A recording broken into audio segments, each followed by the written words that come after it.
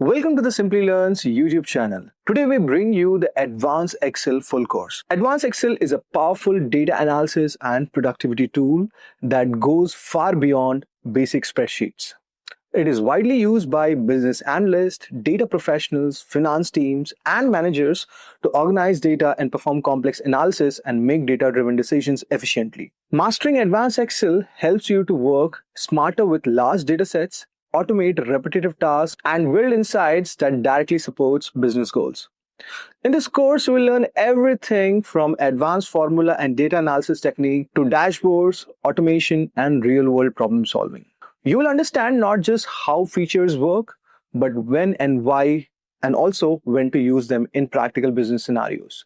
By the end of this course, you'll be able to analyze data confidently, create dynamic reports, and improve decision making using Excel. Having said that, let's discuss the agenda of our today's session. We will start off with Excel foundations and data handling, where we will understand interface overview, data types, formatting, and best practices.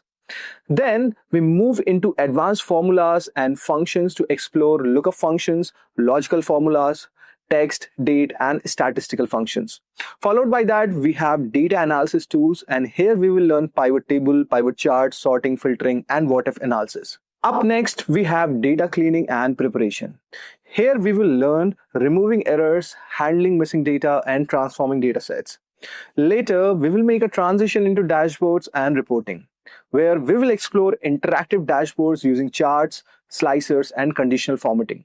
After that, we will deep dive into automation with Excel tools, and in this part, we will learn macros, basic VBA concepts, and productivity techniques. Now, it's time we put our learnings to test with some real-world business use case involving sales, finance, operations, and reporting scenarios.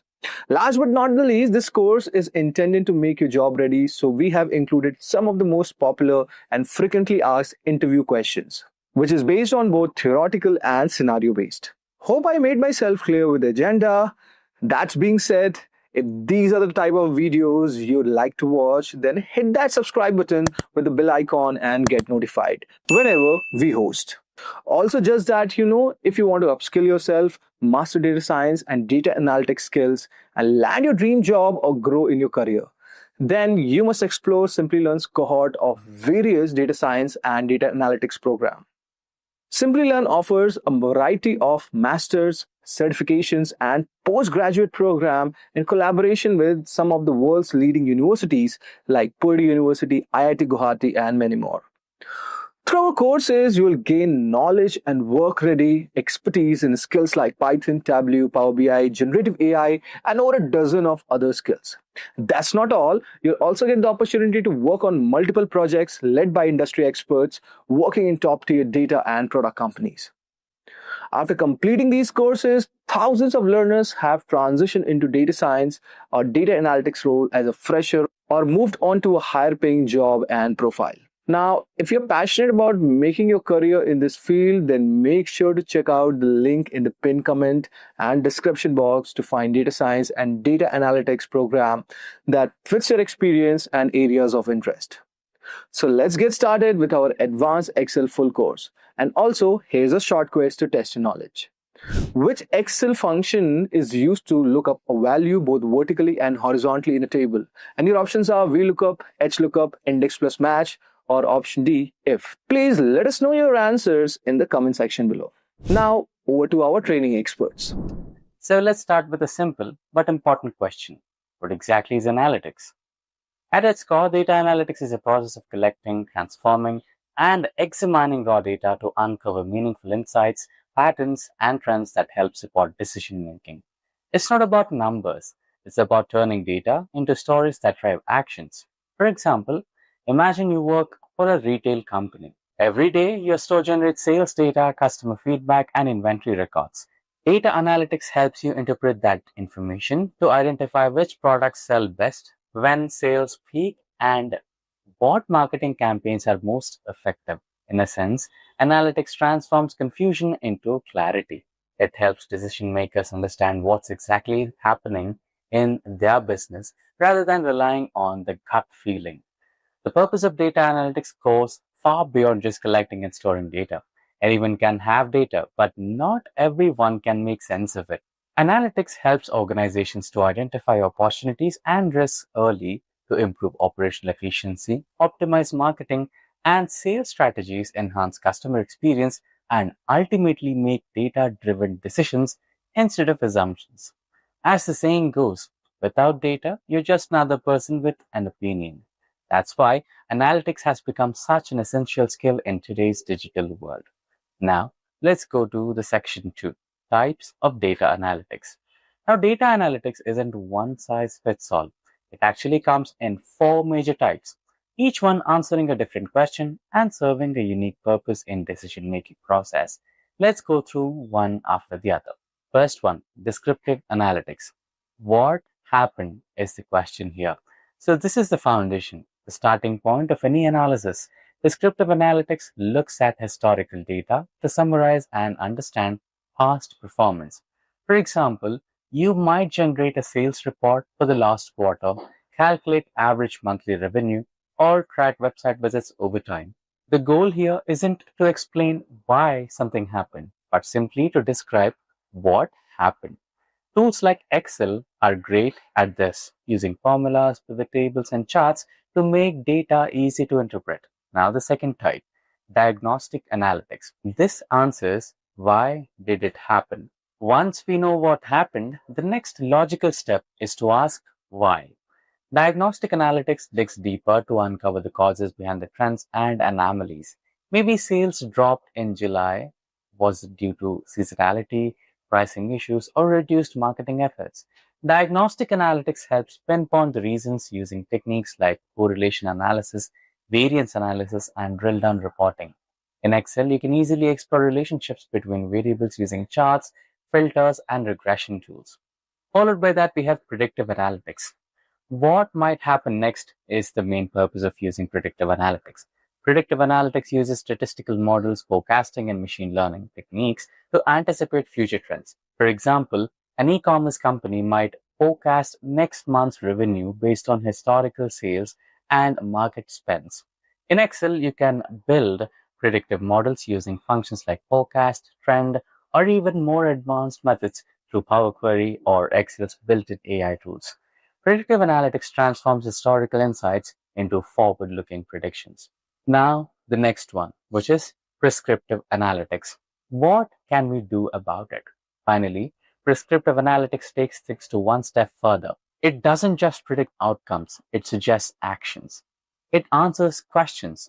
Given what we know, what should we do next? For instance, if predictive analysis shows a potential drop in customer retention, prescriptive analytics might recommend increasing loyalty rewards or adjusting pricing, while Excel has limitations here compared to specialized AI tools. So, its what-if analysis, goal-seek, and solver add-ins allow users to test scenarios and determine optimal decisions, making it an accessible gateway to prescriptive modeling. So, these four types, descriptive, diagnostic, predictive, and prescriptive, form the foundation of modern analytics. Together, they help organizations move from simply knowing what happened to confidently deciding what to do next. Now we enter the module 3. Why Excel is still relevant for data analysis. Now you might be wondering, with so many modern tools like Power BI, Python, R, or Tableau, why does still Excel still matter in today's world of advanced analytics?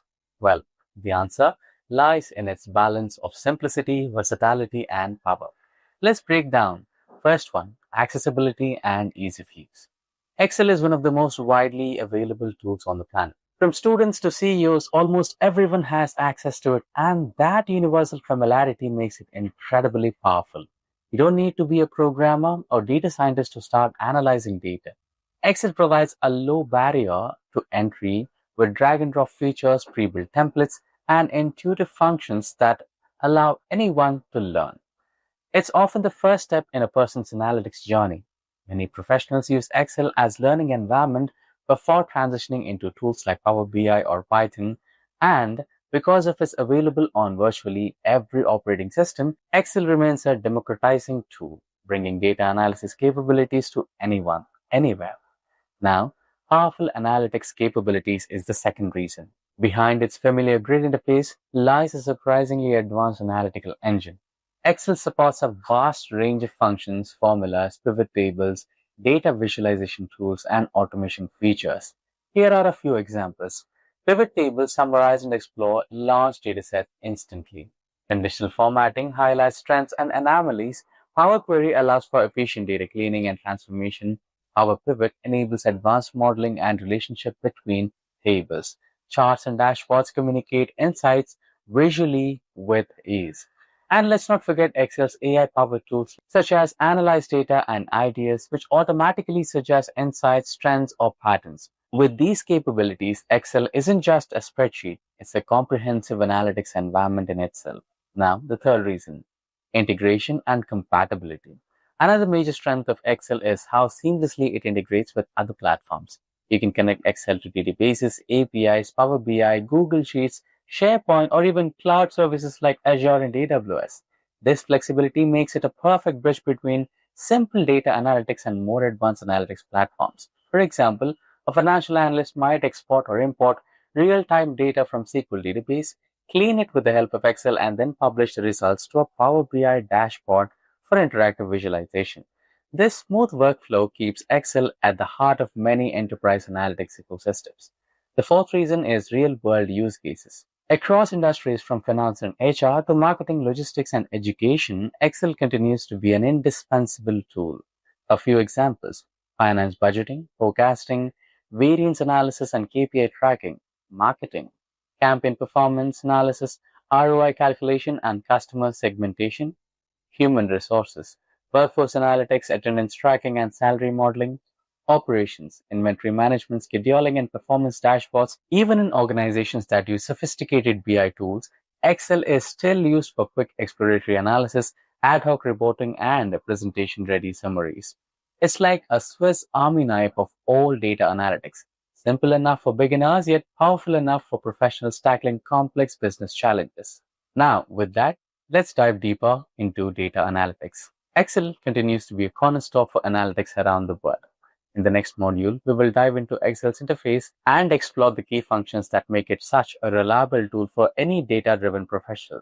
Some of these essential functions include the following: trim, to remove unwanted spaces and text; clean, to remove unprintable characters; text, to format dates, numbers, and values; average, median, standard deviation for statistical analysis; index, match, and lookup to perform advanced data searches and relationships. Mastering these functions will take your Excel skills and your analytical confidence to the next level. Now, let's dive into the demonstration of building dashboards with Excel. So now, let's get into data analytics. On my screen, we have a banking data set. So here we have the customer details: gender, marital status, age, education, occupation, contact numbers, the state, the PIN code, bank IFSC, region, account number. And apart from that, we also have bank related data where we have the same customer details, and I have added a few more columns here. So the reason is we will be attaching these entries to this particular sheet so that we have all the data segregated at one place. You'll learn that on the go. We'll be using some lookup functions for that. And now here you can see the bank details. So here we have a few more details based on the account type, the account balance, what are the type of transactions happening in their account, transaction type, is it check transfer, card transfer, net banking, phone related transactions like Google Pay or Phone Pay, and is it any other transaction like NEFT or RTGS, or is it about EMI options, and a lot more options here. So all these data sets that I'm using today are not real data sets. Those are created data sets. So you might find some names here which are not real names or doesn't belong to any of the real customers. Even the customer IDs and all the phone numbers, those are not real numbers. So you're just using this data set created by artificial intelligence for analytics purpose only. And all the names of the banks are also created names, not the real names. Let's take care of it.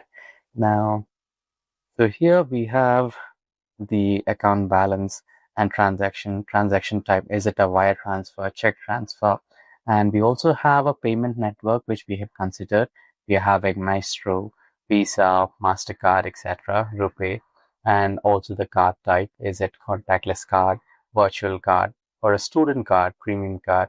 The card type as well. Is it a debit card, credit card? And then you also see here we have loan types, and not all customers have loans. A few of them have savings accounts or current accounts or business accounts, and a few of them have loans here. And also we have a wide variety of loan types available, which is term loan, education loan, business loan, etc. And here we have the principal amount, loan tenure in terms of months, and rate of interest, and the remaining balance they need to pay. And if any of the accounts have converted into NP or non-profiting or no, we have the details over here. So you can also have some blank cells, which means that these customers do not have any accounts or loan accounts related to this particular bank. Now that we have a brief understanding of what exactly are we dealing with, let's get started with data cleaning, data segregation, and then some data analytics. Now, if you see on the first row, we have customer details. So AI created customer details in this particular fashion, which has the customer ID along with the customer first name and the last name. But in real time, this might not be the good scenario to work with, right? So we will be cleaning this particular data set. So for that, let's insert a few more rows. So here I'm using maybe one or two different rows. And now the cleaning. Select the column that you want to be split or cleaned. Go to data, and here we have text to columns. Now what does a text to column operation do? So here if I click on or hover onto this particular option, it says split a single column into multiple columns. For example, you can separate a column full of names into separate first and last name columns. You can choose how to split it up, fixed, within, or split at each comma, period, or other character. So it is nothing but a delimiter. It can identify the delimiter, and then based on the delimiter, it will split a column into one or more different columns. So here we have a delimiter set as hyphen. Now there are multiple ways of cleaning this data. Let's go with the first option, which is text to columns. So I'll click this text to columns, and here I am selecting delimited with. Characters such as comma or tabs separate each field, right? So in our case, we have the hyphen, right? So we will go with delimited option and then go to next. Here we have preset delimiters like tab, semicolon, comma, space, and others. So we have a hyphen, so we'll go with the other option, and we'll mention the delimiter, which is hyphen. And you can already see the preview on the screen. So we have the customer details column, and then the first name column and the second name column. Once you're happy with the preview, you can just click on next, and then you will have this particular data format, general, text, etc. So you can always go with general, where Excel decides the data type based on the data present in the columns, or you can also choose the type of data item or data type which you want for your data set. So I want text here, so I'll go with text. So all the customer details, which is the customer ID, is a text format, and first name and last name is also a text format. So I'll go with text option, and then you can click on finish, and as soon as you do that, you will have the data already available. So replace it. So there you go. This is one way of doing it. Let me quickly undo it. And the next way is flash fill. Now that's one intelligent feature where you don't have to manually check for the option which is text to column and all those things. You can copy this particular first customer ID and paste it over here, and then select the first name and copy it over here, and then the last name, copy it and paste it over here.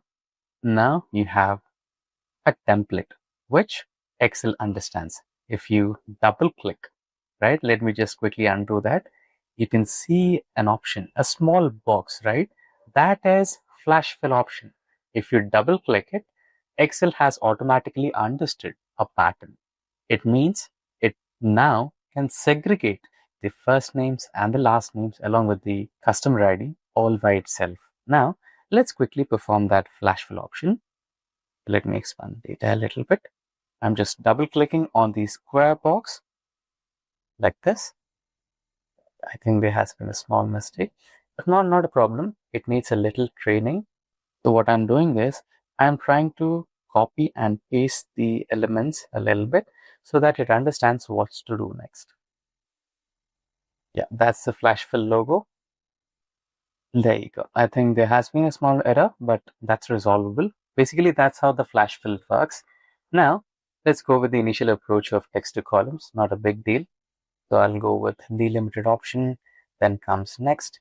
And our delimiter would be hyphen, that's the preview, and go to next. And my data format would be text, and then finish it. The data already exists. Do you want to replace? Yes, I want to replace it. Now I'll rename the columns. So instead of customer details, I'll have it as customer ID, and then this will be customer first name, and this will be customer last name or second name. There you go. So far so good. Now here we have gender. I'll delete this column, we don't need this anymore. And we have gender, marriage status, age, education, occupation, phone number, and all those things. That's good. Now I see we have a lot of unique ages here. We have 30, 39, 24, 19, etc. But when we are dealing with creating visualizations for transaction based on age types, this might be a lot clumsier, right? You'll have a wide range of barriers. Now, what if I segregate them into age groups? Something like aged between 25 to 60 are middle-aged, and above 60 would be senior citizens, and below 25 would be like students or something like that. It makes a lot of sense, right? So let's try that. I'll insert a new column here, and I'll expand this a little more, and I'll name it as age groups. Now we have a wide range of opportunities to do this. We will go with if condition. So I have an if condition. If. So you have the syntax readily available from the Excel here. So you can see if function works with a logical test, and if the logical test passes, what should I value it as? Value if true. And if it doesn't pass, if it fails, should have a value for that as well. So value if false. This is the syntax for if condition. Now the logical test is we will have to provide the data for the logical test. I'll go with the column F2. If this particular value is greater than 25, then middle-aged, else I'll term them as students. So don't forget to add the double quotes because this particular data is text type data. So we should not forget the text representation, which is double quotes. And apart from that, we were also supposed to add the senior citizens. So I'll add another if condition, and the same value will be considered. The cell is greater than 60, okay, greater than or equal to 60, then senior citizen. So let me make a quick change here. So I think we had a small error with the formula. Let's quickly try that once again. So if condition, logical condition is the cell value should be less than 25. If this is true, then we will term them as students. This is my condition. If they are not, then we will have another if condition. So there is an age barrier where we will have students, and apart from the student's age, which is more than 25 to 60, we can call them as middle-aged. And for that, we'll write a new condition. So it will be encapsulated inside another if condition. So I'll open an if condition and we'll consider the same cell. And this should be less than or equal to age number 60. If it's true, then they are, okay, let's not take 60, let's go with 55. 55, then we can call them as middle-aged. Else, we can call them as senior citizens. Let's consider 55 for retiring age. Actually, it's 60. For the sake of data set, let's go with 55. And I'll call them as senior citizens. There you go. And you can go close the first if condition, then the second if condition, once you're okay with the formula. And now we have the first middle-aged entry. Now remember the flash fill that we were trying to separate the first name, second name, and the customer ID? We can also use this here. So you don't have to manually write the if condition to all these cells. So let me show you how many number of cells we have. So we have about 5,000 entries here. So we don't have time for writing 5,000 entries. So for the sake of saving time, we will use the flash fill. So here you have the small box. So just double click on it and automatically the formula will be applied to all the cells. Now you can quickly check that as well. So here we have a senior citizen, and followed by that we have all the middle-aged people and also a student entry. So all these are the ones. Now we have data segregation for customer first name, customer last name, age groups are also created. And now comes the bank IFSC. So if you check the dataset properly, we don't have bank names. Even in the banking details, we don't have the bank names. So here you have account numbers and account types, but no bank name. And also in the customer details. Now, how do you extract the bank name? That's the main question. That can be done, don't worry. So let's create a few more columns and let's make use of some basic functions like left and if conditions again. So here you can see we have SBIN, AXIS, ICIC, and PNB and a few more entries. So what we are going to do is we are going to extract the first 4 letters of this particular bank IFSC, and based on that we will deem or we will term that particular bank first name to be the complete name. Based on the first section of this IFSC code, we can name or term that particular bank's name. That's the idea. So basically, since I created this particular data set, I have a clear idea that we have about 5 bank names here. So based on that, let's go ahead and name the banks. So I'll use the function left and text. So this is the text I want to go ahead with, which is in M2. And how many number of characters you want to extract? So SBIN. So we have about 3 to 4. So let's go with 4. I'll go with 4 and enter. We have the name here. And based on this name, we will consider the name to be given to this particular bank. So we will use the same if condition here as well. So equals to if, press tab to select the function. If this particular entry is equals to SBIN, then name it as State Bank of India. Or if this particular value is equals to AXIX, which is Axis, then name it as Axis Bank. Another if this value is equals to HDFC, then name it as HDFC Bank. Similarly, if this particular entry is PNB0, I think we missed the cell address, equals to PNB0, then name it as Punjab National Bank. And I think we have covered 1, 2, 3, 4, and one more is remaining, which is ICICI.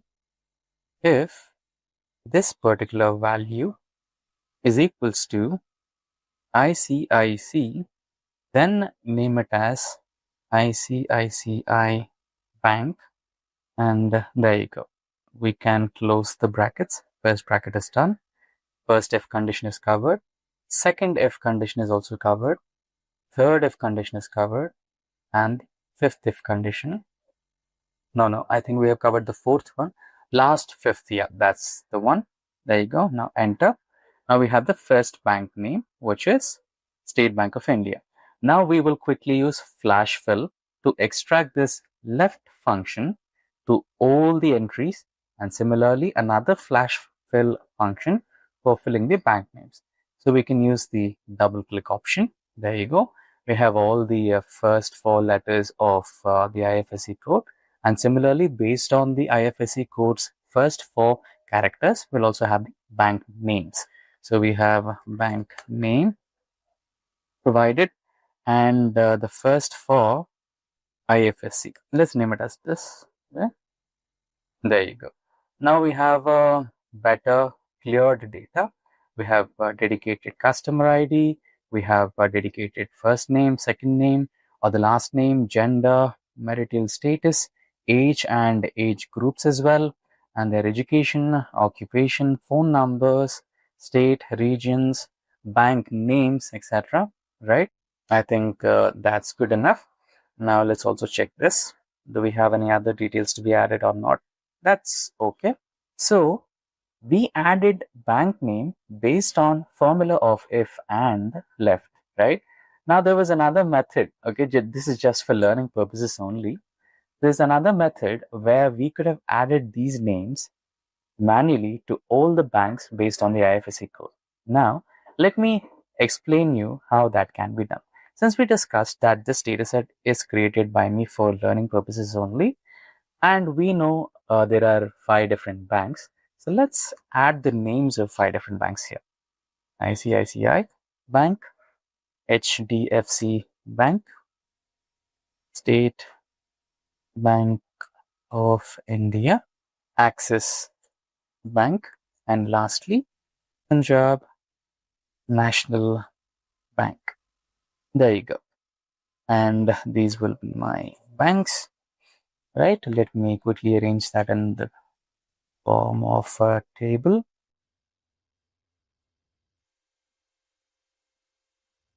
So here we are learning table formatting, right? So that's how you can color and you can create a table, add borders, etc.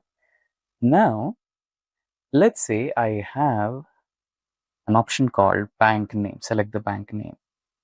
So do I have a drop down option where you can manually select the bank name, and can we create it? Yes, we can create it. And that's called data validation, where you can validate the data, and based on the selection, you can have a drop down menu. So to do that, you need to first select the cell, go to data, and then here you have an option called data validation. So you can see it says pick from a list of rules to limit the type of data that can be entered to a cell. For example, you can provide a list of values like 1, 2, 3, or only allow numbers greater than 1000 as long as it's valid entries, right? So here we have that option. So you can click on data validation, and here you have the settings. So we have a wide variety of options to go ahead with. You can go with numerical values, add any value, or you can go with whole numbers or decimal numbers. You can also have a list of options like we have here. You can see we have ICICI, HDFC, and all the bank names that we're using in this particular data set. And you can use a list. And also you have an option to enter a calendar. You can provide a specific date and a calendar there, and you can select the date from the calendar. So there are a wide range of options in data validation. For learning more details on data validation, go through the tutorial on data validation from Simplilearn. So now we'll go with the list as we discussed. So here you can provide the source. You can manually type the source like ICICI like we typed here, or you can also provide the location where you have this particular source. So I have the location over here. So I'll select the location and then click on OK. So we have the location ready. Now, this is not just done yet. You can also make some modifications to it. So let me delete this particular validation. And here, let's not delete, you can also directly edit here. You can add an input message. So let me provide the title, select a bank, and we can also, okay, this can be the input message. And this can be banks list. Now you can also have an error alert as well, just in case if the user tries to enter any manual name apart from the provided list, then it should be an error, right? So I have an error message here. So I can use stop, warning, or information. I'll go with stop, and the title should be saying wrong, or you can say bank not found.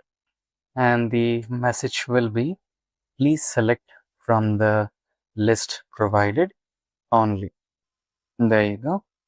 So I'm done with my data validation and also the error messages. Click on OK. And there you go. You can see when you hover on this particular icon, you can see a message. This is a bank list, and you can select the bank name from this particular list. And let's say I select the list, and there you go. Using the same flash fill, I can extend this particular list of options. And now this particular cell has data validation.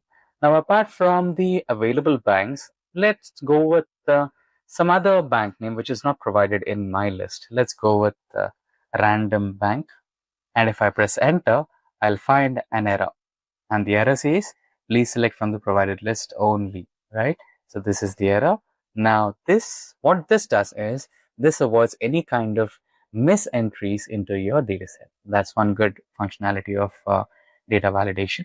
Now you can select the list entries only, and you can add the list, whatever you want. There you go.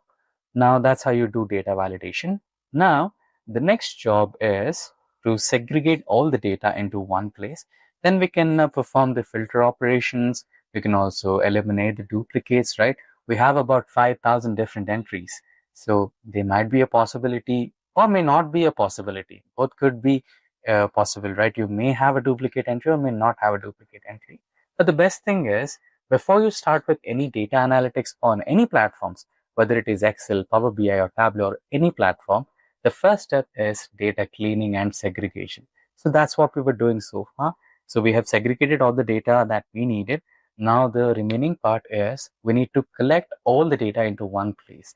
Since you're working on Excel, it's not so complicated. But if you're working on an analytics platform like Power BI or Tableau, that is called as data modeling, where you connect all the different data models in one place, and they have a relationship established between them.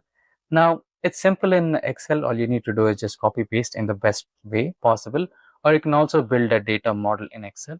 So both are possible. Let's go with the simpler version. Now, what we need to do is copy all the data and paste it in one single place. So, so far I'm comfortable with the data, whatever I have. So let me create a new sheet, and here I'll copy the bank details. So I have year here. I'll copy this and paste it here. Let's call this sheet as worksheet or workbook. And now go to the customer page. So we have selected all the data. So back to the workbook now. Before you paste the data, make sure you select this cell and then go to the paste options here and just click on the drop down, and here you have the option of paste values only. Why we are going for the paste values only? So you might be having a question. So if we go back to the data set, and here if you check the particular cell here, we have a formula, right? And apart from this, we have a formula for majorly all the cells over here. So when you're copying and pasting the cells with formula, then you will face the reference error in the worksheet. To avoid that reference error, we will use paste values only option, so that it gives you all the values without any kind of formulas in the cell and without any complications. So you have the customer's data and the first name, last name, and all the details that we had in the customer details. And now let's head back to the banking details, and we don't want these cells that I've inserted. So let me eliminate these cells, so you can just delete them. This one as well. Yeah. Now what remains is we needed the account number, account type, and rest of all the data entries which are present here. And we'll copy these. And again, the same approach. Go to paste, special, and here values only. Now we have two entries of account number. We can delete one, not a big deal. So there you go. So again, before you perform any analytics, the first important major step is to clean and segregate your data. Now you can see the rows and columns are not properly aggregated, or not aggregation, basically organized. So you have a simple shortcut for that. All you need to do is select any one of the cells and click and Control A, which selects all the cells in one go. Then you have a shortcut key. Remember this. Press Alt and release once. Then alphabet H, press and release once. And then comes the alphabet O, press and release once. And lastly, alphabet I, press and release once. There you go. Now what this does is it organizes the cells width and height. So this one was for width, and there's another one for height, which is for Alt HOA will be for height, and Alt HOI will be for width. Now we have organized the cells in width. Now Shift, Control and arrow key for selecting all the header cells. There you go. Now the header cells are also done. Now select all the cells and we have the borders. Now the data is correctly aggregated. And another important step is save the data after each and every iteration so that nothing is lost on the go. Now we have saved it. Now we also have some important statistical functions like sum, count, average, mean, median, mode. So let's also go through these ones. So the name itself speaks, not too much complicated. So we have, account balance. So let's freeze this particular column. You can freeze this by selecting the column and going to the view option. And here you have the freeze panes. Freeze the column. You can select the columns that you want to freeze. I'll freeze all these. Or you can simply shift this particular column so that you have a better readability. Press and hold, and there you go. You have moved it over here. Now you have a reference column with numbers to implement all these statistics functions, aggregate functions, which are sum, count, average, median, mode, minimum, range, standard deviation, variance, and quarter, percentile, etc. So let's go with this one after the other. Now let's go with sum. So sum function. So why are we doing this? So that we have a quick idea on sum, sumifs, and all those functions, right? So sum and select the range.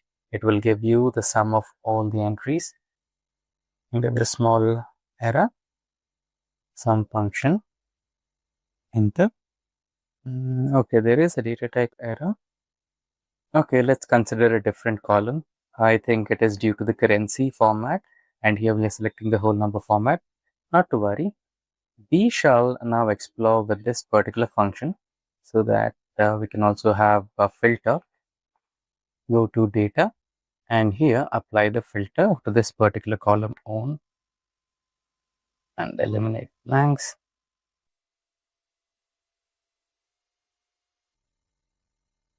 Let's paste it here. Now we'll have the filter, eliminate blanks. There you go. Now you can work on, there you go. It will give you the sum of overall numbers present here. And you also have the count function, which basically counts the total number of cells. So you have about 2000 entries. So basically out of 3000 employees or 3000 account holders, more than 2000 account holders have gone with taking a loan with the bank. Now let's find the average tenure period provided to all the account holders. So you can do that by considering the average number, average function, and then providing the cell entries. And you can find the average amount of time given to clear the loan is about 96 months. And you can also convert that to years. And now here you have the median function, which is similar to average. So median of the cell entries, have the median here, so equals to mode and the numbers provided. We have the values. So now what do you mean by mean, median and mode? So let's have a definition for it. So mean is the sum of all values divided by the number of values, and it will give you, or it will represent the average value of the data set. And similarly for median, The median is the middle value when all observations are arranged in ascending or descending order. If there is an even number of values, the median is average of all the two sides of middle values. And lastly, the mode. The mode is the value of that occurs most frequently in the data set. So the data set will have no mode, one mode or unimodal or multiple modes. So basically, the maximum number of repetitions for a dedicated number is called the mode. So here you can see 120 is repeated most number of times apart from the other provided number of months per dedicated loans, right? So maybe it could be a home loan or a kind of a car loan or a bike loan.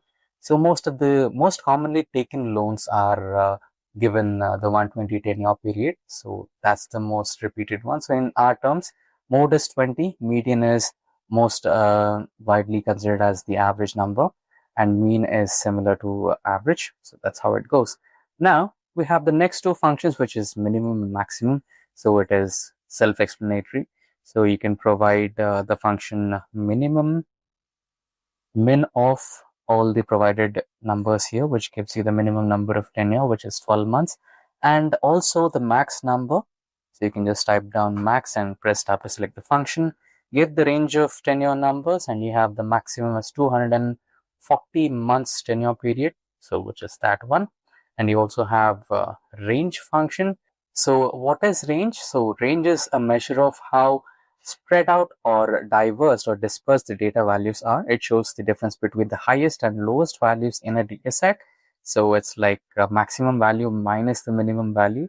So you can perform it in two ways. You can select this cell, which is the maximum value, minus the minimum value, or you can simply use the range function from the available formulas, or you can just imply this particular one which we have gone with. And the next one is the standard deviation. So standard deviation measures how much the data values vary or spread out from the average. It tells you how consistent or scattered the number of your data sets are. So you can perform standard deviation using the formula STD DAV. So you have two different types of standard deviation. So it is based on the entire population, and the other one is based on a sample. So you can just go with the standard formula, which is standard dev here, or the entire population one, or the one which you have over here, right? And you can provide the range of numbers of the entire population in your cell, and you have the standard deviation value here. Now next we have the variance. So variance measures how far each data point is from the mean on average. It represents the average of the square differences between each value and the mean. In short, it shows how spread out the data is, just like standard deviation, but without taking the square root. So you can also use the variance formula.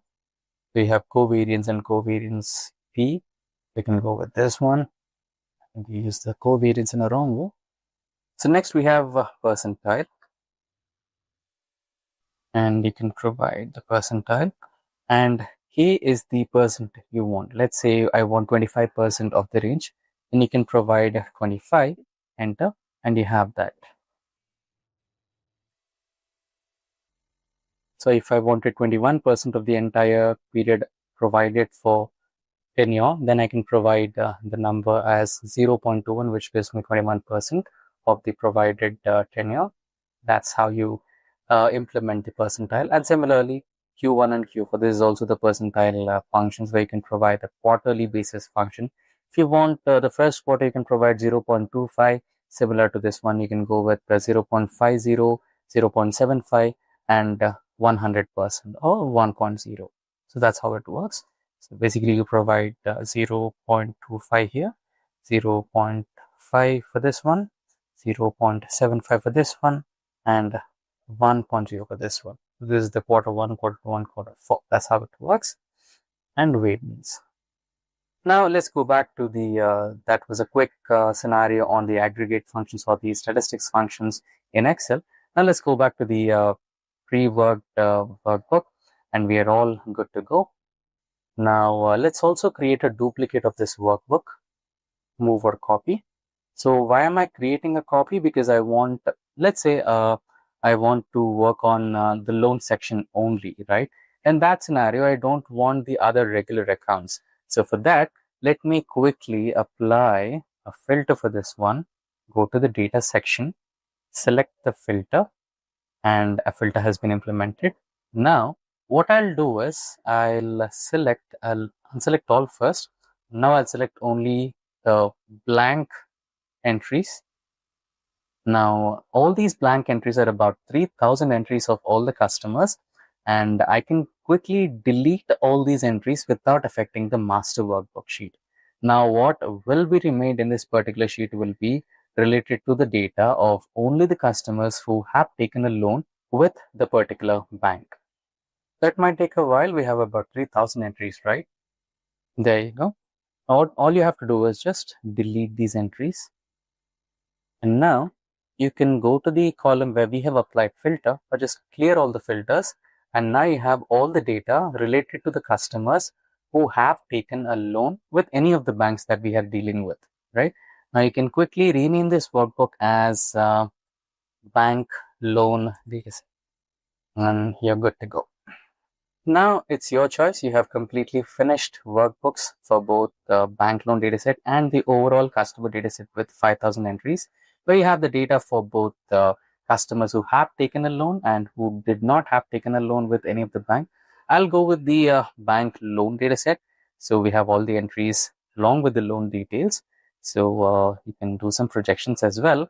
Now, the best part is you also have a data analysis feature, which is an AI feature from Excel, which creates the datasets visualizations for you, right? You can just click on the dataset and then click on OK.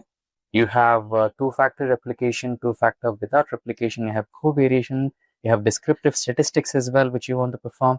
You can also perform Fourier analysis and a lot of analysis that you can do with Excel. So I want to go with descriptive statistics and click on OK, and it will give you input range. You can provide the range. That's your range. Click OK. So I need to change the range. Okay, there has been a small error, but not to worry.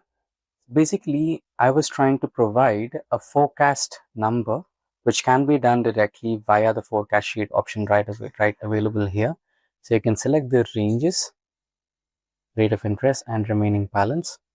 Based on that, you can go with forecast sheet, and you need to also provide the years. So I'll take the years column and also the remaining balance, so that we can forecast what are the possibilities, right, for the remaining balance. So the thick line provides you the forecast for remaining balance. This is the duration on which, right, so many number of months they might take to repay the balance. This is the worst possible scenario, and this is the best possible scenario, and this is the predicted scenario. Based on this graph, they will repay the loans entire customers. So that's the forecast, and you can create this chart and use it, or you can just choose to cancel it and perform all the pivot table analysis all by yourself. So that's the next part, creating pivot tables and pivot charts and an entire dashboard which is completely interactive, and you'll also have slicers, filters, and everything included. Now that we have a readily available data, the next step is to go ahead with the pivot tables. And apart from that, let me quickly show you different ways to load the data onto workbook, right? So every Excel workbook is having a wide variety of options to import the data. So let's say if you wanted to import the data, you can get the data from a wide variety of sources. It can be an Excel workbook, it can be a CSV file, XML, JSON, PDF, folder, right? And you can also connect online data bases like SQL Server, Microsoft Access, Analysis Service, and a lot more. You can also connect data from cloud like Microsoft Azure Data Lake, and you can also have Power Platform and other sources like web, ODBC, JDBC, etc.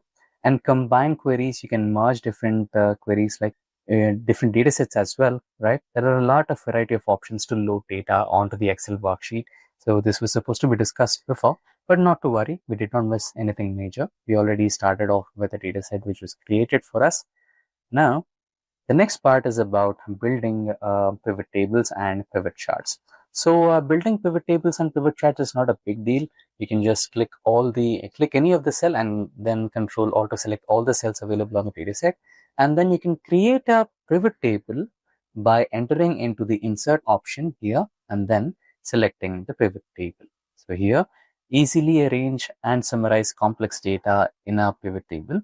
For your information, you can double click a value to see which detailed values make up the summarized total, right? So now we choose to select to create the pivot table in a new worksheet or the existing worksheet. So I'll go with the new worksheet, and we have provided the range of data that we are working with, and then click on OK. So here we have a fully functional pivot table or pivot page. So we will name this particular sheet as pivot 1. So why one? We'll be creating a lot of pivot tables in this particular tutorial. Why a lot? Because we will be creating pivot charts. So here we have an option which says pivot analyzed, right? So we'll be creating a lot of pivot charts, and then so we'll be copying all those pivot charts into one single dashboard sheet, and then create interactivity between all those pivot charts, and then we'll have a fully functional dashboard. That's the overall agenda. Now let's get started. Now I want to know a few things. So I'll add age groups to the rows and account types to values. So now we have a detailed pivot table here. So middle-aged people have about 1046 accounts. Senior citizens maintain about 311 accounts, and students have about 359 accounts, right? So we have a pivot table for this. Now you can select this particular data and then go to pivot chart, and you can create a pivot chart for yourself. By default, we had a column chart, and then okay, based on age groups. So this is our first pivot table, and here we will insert another pivot table, and let's name it as pivot 2. Now I want to know the loan type. So I'll add loan type to rows. And then if I drag and drop the loan type once again to values, so I'll have the count of loan types as well. Now we will know you will have the count of loan types. You can select the entire data set and insert a pivot chart. And you can have a pie chart, and you can also choose which type of pie chart you want, and then press OK. Loan type.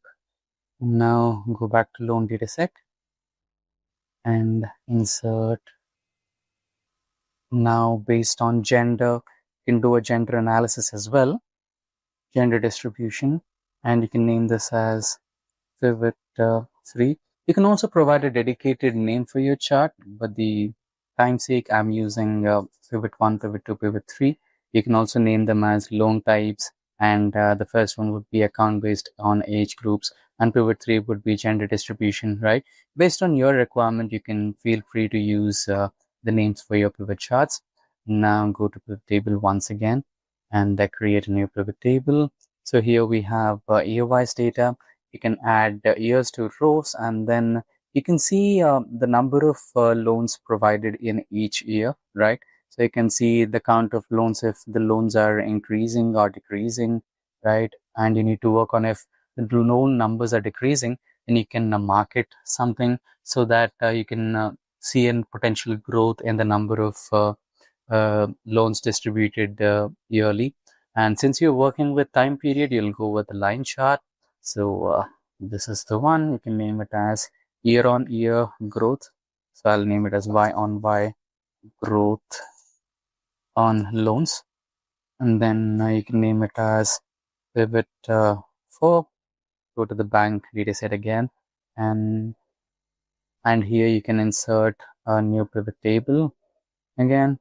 And here we have age groups. We have done the age groups, and you can go ahead with education right now, education to the rows. So we have 3 different types of education: degree, diploma, and schooling.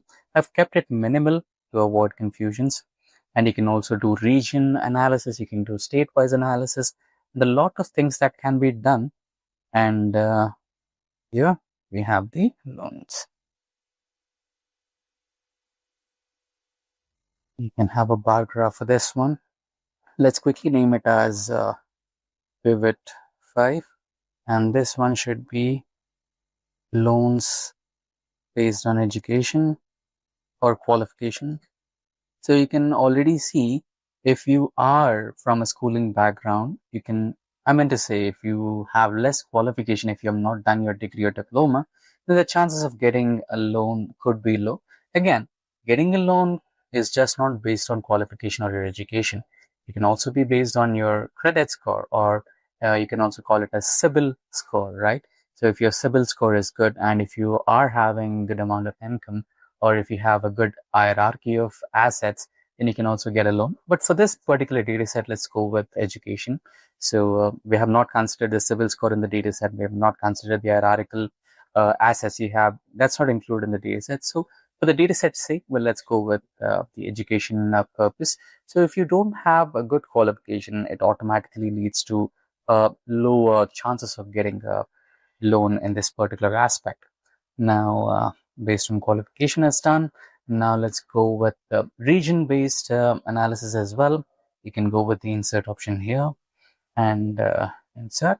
And then what I'll do is I'll go with the state and I'll drop it down to rows, and I'll have a loan type into the values. And based on states, we have so many loans. Now, state-wise loans pivot chart. We can go with a map chart. Build map is not available. For some reason, it is not recognizing. Can't create this chart with the data inside the pivot table. Okay. For some reason, it is not recognizing this as a geographical location, but not a problem. Let's go with the tree map. I think tree map should also help. There must be some problem unexplainable here. But yeah, you should have been identified this as a geographical location, and it should have given us a geographical location, but not a problem. Geo-wise, loan distribution. You can also have bank name level distribution. You can basically have this as KPI or KRA, right? I think it's called KPI. So based on KPI, you can have the numbers, which bank has provided how many number of loans, right? And so that could be a good KPI for you. And let's see if the card option is available here. It's not, but it's okay. Bank level. And done. So most of the charts that we created are column charts and bar graphs and line graphs and pie charts. So not a problem. For some reason, the data in the pivot table is not recognized as geographical location. But to create a dashboard, we need pivot charts. So let's continue with what we have. Now that's one way of doing it. So now let's create a fresh sheet and call it as the dashboard. So there are a wide variety of chances of creating many more extractions or insights from this data set. You can also go ahead with occupation based chart, right? So let's do that as well. You can insert a pivot table, and here you can have occupation on the rows and loan type. And go with a donut graph for this. Now let's go to the dashboard, and here let's select these cells and combine them, and you can also color code them. Write it down as ranking dashboard, and you can also choose to increase the copy and paste it to dashboard. So make sure that you're selecting a new cell when you're pasting the pivot chart. If you're not selecting a new cell, then the previous pivot chart will be replaced. So make sure you select a new cell on the dashboard when you're pasting. So this might take a little time, but we'll do it slowly. Now the gender distribution. So this will also be added to the dashboard. And to create interactivity, we'll also be adding slicers to this particular dashboard.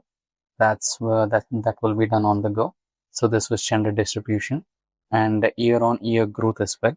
So since this is time-based analysis, we need to paste it in the form of line graph.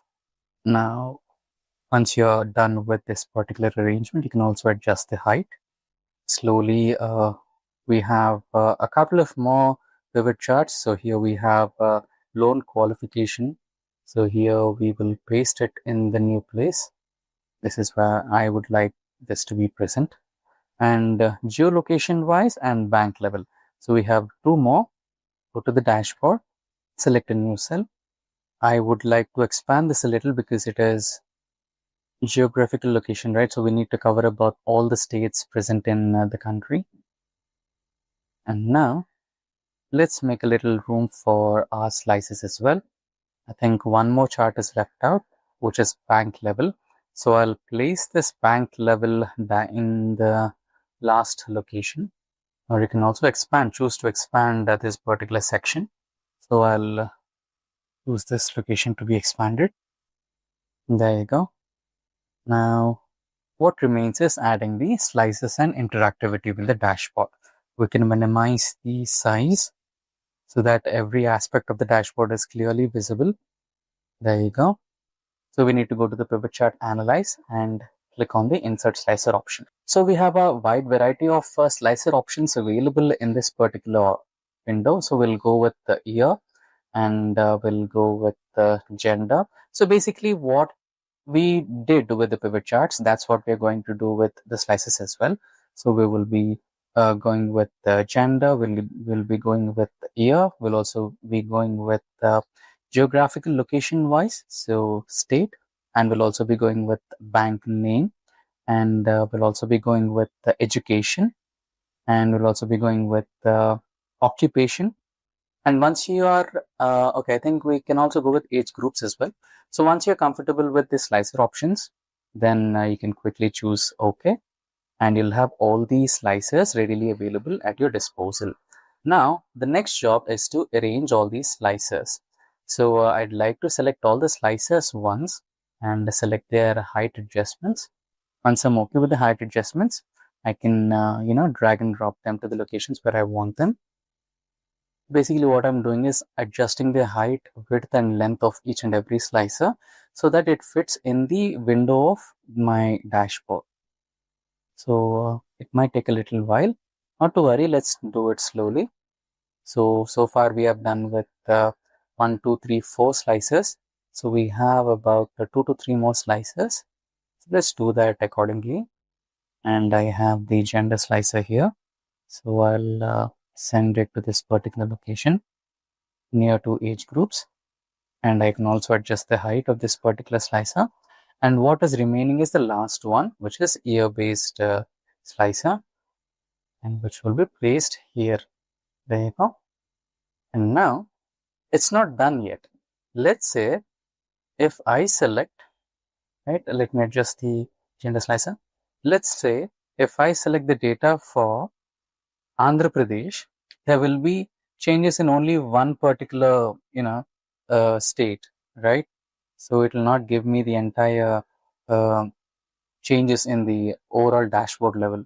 Now, what do I do to get that interactivity? So for that, you need to right click and select an option here which says report connections, right? Now, what this does is it helps you create connectivity between all the slicer options available on your dashboard. So far, you have about 6 to 7 slices, right? So you need to create the same for all the slicers. So the first state level slicer is being connected with reports. So I need to do this to all the slicers. It might take a little while. Let's do it slowly. But doing this will help you maintain an interactive dashboard. That's the main agenda. So click OK. Similarly to this particular education slicer. Let's undo that. I think I deleted it by mistake. So we need to do report instead of remove. So let's restore. There you go. Now, similarly to the occupation one, right click, report connections, select all the available pivot charts in your dashboard. There you go. And press OK. Now, let's check this particular one if I had reported all the connections. Yes. And now we are done with, I think almost 4 connections are reported. Now we have 3 more, just 3 more, and our dashboard will be completely interactive. So let us select 1, 2, 3, 4, 5, 6, and 7. Basically, all the pivot tables and pivot charts that we have created in the dashboard. And similarly to gender, go to report connections. Allow all the connections to be reported. So whenever you click on an option provided, you get complete interactivity on the dashboard. And the last one is year. And here, click on 1, 2, 3, 4, 5, 6, 7, and 8. There you go. Now, if you clear, you have a completely interactive dashboard. Now, this one also, let's clear this. Now, let us say I want to know the data for Goa region alone, with the candidates having a degree as education and business as occupation. And I want the data of only State Bank of India, and for male data, middle-aged person only, from the year 2022. Now I have the entire report, right? And similarly, if I wanted a few more entries for male and female as well, then you have the interactivity here, right? So if I clear all the filters, you'll have a fully functional dashboard back again. So this maintains an interactivity on your dashboard. Basically, you'll get all the details. Let's say I want to go ahead with another different state, let's say Maharashtra. Then I have the details of Maharashtra since past 5 years of data, and all the age categories and all the educational qualifications on the geo-wise distribution year-on-year growth. So you can see Maharashtra is developing. So you can see from 2021 to 2025, you can see a stable increase of growth of loans. So people are taking many loans and investing in better businesses and all those things, or home loans, right? So there's a business development in terms of this particular data set here. So that's how you create a fully functional and interactive dashboard in Excel. So that brings us an end of this session on Excel for Data Analytics tutorial for beginners. And you have learned data cleaning, data segregation, data organization, data validation, conditional formatting, dashboard, pivot tables, and a lot more. First, we will learn about Vlookup. Then we will advance into Hlookup. And finally, we will wind up the session by learning Xlookup in Excel. So I hope I made myself clear with the agenda. Now without further ado, let's get started with the lookup function tutorial in Excel. What is Excel Vlookup? Vlookup stands for vertical lookup. Vlookup lets you search for specific information in your spreadsheet. It allows you to search for a particular value in a column and returns another value from a different column but of the same row. Vlookup takes advantage of vertically aligned tables to quickly find data associated with the value the user enters. Now, let's look at the syntax to write a Vlookup function. So Vlookup takes 4 parameters or arguments. You can see it here. There are 4 arguments in the Vlookup function. So the first argument is called the lookup value. The lookup value represents the value that you are searching for. Next is the table array. The table array represents 2 or more columns of information. The third argument is called the column index number. Now this represents the column number in the table from which the value must be returned. The first column is 1, the second column is 2, and so on.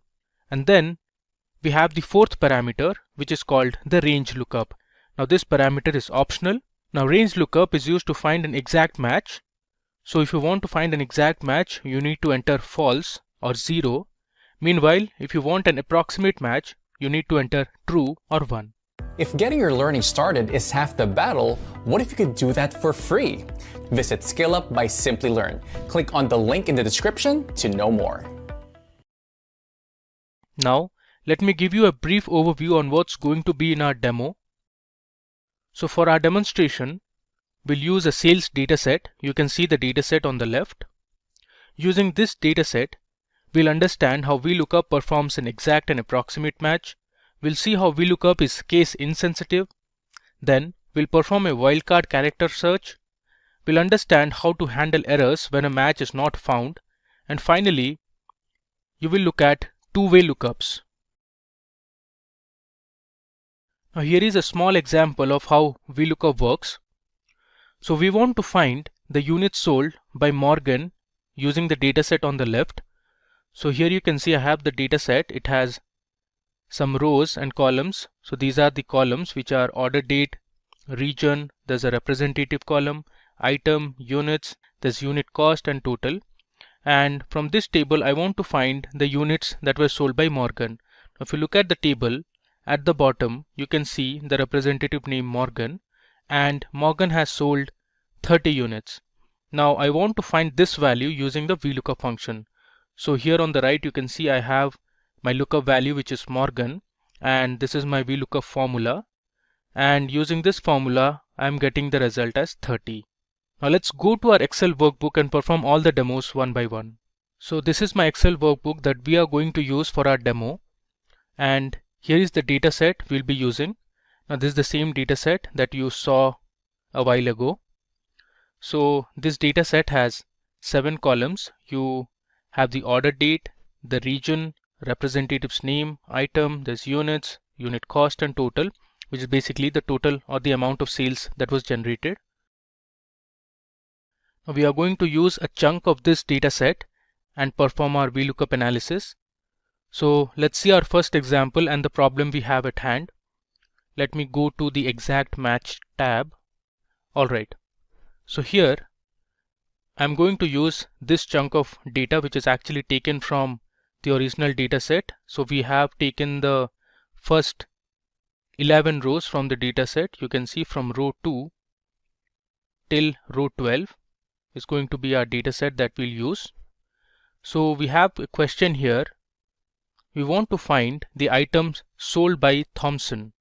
So here Thompson is my lookup value, which means looking at Thompson I want to find the item that he sold. So if you consider our table here, you can see we have the representative's name Thompson right here, and from the table you can see Thompson sold pencil, and I want to get this value which is pencil using my Vlookup function. So let's go ahead and write our Vlookup function. I'll consider this as my lookup value, and here under item I'm going to write my Vlookup formula. To write the Vlookup formula, I'll write first equal to, and I'll write Vlookup. Now if I hit tab, it will auto-complete. Alright, now let's give the parameters. So first is going to be the lookup value, which is nothing but Thompson. So I'll just select this cell, which is J17, comma. Now it's asking to give the table array. So the table array is the table from which you want to retrieve a value. One thing to keep in mind is that the value you are looking for should be the first column of a table, and you can select the table array till the end of the dataset or till the column which has the value you want to find. So here I'll select my table array starting from the representatives column till the end of the item column, which is going to be my table array. Then I'll select the column index number. So the column index number is based on the table array you have selected. In this case, my column index number is going to be 2 because we have selected just 2 columns, and the value which I am going to find is in the second column. So I'll give 2, comma. Now the range lookup I am going to give is false because I want to find an exact match. So either you can hit tab or you can write 0, which means false. If I close the bracket and hit enter, it will return me the item that Thompson had sold, which is pencil. You can verify from the table that Thompson had sold pencil. Alright. Now let's try to change the table array and see what result are we getting. So this time I'll slightly change the table array. So again we are trying to find the item that Thompson had sold. So I'll write my formula equal to Vlookup. I'll hit tab to autocomplete. I'll give my lookup value as Thompson, comma. This time I'm choosing my table array starting from the representatives column till the end of the dataset, which is till P12. Again, my column index number is going to be 2 because if you consider this table array, the item column is the second column in the selected table array. So I'm going to write it as 2, comma. The range lookup I want to give as false because I want to find the exact match. If I close this and hit enter, you can see it has returned me the same result that we saw earlier.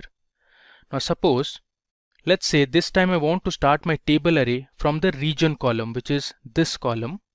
So I want to select my table array starting from the region column. Now this is going to show me an error because your table array should always start from the lookup value column. So if you consider Thompson as the lookup value, my table array should always start from the representatives column. So let's just try this example.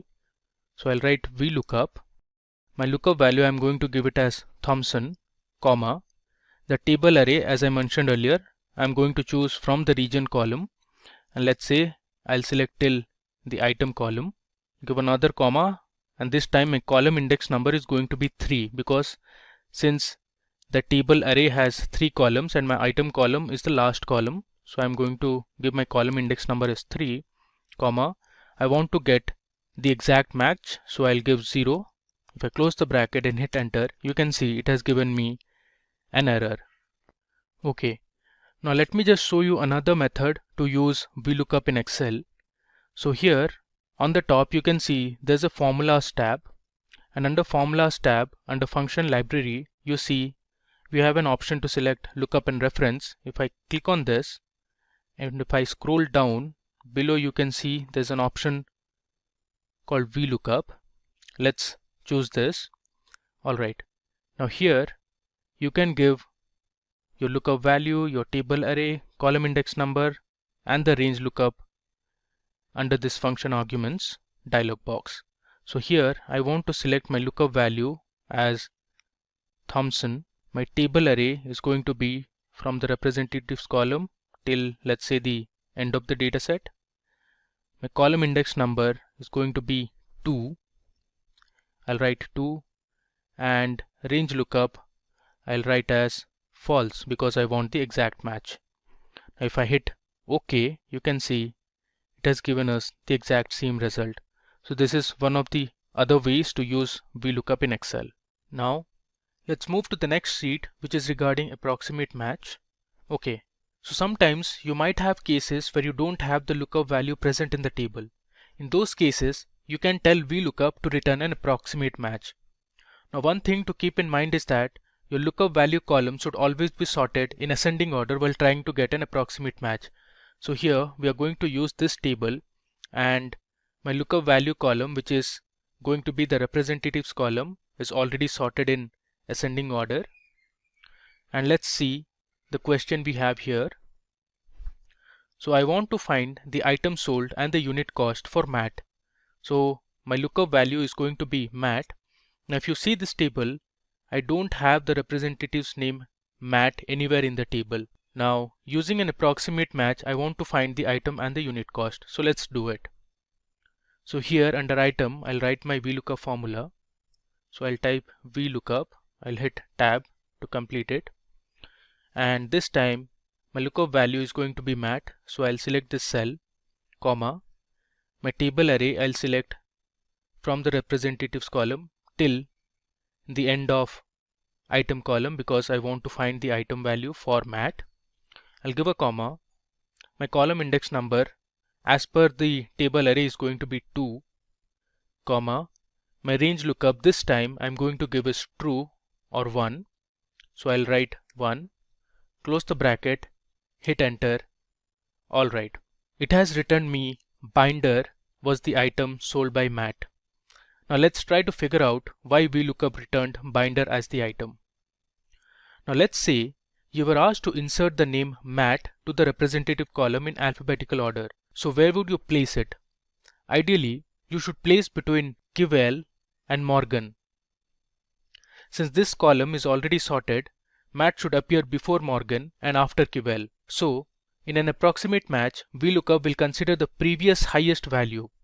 In this case, the previous highest value before Matt is Kivel, and hence Vlookup returned the corresponding item purchased by Kivel, which is binder.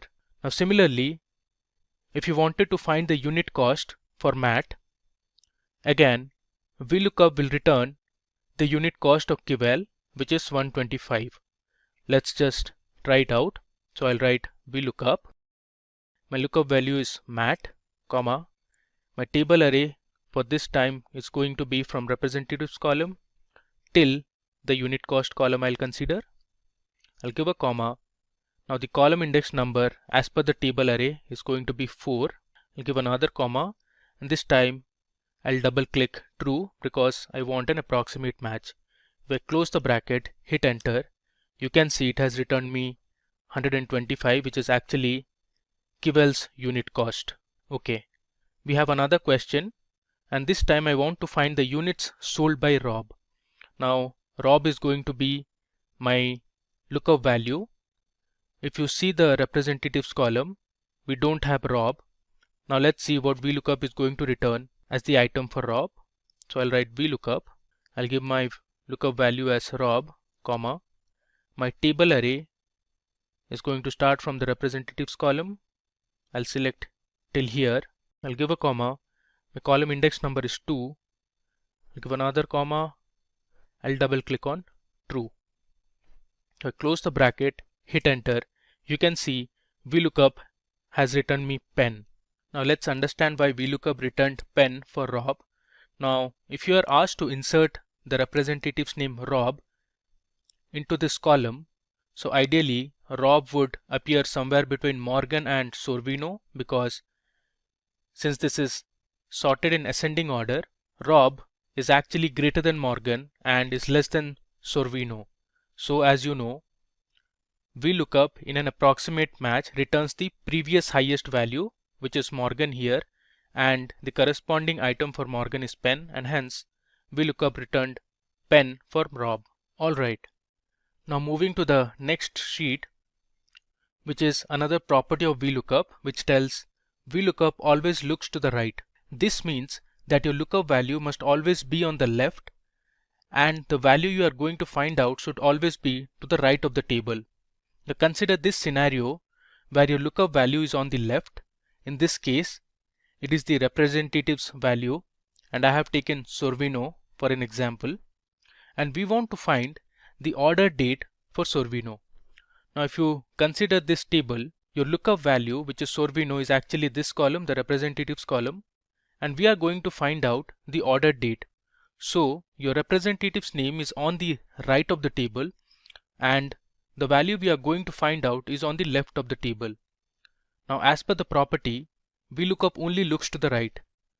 So if I use the Vlookup function for this example here, I'll write Vlookup. I'll give my lookup value as Sorvino, comma. My table array I'll consider from the order date, because I want the order date, till the representatives column.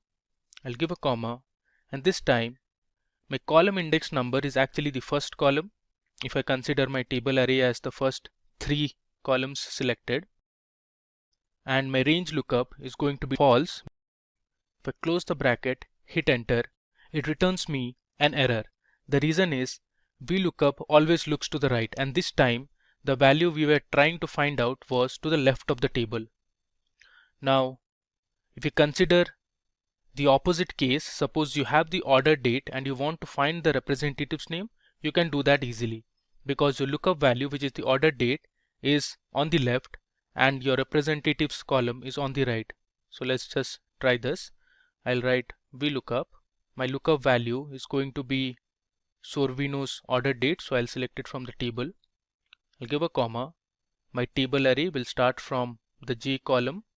Let's say I'll select the entire table, comma, and my column index number will be 3 if you consider these as my table array, comma, my range lookup is 0. If I close this, hit enter, you can see we have got Sorvino corresponding to the order date. Alright, now let's move to the next tab. Now this tab says Vlookup returns only the first match. So we have a question at hand. The question is, find the units sold by Jardine. If you see this table, we have the representative's name Jardine twice, you see here, and if you look down, we have Jardine here as well. But the item sold by Jardine at the first instance is pencil, and at the second instance it's desk. Now as per the property, Vlookup always returns the first match.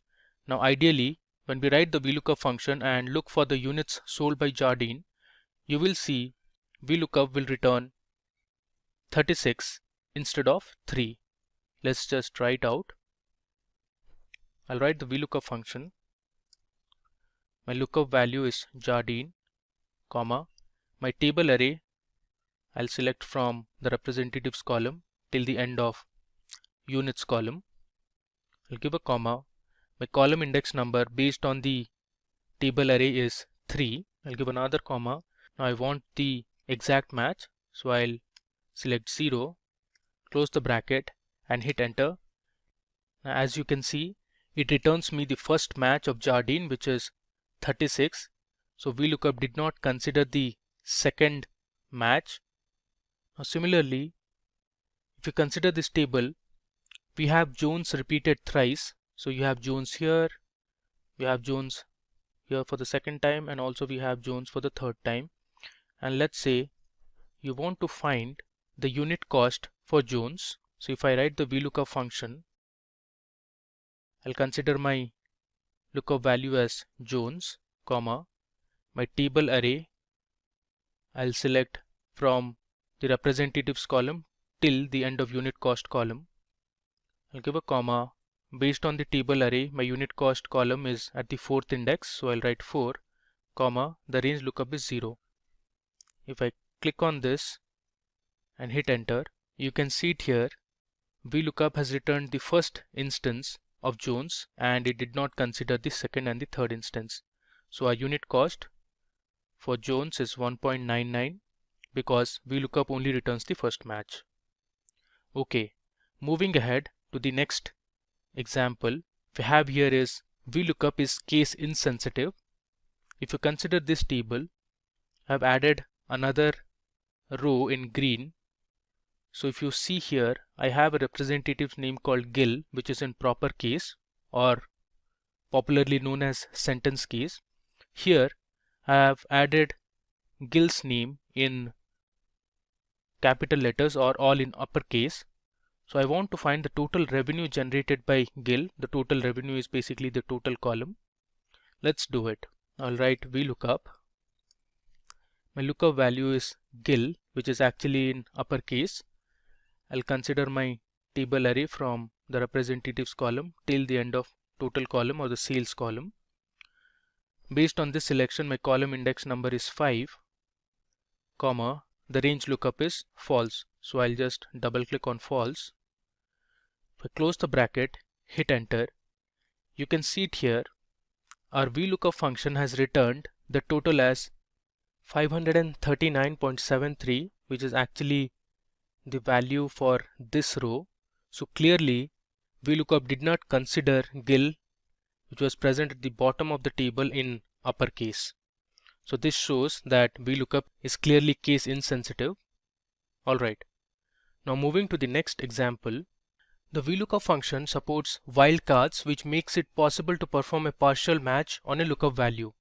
For instance, you can use Vlookup to retrieve values from a table after typing only part of a lookup value. To use wildcards with Vlookup, you must specify the exact match by giving false or 0 for the last argument, that is range lookup. Now we have a question here. I want to know how much sales did the representative whose name starts with KI make. Now here sales represents the total column actually. So I want to find out the person whose name starts with KI. So if you consider the representative column, I have one representative whose name starts with KI, that is Kivel. So using KI as my lookup value, I want to find the total. So let me show you how to use wildcard characters and find the value using Vlookup. So I'll write my function Vlookup. Okay. Now in lookup value, I'll give KI. After that, I'm going to write ampersand followed by double inverted commas. then I'm going to write a star and close the inverted comma. This means the value starts with ki, ampersand actually represents concatenation, and star represents anything followed by ki. So this is going to be my lookup value in total. I'll give a comma. Next, I'll select my table array starting from the representatives column till the end of total column because I want to find the sales. I'll give another comma.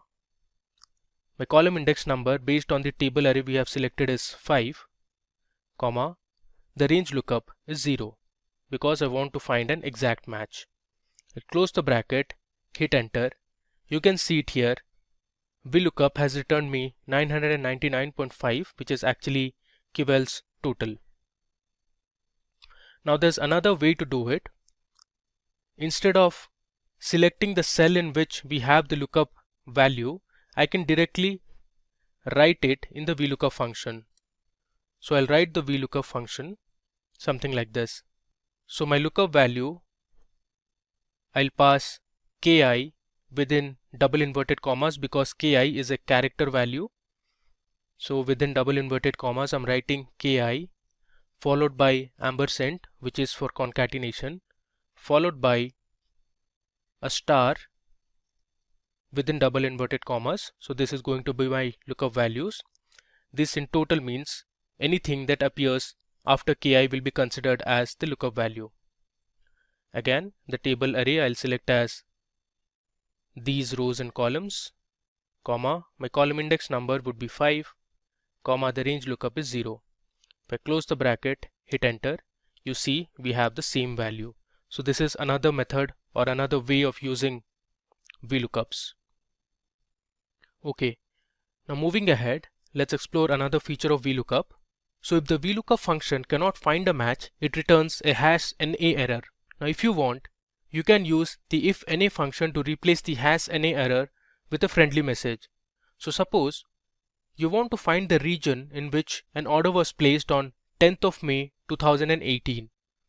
Now if the order date is not found, I want to return a message that is invalid date.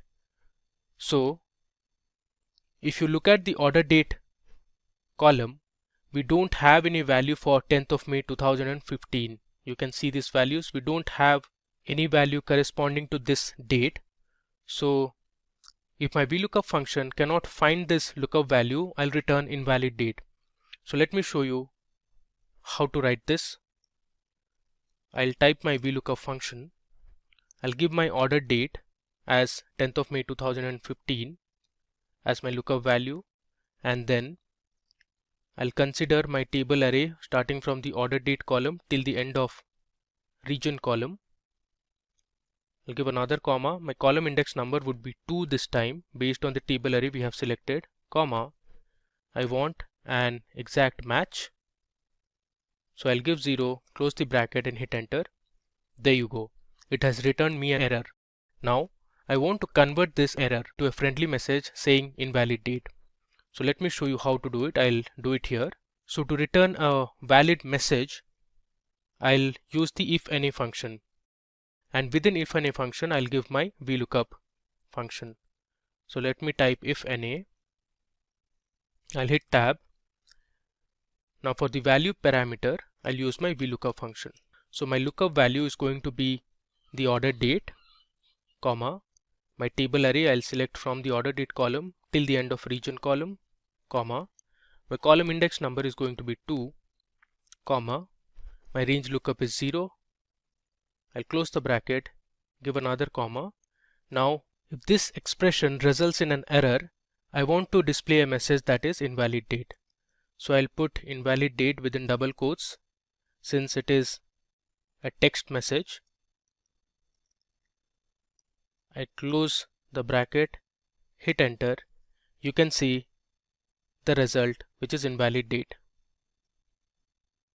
Now moving on to the final section of the demo, we have two-way lookup. Now in the Vlookup function, the column index parameter is normally hard-coded as a static number. However, you can also create a dynamic column index by using the match function to locate the right column. And this technique allows you to create a dynamic two-way lookup matching on both rows and columns. Now let me first show you how a match function works. So suppose I want to find the index where unit cost column is present.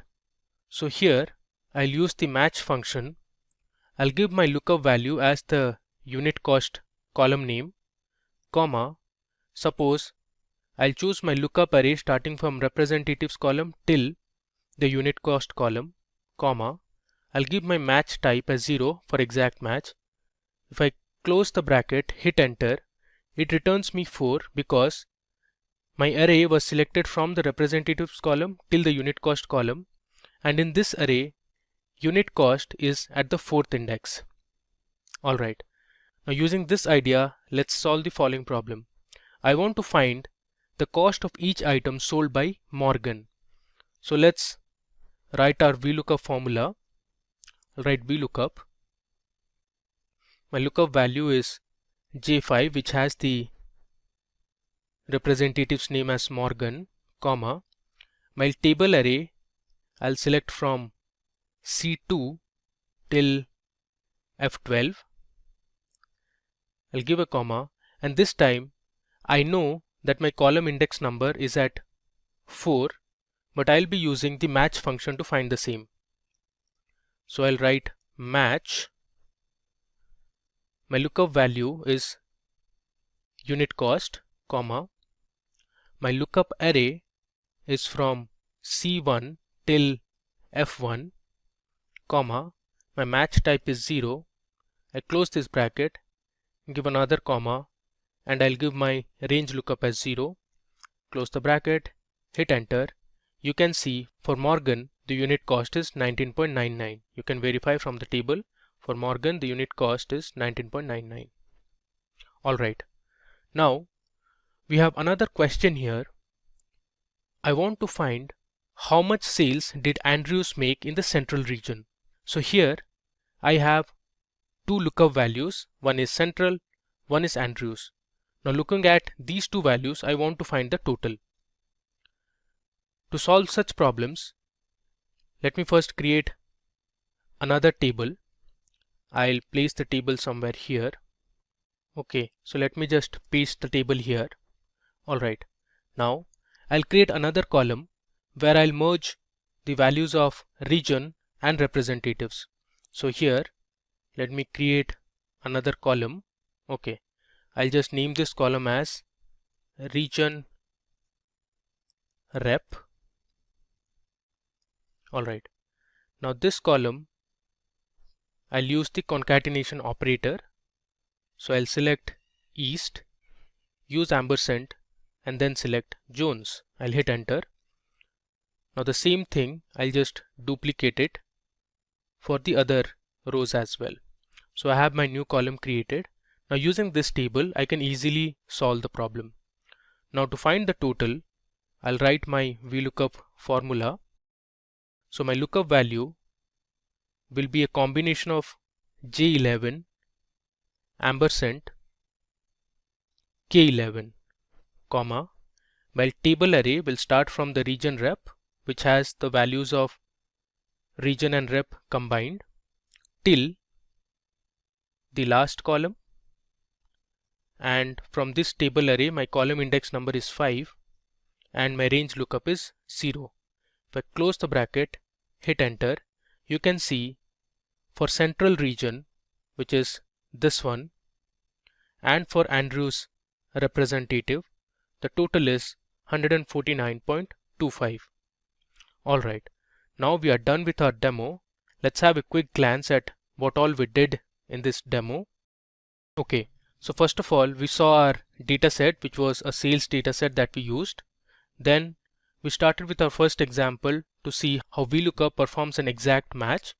We also saw how using the formulas tab and lookup and reference you can write Vlookup in another way. So you can use the function arguments to give your Vlookup parameters. Next, we saw how Vlookup performs an approximate match. So we had mat and raw which were not present in the representatives column.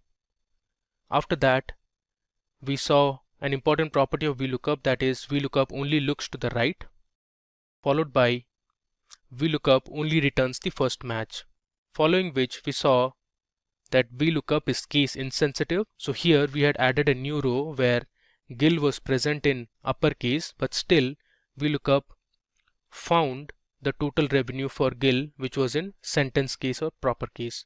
Next, we saw how we can use wildcard characters to use Vlookups, and here we saw how to use an if and a function along with Vlookup, and finally we saw how to use two-way lookups. Choose from over 300 in-demand skills and get access to 1,000 plus hours of video content for free. Visit Xlookup by Simplilearn. Click on the link in the description to know more. Now we are on the sheet of Microsoft Excel, and here you can see some data on my sheet. That is employee name, employee ID, and salary. So here we are going to perform our horizontal lookup, but before that, let me show you that this particular drop-down menu. So this particular drop-down menu has all the names of the employees in this particular table, and we have created this using data validation in Excel. If you want to create the drop-down menus just like these, then feel free to check out our data validation in Excel tutorial, link to which is in the description box below. Now let's try to implement Hlookup in Excel. So here we have employee name, but we want to find out the employee ID. So for that, let's create the Hlookup. Now for that, equals to Hlookup. Now the first one is the lookup value. So this one is the cell which is the employee name. Now after that, the table array. We have to select all the table arrays here. Now the row index number. So the employee ID is in row index number 2 according to the table. So for that, provide 2 and close the bracket. And before closing brackets, you might want to give the exact match. So for exact match, select false and close the bracket. Press enter and there you go. And if you select Jack, then you'll find the employee ID of Jack. And if you select Jerry, you'll find the employee ID of Jerry reflecting here. Now similarly, let's find out the salary of all the employees using Hlookup. So equals Hlookup and lookup value, that happens to be the name of the employee. Now the table array, and next we have row index number, that is salary happens to be the third row in the table, so 3, and exact match. Close the bracket and enter. So now if you change the values in this particular drop down menu, you'll find the employee ID and their particular salary. So Jack happens to be carrying the employee ID as 1001 and his salary is 10,000. So similarly, let's try to find out Peter's employee ID and salary. So there you go, 1005 and 50,000 as salary. So that's how you use Hlookup in Excel. Here you can see the first chart. So this particular data is converted into a table format to avoid confusion while you're fixing the data. So here you can see the name of the employee, employee ID, department, salary, and date of joining. And here you can see the salary column and the bonus percentage of each and every employee based on their salaries. Now coming to the new data table, and here on the table 2, which is an updated table, here you can find we are going to find out the department of the employee and the current department of employee and the bonus percentage based on his or her salary. So why are we finding current department again? So here you can see that we have an intern, Emily, who was joined in the year 2020, but recently she got promoted as a developer. So her department has been changed from department intern to department developer in 2021. So that's what we're going to find out here in the current department using Xlookup. Now let's start to implement Xlookup. So for that, equals to Xlookup.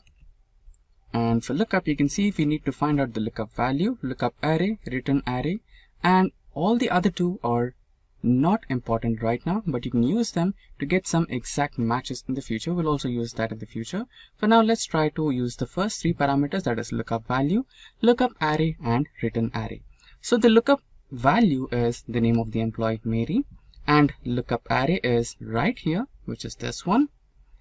Now we're going to select the lookup array, then comma, and we're going to look up the department. So this is the department lookup array, and that's all we need. Close the bracket and press enter. Okay, I think we missed out the lookup value. So the employee or the lookup value which we required was missed, so I've added it here. So that is the lookup value, the first one, which is Mary, and there you go. Press enter and you have the department here. Now let's add it to all the rows, and here you have all the rows and all the data related to all the employees. Now we will find out the current department. As you can see, here you have Emily as intern, which is the older data.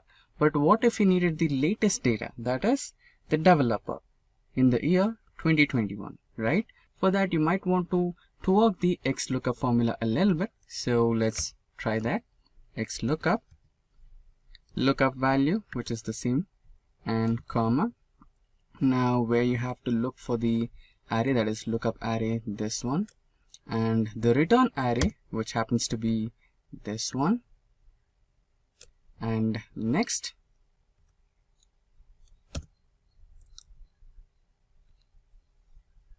you can find the exact match for this one, so that's alright, exact match. And here comes the important part, where you have to search last to first. By default, Xlookup searches for first to last, that is like this, in the starting place to the last place. So that's the reason why we had Emily as intern. So now if we give last to first, then it retrieves the latest data, where Emily will be shown as developer. Now select that, and now you can close the brackets and press enter. So let's add that to all the rows. There you go. Now you can see Emily, Clark, Peter and James, all they have got their updated job profiles, as you can see in the original data. Emily is a developer now, so is Clark, who was originally a tester, and he got promoted to development team in 2021. Similarly, Peter became a senior finance executive in 2021, and James the manager of sales.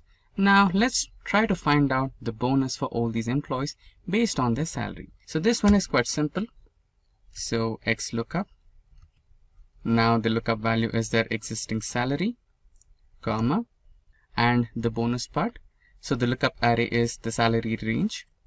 Then here is another important point. So here you might want to find the exact match, but finding an exact match will not help you here. You might want to declare another type of value where you can get exact match or next smaller item. So you'll understand it why I'm selecting that. So now let's close the bracket and enter. So now we have the bonus values. Now let's add the bonus value to all the factors, all the rows, I mean. So you can see we have different variety of salaries, that is 38,000, 22,000, 39, etc. But here in the ranges we have provided 10, 20, 30, 40 and 50. So what if the value is between 30 and 20? That's when you want the less number, right? That's when you want the number which is equivalent to 30 or less than 30, which happens to be 15%. So that's how it has worked here. That is 0.15% bonus to the actual salary. Now without further delay, let's get back to the practical mode. So I have opened my data set on Microsoft Excel.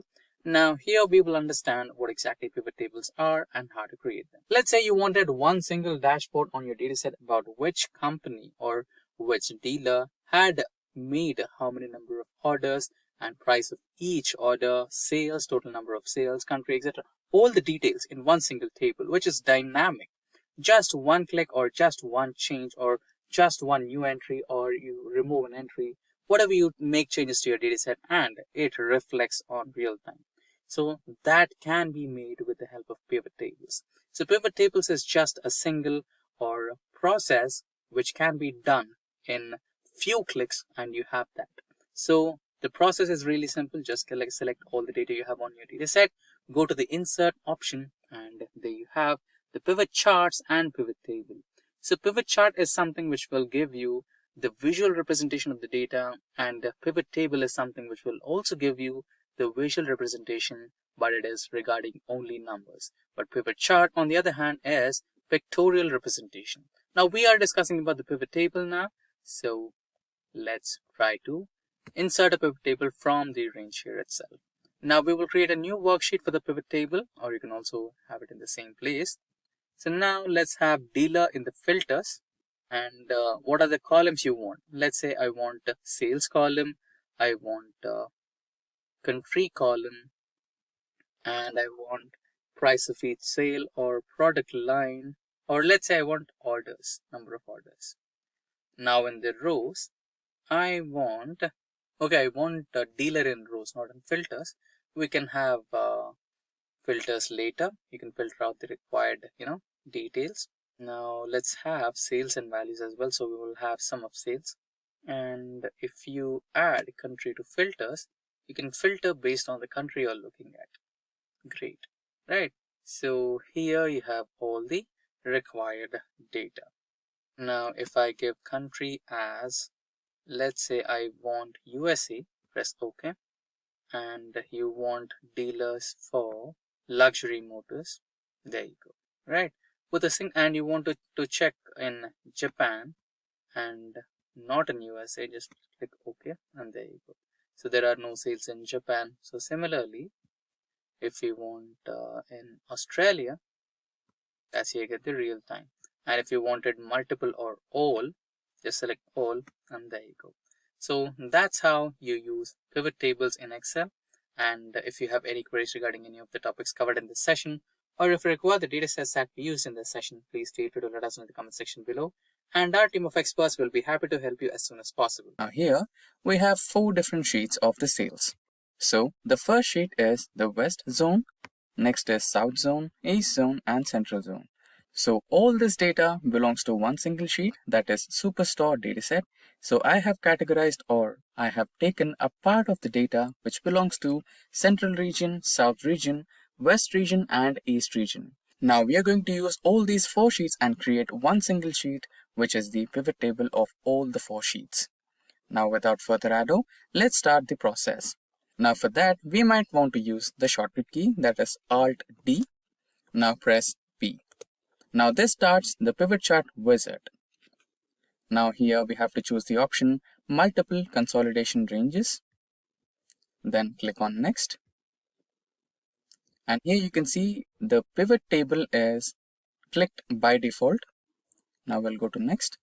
Now here click I will create page fields, or the pivot chart wizard will automatically create if you want that to create for you.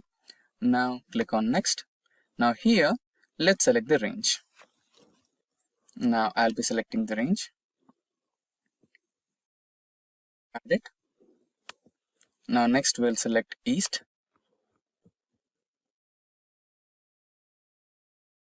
Add it. Followed by that we have South. And finally we have West.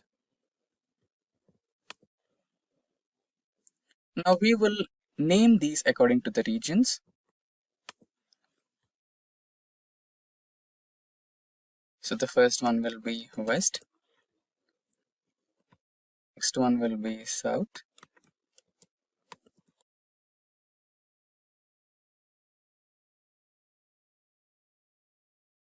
Next one will be East. And the last one will be Central.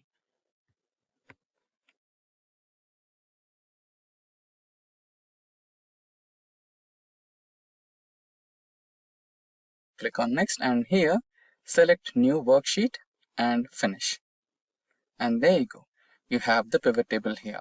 Now you might want to change the summation value. So click anywhere on the pivot table and change it from count to sum, so that you have the summation of the total number of sales, subcategory sales, and grand total of sales, etc.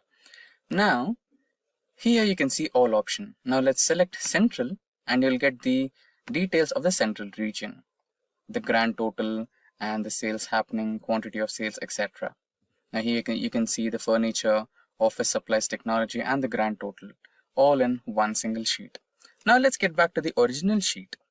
So as you can see, this is the original sheet, and in the original sheet you can see various more categories, which is the shipment mode, customer segment, country, city, state, and you also have product name, subcategory, etc.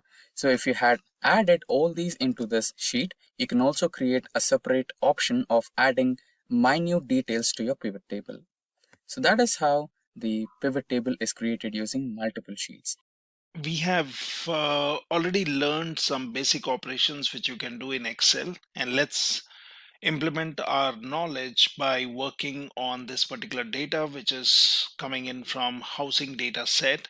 Now here, if we see some fields, we have agent, date listed, area, list price, and this is basically the data which has been sorted in newest to oldest order of date listed. So how do we arrive at this? So what I can do is I can just click on data listed, and then I can either go in here, I can select sort, I can get into custom sort, and then I can choose the column based on which I would want to sort the data. So I would look for the newest data to the oldest data. That means that would be in a descending order of dates, or you could say the oldest date or the earliest month will be towards the lower side of your sheet. So here we can select date listed. Now I can say let it sort based on cell values and the order what we have here. So we have newest to oldest. So let's select this. I can say OK. And now if you see, the date has been sorted. So we have your 10/18/2007 on the top. So that seems to be the latest date. And as we go down, we will see an earlier month or an earlier month than that in this date listed. So we have sorted our data into newest to oldest order, and that's based on your date column. So the result shows up here. Now what we can also do is we can have different questions which we would want to answer. So for example, I would want to sort the data in ascending order of area and descending order of agent name. How do we do that? So let's look into this. So this is here. I already have the result here. And how did I get this? So I'm looking for ascending order of area and descending order of agent name. So we can start with any particular column, that does not matter. So for example, if I look into this Excel sheet, I have my agent name, select this, which we want in a descending order. So we could either do a sort and then go for descending sort Z to A. We could also use the filter option here on the top right, and we could do it, or I could just say sort Z to A, and then it has arranged the data based on the agent column being in descending order. Now I can go into area, and then I can again do a sort, and I wanted my area column to be used for sorting the data in ascending to descending. And that basically not only changes the order of this particular column but for my complete data. So let's do that. And now if you see, we have the data which has been sorted. So we can see how many values we have here and the area values which we see, and this is how you get your result. So I'll just do a Control Z and again, and I'm back to my original data, and this is the sorted result which we are seeing at. Similarly, we can answer other questions. For example, sort the data according to the following order of area. That is, we are saying county, central, and then your county. So we can basically choose in which particular way we would want to do it. So it is county, central, and then again county. So if I look into my sheet 3, so here I basically have my data which is having some South County, then you have your central, and then you have your North County. So we would want to sort the data to solve our problem, which is according to the following order. So first we go for area, then we go for South County, Central, and North County. So what we can do is we can basically have area field selected, and I would want to sort this particular data.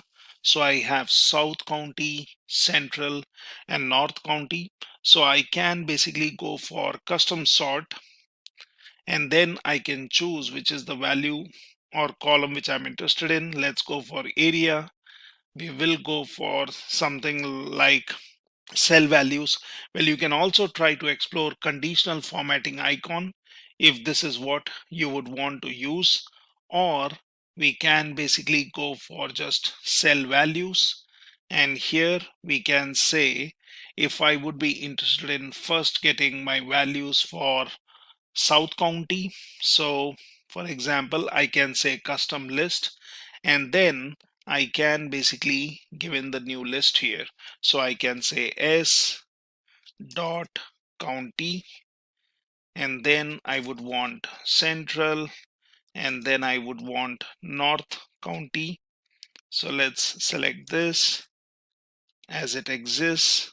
We can basically say add, and that's basically the order which we want. Say OK, and then say OK here. And now what we would want is we would want our data, so we can compare that with the values which we see here. It starts with Kelly. You have in the 12th row something like Lang, and that's what we are doing. So we can basically arrange the data in a particular order by choosing a custom list and then sorting your data. So that's one more simpler task what we have done, where we have sorted the data in the order where under our area column, we first wanted South County, then we wanted central data, and then we wanted North County. So this is how you can do it. Now, let's look into one more problem. So it says find all the houses in the central area, and we would want to basically apply a regular filter. Let's see how do we do that. So we can click on this, and here we have the data. So the problem statement is we would want to find all the houses in central area.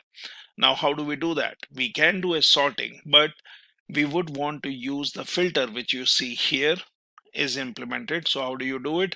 So you can select this area, and say for example I would want to apply filter. I can just go in here and I can say let's get a filter on my first row, and now I have filters applied. So we are interested in looking into the central area houses. Let's go in here. It says all these fields are selected. That means it shows everything wherein your area has all these values. Let's unselect this, and then I will only be interested in the central. So let's say OK, and then say OK. So now you see the area filter has been applied, and we are looking at the central column. So what we have done is we have applied a simple filter, and we are looking at our data. At any point of time, if you do not want the filter, then what I can do is I can select this, and I can say, well, I'm interested in all the data. So I could do this, or you can clear the filters from area and you get your data back. So that's in one way you can filter out your data. So let's look at an example of sort and filter, where we might have to filter the data based on two columns or multiple columns with different kind of values, where it could be and or condition. Now say for example this is the data I have, and this is the question which we need to answer, such as find the list of all houses in the central region with pool and South County without pool. Now if it was a simple filter based on one cell, I could have just selected my header row. I could have then applied the filter, and once I have the filter, I can look in area where I have three regions. So I'm only interested in central and South County, so I can get rid of North County, and that's fine. But then we have two different conditions here. So we need the data in central region to have the value for pool being true, and for South County the value has to be without pool. Now how do we do that? So what we can do is we can first create a copy of these headers here. So let me do that. Now the area has to be South County. So basically I can either just select this, and I can choose this value, and then I can select this, and then I can choose central. So that's the criteria which I have, and the pool value has to be, so central region should be with pool. So then this one basically has to be true, and this one has to be basically false. So South County is without pool. So let's select one of the values here, and this is my criteria. Now to get my result, we can always place your cursor here and you can check this is M column and 8th row. Okay, so we would want the result here. So let's go ahead and now click on data, and then in filter you have an option called advanced, and here what I can do is I can say I would want to filter the list in the place, but that's not what I would want to do.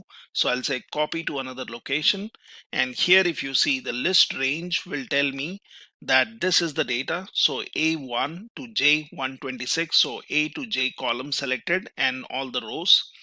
Criteria range is basically based on what I've given here. So that is M from 1 to V, which is 3. So I'm selecting these columns and then I'm saying all the way whatever criteria I've given, and copy to, I'm saying M8 to V8. So that basically will give me my filtered result.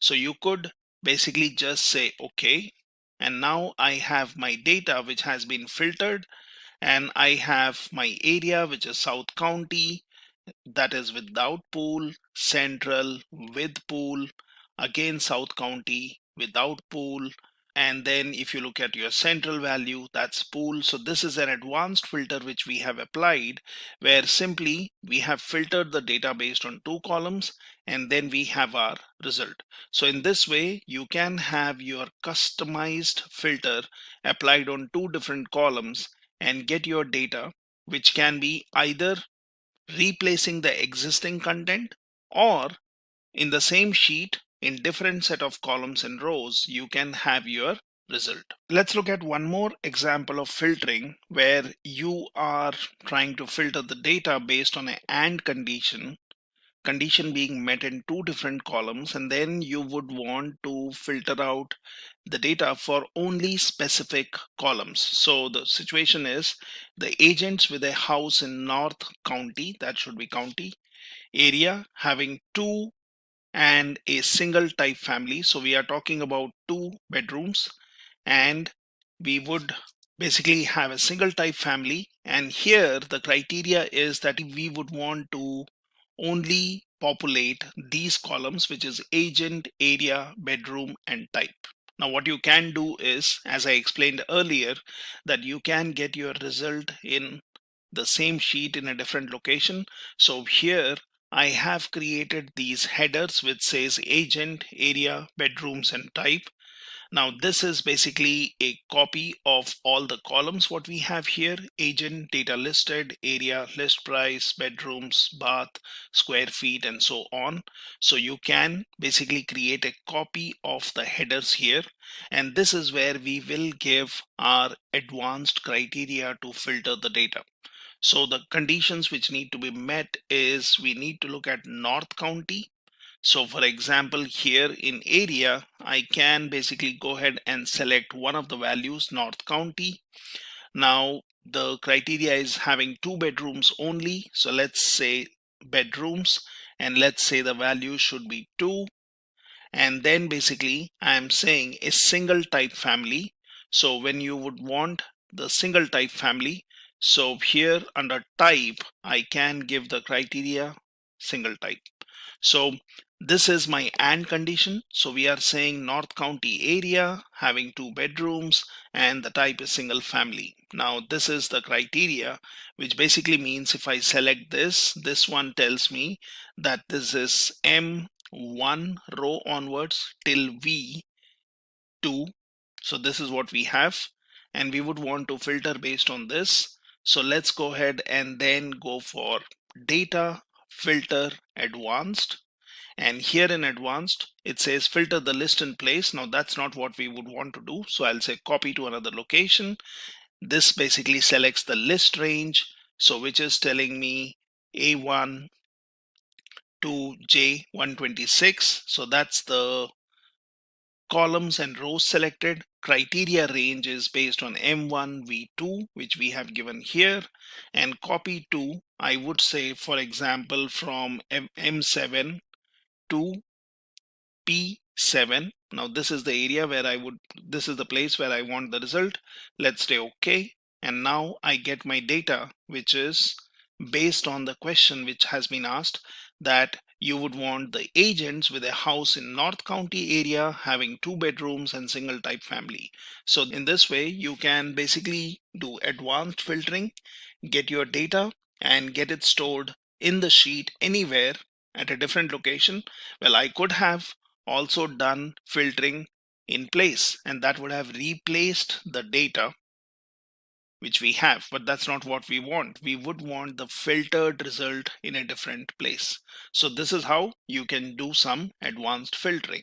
We can also use Excel to filter out the data in one particular column, which might be conditional or say using some numerical filters. Now here, say for example, the problem statement is that you would want to display all the houses whose list price is between 45,000 to 600,000, or say for example, we would want to filter out the data to something else. Say for example, let's say I would want to filter out the data between 300,000 and 400,000.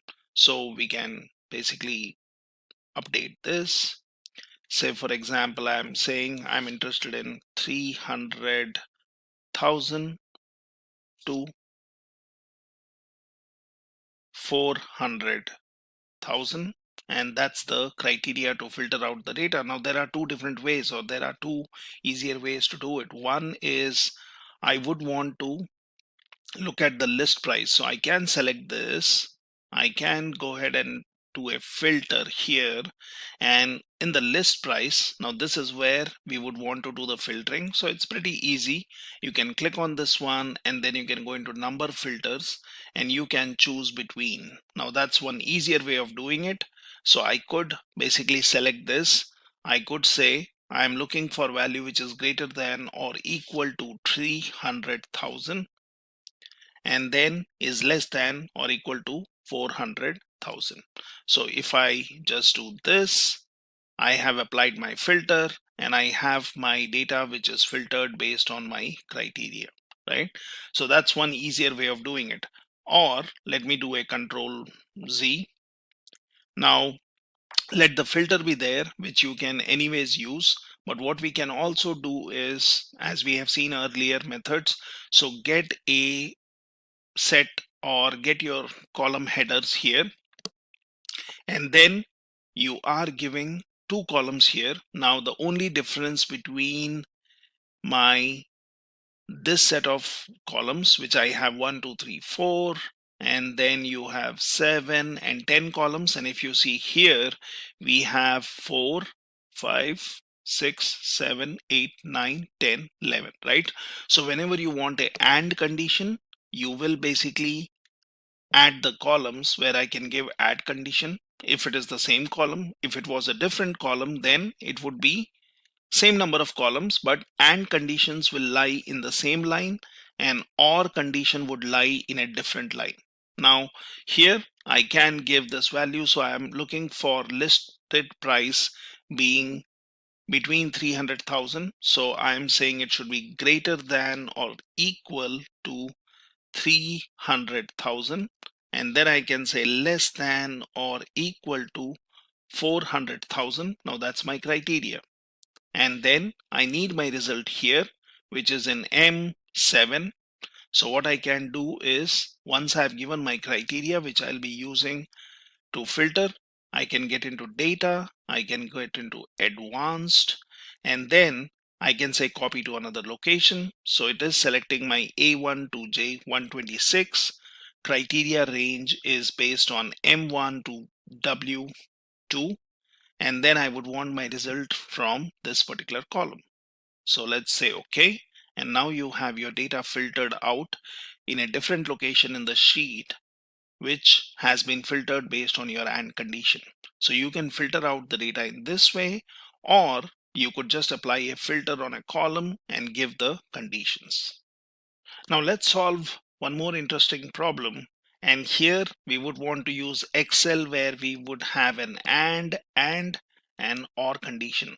So say for example, this is the data given to you, and the question is that you would want to find all the houses in North County. Again, that's a spelling mistake, but then they are North County area with a list price greater than 300,000 and having 3 or 4 bedrooms. So the bedroom has conditional, so it has or 3 and 4, and then basically you have list price which is greater than 300,000. Now I could have obviously selected the columns and then basically gone for a filter.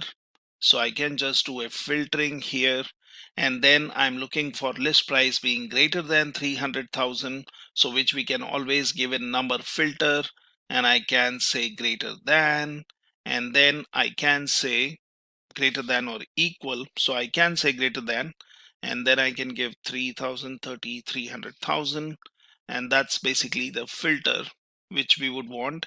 And here I would want to select the bedrooms, which should be just either 3 or 4. So if for example here I go in here and I unselect this and then I say 3 and 4, right? So I am getting my data which is greater than 300,000, and it should have the bedroom values which will be either 3 or 4 selected. Now that's one way of doing it. Let's do a Control Z and get it back to as we were, or you can even just say clear filter, so you get your data back as it was. So what we can do is we can here give the criteria. So for example, I have my list price. Now this is what I would want as a condition. So let's say greater than 300,000, and bedrooms should be 3, and then I can say greater than 300,000, and then I can say 4. So this one basically gives me a situation where your list price has to be greater than 300,000 and bedroom should be either 3 or 4. So we have given our filtering criteria. Now to get the result, what we can do is we can go into data, we can go into advanced, and we can say copy to another location. So our list range is selected, which is columns A to J, row number 1 to 126. Your criteria range is given in M1 to V3, where we have specified, and we are saying the result would be in M7 to V7. So if I do this, now I have got the same data which we were seeing earlier, and here the bedroom values are 3 or 4, and basically the list price is greater than 300,000. So this is a simpler way in which you can create your filters. And all this advanced filtering, what we are seeing, it will be saved with your sheet.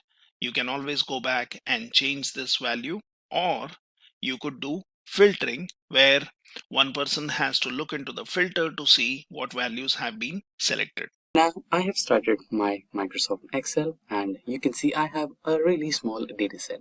So let's get started by the simple if function as we know it. Let's say we want to find out the result of the following students, and there is a criteria. Let's say less than or above some number, they are pass, and less than or above some number, they are fail. Right? Now let's get started with the if function equals to if, and the cell. If this number is less than 35, then the result is fail, else result is pass. Now enter, the answer is pass. And now if you drag the same formula across all the cells, you have the results. So this is how we basically know the function.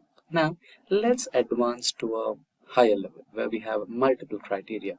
You also want the result like we got in the first sheet, which is pass or fail, and along with the result we also want the grade in one single if function. Let's try to do that.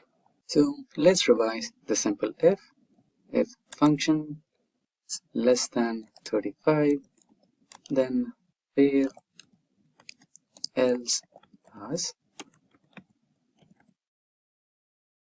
Now our multiple level of if. So if the same cell, okay, we must equals to if the marks cell is greater than equal to 80. So here we have the criteria. So if it is greater than equal to 80, then it should be an A, comma, another if. It's similar to a nested if which you use in programming. So another if, select the if function by using tab key, and then the same cell which is E8. If it is greater than or equal to 65 according to the criteria, then you should be printing B, comma, another nested if function. If the same cell E8 is greater than or equal to 55, it should be C, comma, if E8 is greater than or equal to 45, then you must be printing D. If E8 is greater than or equal to 35, then you must be printing E, else it should be an F. Now close the bracket. Just ensure that you get the black one, which means that all the brackets are in the right place. Just press enter and drag the same formula across all the rows and you will have the grades. And to make life easier, you can also choose if S or ifs method. So let's also try to explore that. Drag the same cell across here and add lines and equals to, instead of a simple if, you can go to the last one which says ifs, right? Now ifs will make things easier. Instead of using if inside a nested if, you can just write your conditions and your grades. So the same cell which is E8 should be greater than or equals to 80.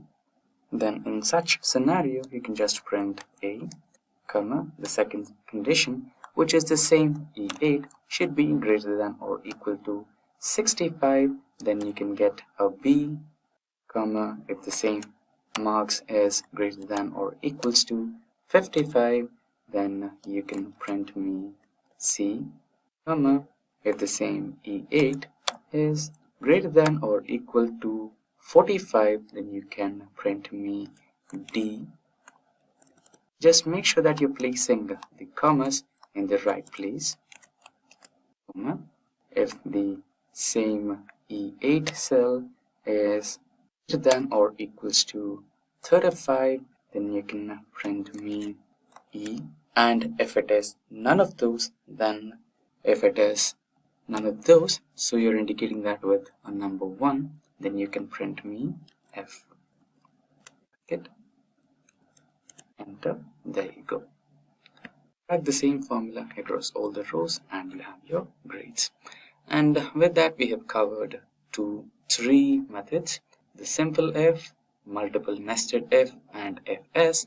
Now let's go to the next sheet where we have another one. So far we have concentrated on one particular cell. Let's say if E8 is greater than a number, then pass or fail. Now let's say we have multiple criterias. The marks should be above certain number, and also along with it you should also have attendance. Let's say we have a rock in the last section, and we want, if we consider the result only by number is passed, but if we have a condition that, let's say if you're an engineering student, you already know that you have a minimum criteria of 60% of attendance, right? So let's say we are judging the result of rock based on both numbers as well as attendance, then rock is a failure candidate, right? So how do you decide based on 2 conditions? So that's our condition here, that's our criteria here. So let's try to investigate with the same if function. So equals to if, select the function by using tab, and before you get ahead with the condition, try to include an AND function.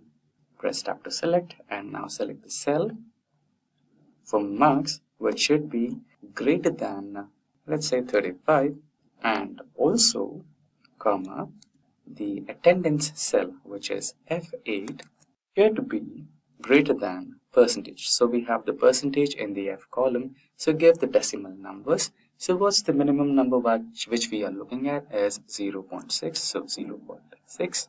If both these conditions are satisfied, then print me pass, else print me fail.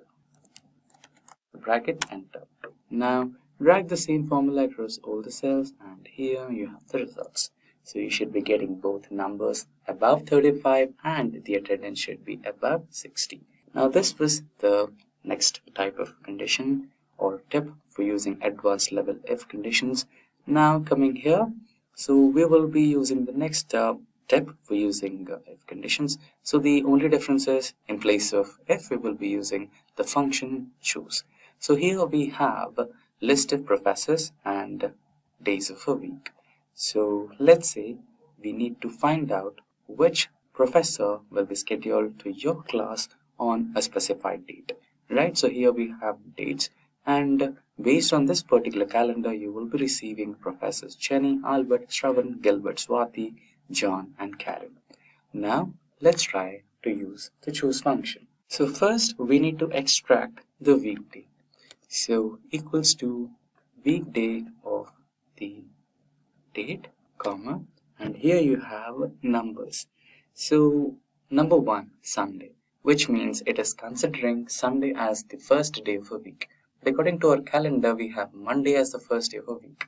So we need to select the second one, press tab to select. There you go.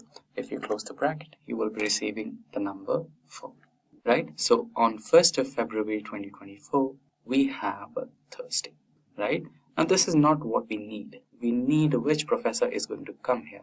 So Professor Gilbert is expected to arrive on 1st of February. So we need to make minor changes to this. So we need to be using choose a function over here. Press tab to select and comma. If it is first, then it should be Prof. Jenny. Second one is Prof. Albert, so on.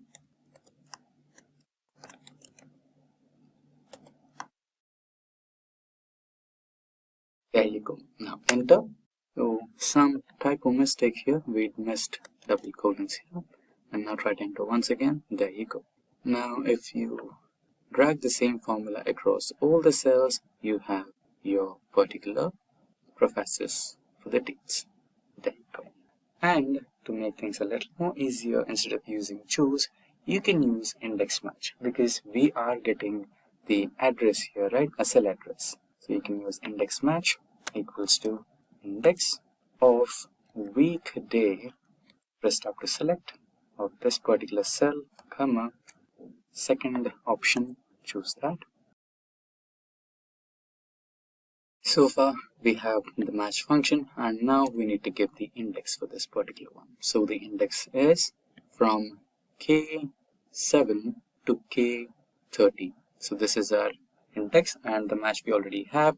Now press enter. As we drag the same formula across all the cells, you have your results. Yeah, so a small mistake here, just quickly undo it. And if you double click the formula, here you can see we have not fixed the range. So let's fix the range using function key F4. Now enter. Now drag the same formula across all the cells. Now you should be having no errors. So conditional formatting is a method to visualize your worksheet. We already have the charts in Excel to visualize our Excel sheets in graphical form, but what if you had to see or visualize the data in your worksheet as it is? So that is where the conditional formatting comes handy. Now let's get back to the Microsoft Excel and try to implement some conditional formatting. Now we are on the Excel worksheet. This particular dataset is based on a store. Now we have various columns in this particular dataset. We have row ID, order ID, customer name, etc. And finally we have quantity, discount, and profits. Now let's go to profits. Let us imagine that we have provided this particular store with a target of minimum 15% profits. Now let us find out the stores that have hit the 15% target and the ones which did not. So for that, let us select the entire column. Now you can find the conditional formatting option in the home toolbar, and in that ribbon, the ribbon with styles has the conditional formatting option. Click on that and you have various options over here, highlighting the cells, top bottom rules, data bars, data scales, and icons. So data bars are actually the bar graphs which highlight themselves on each and every cell if you implement them. And these are the color scales. If you want to implement some colors, you can go through that. And if you want to represent your cells with icons, you can also do that. For now, let's highlight the cells. So select that, and inside this, select the greater than option. And here you can provide the percentage, that is 15%. And the cells or the stores which hit the target should be highlighted with the green color. And select OK, and there you go. You have your stores that hit the 15% target and the ones which did not hit the 15% target. Now, if we want to highlight the ones which did not hit the 15% target, you can highlight them with the color red. So, conditional formatting, highlight the cells less than 15% with color red and text dark. And there you go, it's done. Now let us consider another example. So this particular example is based on train dataset, and here we have the passenger ID, survived, passenger class, name, etc. Now we have a train accident incident over here. Now 1 is indicated that they are alive and 0 is indicated that they are not alive. Now let us use this column and conditional formatting. Highlight the cells containing the text as 1 with color green. Okay. And highlight the cells that contain text 0 as the red, that indicates they are not alive. And let us select the icons. Now we have the icons over here. The X indicates that they are not alive and the green tick mark indicates that they are alive. Now that is how you use conditional formatting in Excel. So what is data validation in Excel? So it is a feature by Microsoft Excel where it can restrict data entry into certain cells by using data validation, and it will prompt the users to enter valid data in the cells based on the rules and restrictions provided by the creator of that particular sheet. Now this would be a little confusing to understand, so to understand it in a much better way, let's get back to the practical way where we will start entering some data validation rules to our Excel sheet and try to enter data into it. Now we are on the Microsoft Excel, and this particular sheet is based on employee ID, employee name, employee department, employee salary, fiscal year, and work timings of the employees. Now we will be applying some data validation rules to each and every column and try to enter data based on the rules we have entered. Now for the first one, which is the employee ID, we'll enter rules based on the employee ID number. So to apply the data validation, you need to go into the data tab on the toolbar, and inside the ribbon you can see data tools group, and in the data tools group you have the option of data validation. Now select the entire column, go to the data tools group, select data validation option, and you will have this particular pop-up menu. And here you can see different types of options.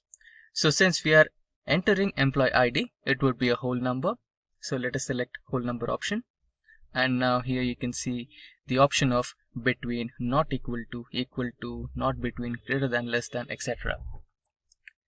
So let us select between, and let us assume that your employee ID has 5 numbers and it should be between 10,000 to 11,000. So let us provide 10,000 and 11,000.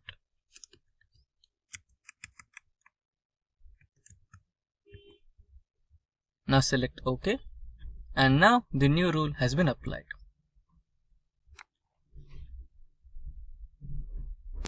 So now the minimum value of each and every employee ID should be equal to or more than 10,000 and less than 11,000, and it should have 5 digits.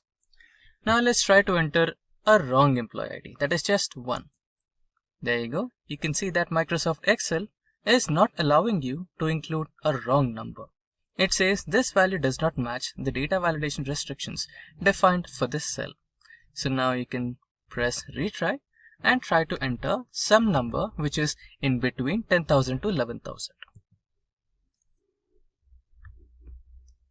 Now it is 10,901 and this will take the entry. Now let us assume that because I am the creator of this sheet, I know what should be entered here. But what if I give this sheet to you and you are the person who is trying to enter the number and it shows the error and you don't know what was the error? Right. To avoid this kind of confusion, what you can do is you can do some ways where you can provide the message to the user. So that can be done by, okay, let's select the sheet again and go to the data validation. And here you have the same settings. Now here you have another option saying input message. So before input message, let us go to error alert. Now here the error title would be data entered is not valid. Please enter. This is the error message. Please enter EMP ID between 10,000 to 11,000. Press OK. Now when you try to enter the wrong number, it will show that particular error alert message. See, data entered is not valid. Please enter employee ID between 10,000 to 11,000. Now this is fine, but how long this will be, what if there is an option where you just hover over to this cell and it automatically tells you to enter the value between 10,000 to 11,000 without having to face the error? Yeah, even that can be done. So you can select the entire column, go to data validation, and here this is the input message. This is where you can do that. So here you can write the message name, valid data. Please enter data between 10,000 to 11,000. Now when you hover over to any cell in this particular column, it will automatically show you this message where you can avoid all the errors. Just select OK. See, when you select any cell in this particular column, it will automatically tell you please enter data between 10,000 to 11,000. So here you don't have to face any errors. Right. Now let us try to enter the valid data 10902 and it will take it as the correct value, and again 10903. Now in case if you try to provide the wrong number, it will show the error. See? So that's how it is. Now we have finished the whole number part. Now let's get into the employee name where we have to provide the second type, that is text length. Now let us imagine that in your company you're trying to provide ID cards to your employees, and you know that ID card is really small, and inside that ID card you need to include the employee photograph and your company name, employee ID, blood group, phone number, address, everything, and also you need to include the name of the employee. So what if there is an employee with very lengthy name, like 30 characters, 40 characters? Yeah, in India it is really possible that you might have a lengthy name. So what you can do is you can provide the text length where the text is limited to like 15 or 20 characters. So you can include that name in the ID card.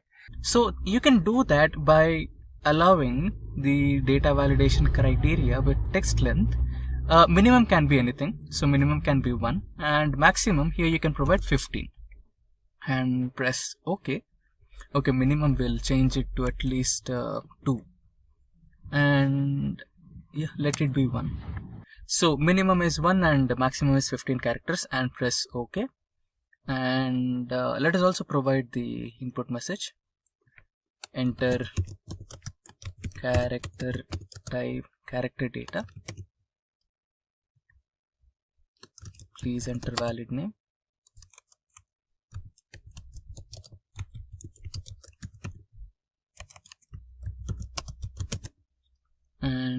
error alert,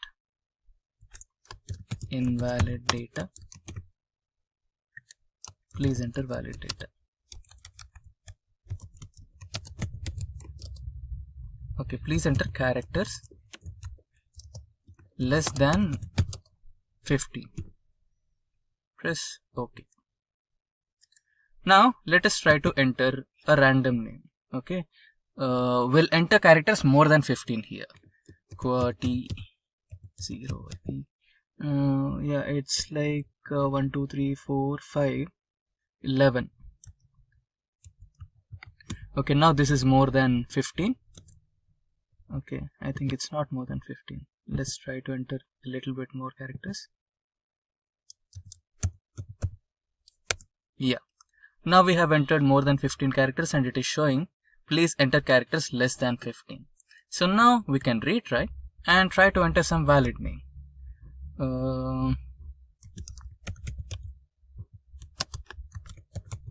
Now we have characters less than 50, so it will take as the proper name. Now let us try to enter another name.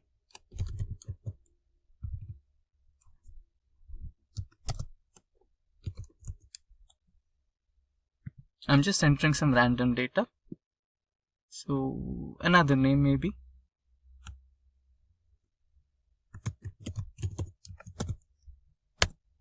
Great. Now the next type of data validation is also done. Now let us get into employee department.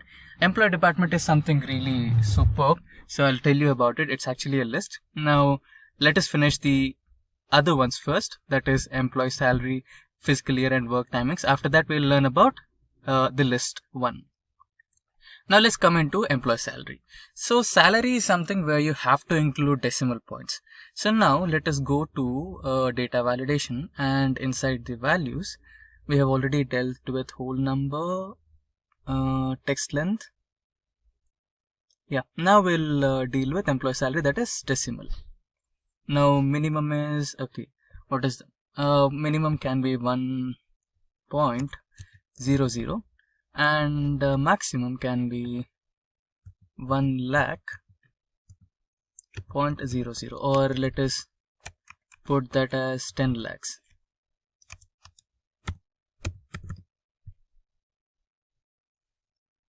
Press OK. Okay, not just then. Enter valid salary. Okay, now let's change it to minimum as 10,000. So the employee minimum salary will be 10,000 and input enter valid salary. Enter salary between 10,000 to 10 lakhs. Let us include a comma here too. Now error alert, invalid salary, please enter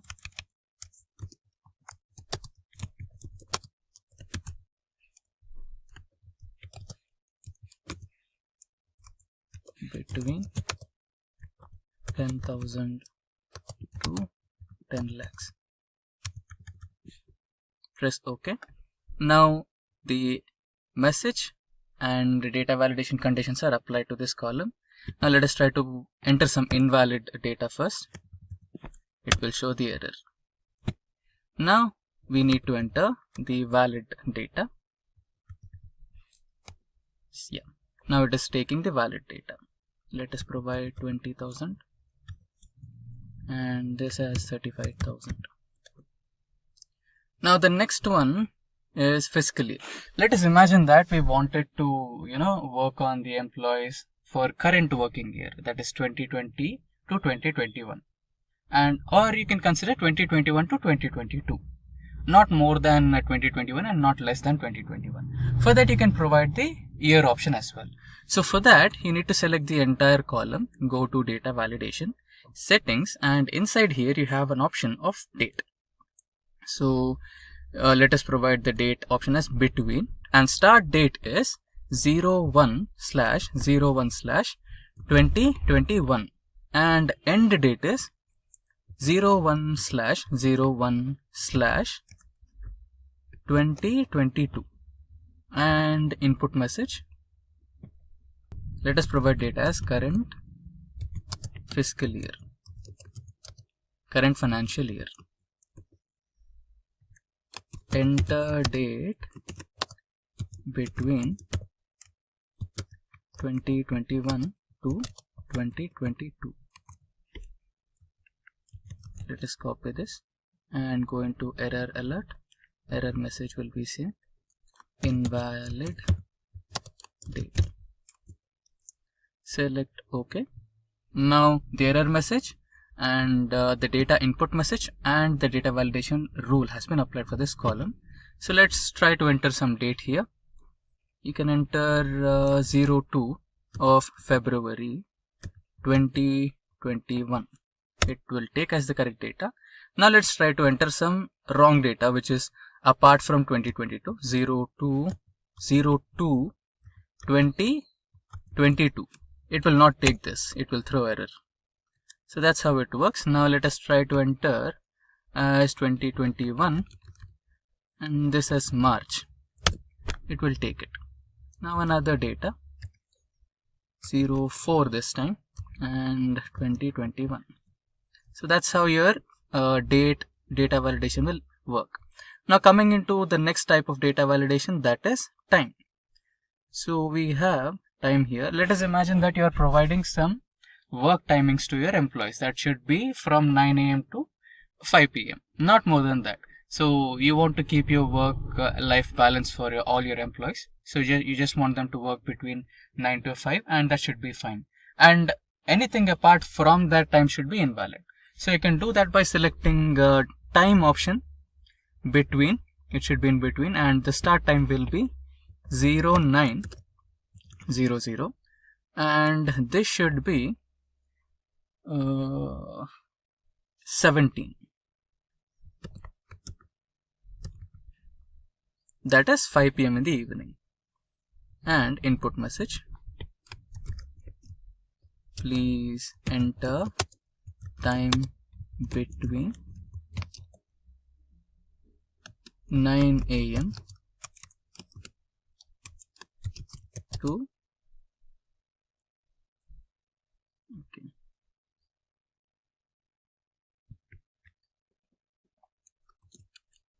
5 p.m.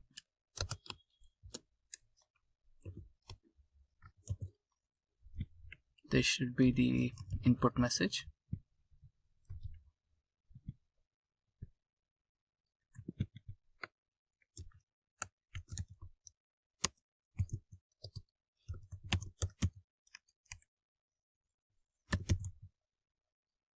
Now error alert, invalid time, error message. Okay. Now work timings. Now this should be okay. We can do this as 2 columns actually. Let us cancel. Let us copy this and paste it here.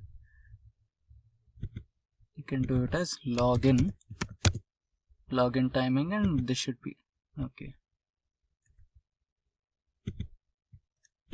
This should be as log out.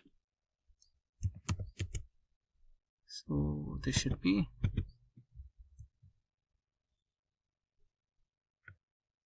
okay. So this will be considered as login and log out times.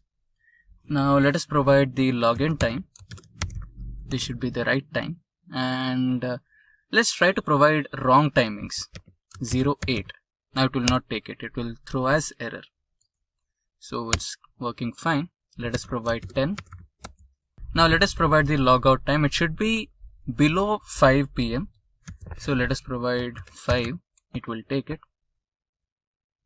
Okay. Let's try to provide something just 1 minute less than 5. That is 59. Okay. There is some problem in this. Let's check it.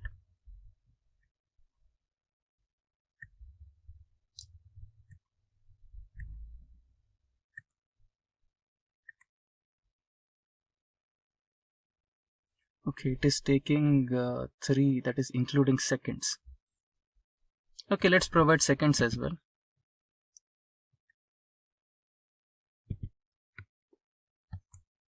Zero 5 0 0 0 0. Okay, still there is some problem.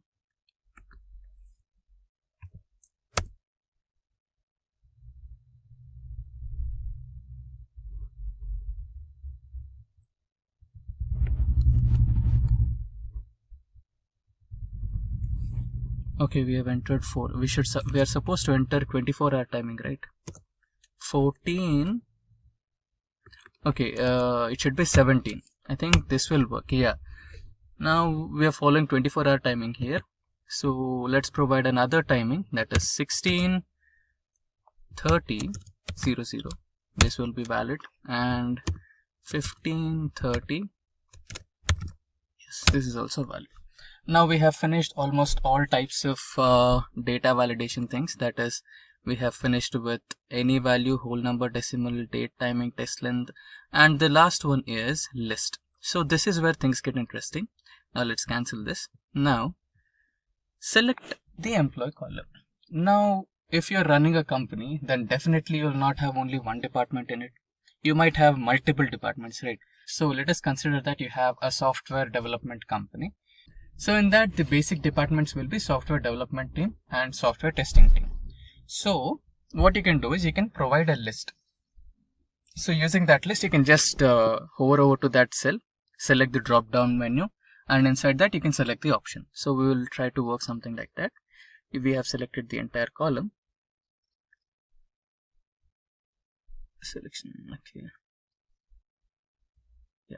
Let us select the entire column again. Go to data validation. The selection contains some cells without data validation settings. Do you want to extend data validation to these cells? Yes. Now let us provide the list option. And here source you can provide as developer and tester.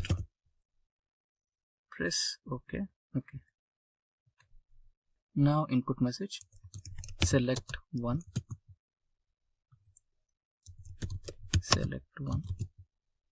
error alert, invalid data, select from drop down only. Press OK. Now when you select the cell, you can see small drop down icon, right? So when you press it, you will have developer and tester option. So you can select developer for first one, and for second one you can select tester, right? Okay, this is good for 1 or 2 options, maybe 3 or even maybe like 5. But what if you have more departments? Okay, let's go to this second sheet where we have the department data. So here we have like 15 departments, or 15 employee type names. So the first one is CEO, second is developer, tester, quality analyst, system analyst, finance, human resource. So many options are there. So you cannot keep on typing all of them, right? So here it is 15. What if you have like 25, like 50 departments, right? It will be tough. So for this, you have another option. So let me select all this data and copy this from this sheet to our employee sheet. Let us paste it somewhere here. Let's expand this. Okay, now we have our list over here. Now let us remove the data validation from this column. Clear all. Okay, now everything is cleared. Let's select OK. Now let us erase this data as well. Now let us apply the list data validation again from scratch. Go to list. Now here we can select the source. select this particular cell and drag it until here, and it has been loaded. Now go to input message, data options, select one from the menu or the drop down, copy, error alert,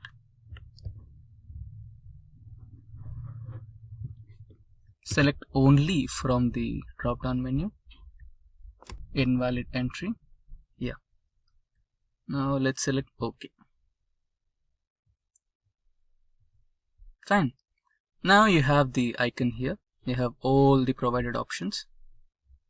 You can scroll down and select any one out of these. You can select knowledge transfer for the first one, and second one would be system analyst, and the last one would be human resources.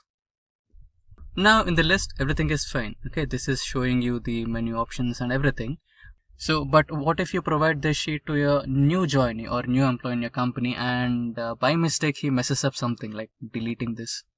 Okay, so we have deleted systems analyst, and when you click on the options here you don't have systems analyst. In that place you have blank space, right? So there is a way where all your data can be messed up. So to avoid this, what you can do is you can actually save this data in a different sheet, like I did here, like department data. You can hide this sheet, or you can protect this sheet with password or something, so that nobody can mess this up. So now let us get back to the employee data and select this column and clear everything.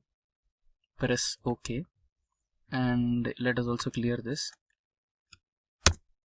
and this as well, and this one too. Now let us eliminate the rows or cells, the employee, yeah, everything.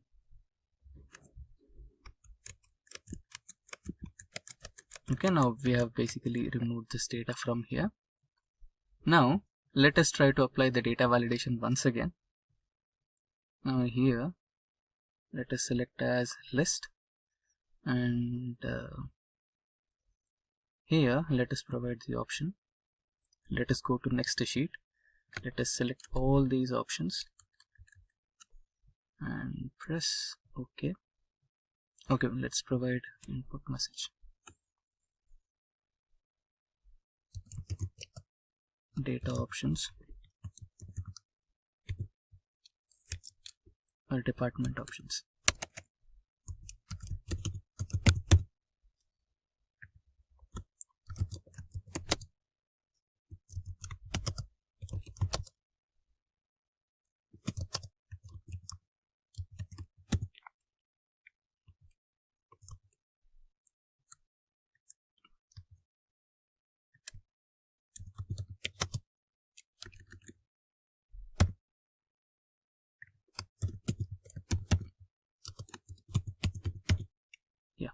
Now let's select OK.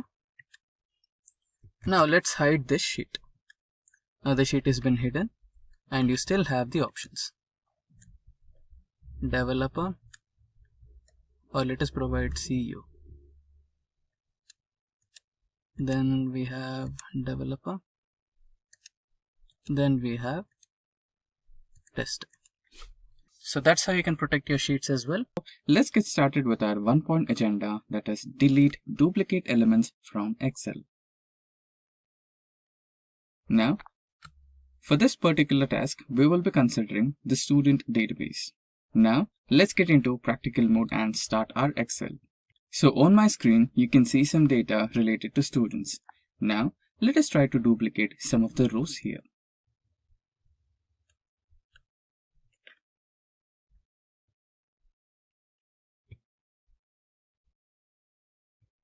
So we have selected the rows 8, 9, 10 and 11.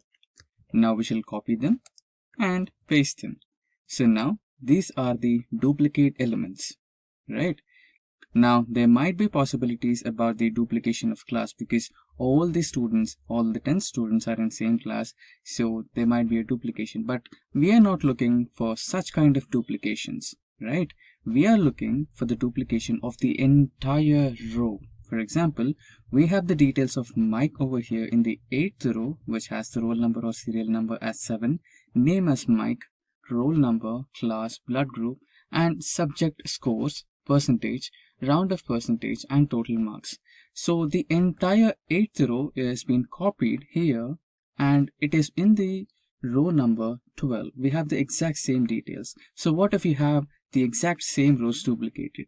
So that's what we're going to deal with. We are going to eliminate the duplicate rows all completely together. Now to carry over this task, we have to select the data from toolbar. So you have various options, file, home, insert, etc. So you need to select the data, and inside the data toolbar we have the ribbon, and inside ribbon you have got the duplicate values or remove duplicates option in the ribbon. So select all the data, select remove duplicates, and now you can see that we have all our column names over here, and make sure that you have selected my data as headers, and then select OK. And now you can see that Excel has automatically removed 4 duplicate values. So 4 duplicate values are found and removed. 10 unique values remain. Now another type of remove duplicates can also be done. So you can see that here we have another data set which has phone numbers or phone names, that is phone makers, that is Samsung, Huawei, Vivo, Oppo, etc. So there are some duplicate values in this. I've copy pasted them. So now you can also do that. So just select all the data, and now go into home and select conditional formatting, and here select highlight cell rules, and inside that you have duplicate values. Selecting this option will help you identify the duplicate values in your dataset, but not to remove them. So you can select that, and you can see the duplicate values are highlighted over here in the red color.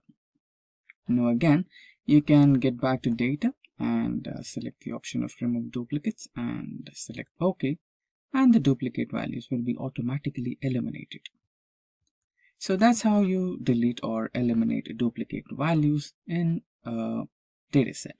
And you can also see that we have another duplicate in this particular row, and if you wanted to select a particular row and eliminate the duplicates, you can also do that.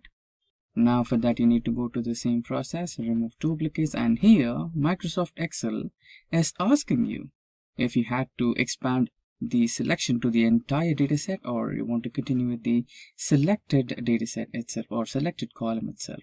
So for that you need to select the continue with the current selection and remove duplicates, and press OK, and you can see 1 duplicate value was found and it has been removed, and 6 unique values remain. So that's how you use the function of removing duplicates in Excel. In this video, we will learn some of the important features and functionalities of Power Query in Excel. Also, we'll be doing an extensive hands-on demonstration using various datasets. So if you want the datasets and the demo files, then please put your email IDs in the comment section of the video. Our team will send you the files over email. Let's begin. So what is Excel Power Query? Power Query is an advanced feature of Microsoft Excel that allows you to prepare your data for analysis. You can perform numerous text computations and numerical analysis to make your data more powerful and informative. Excel Power Query is a data preparation and transformation engine.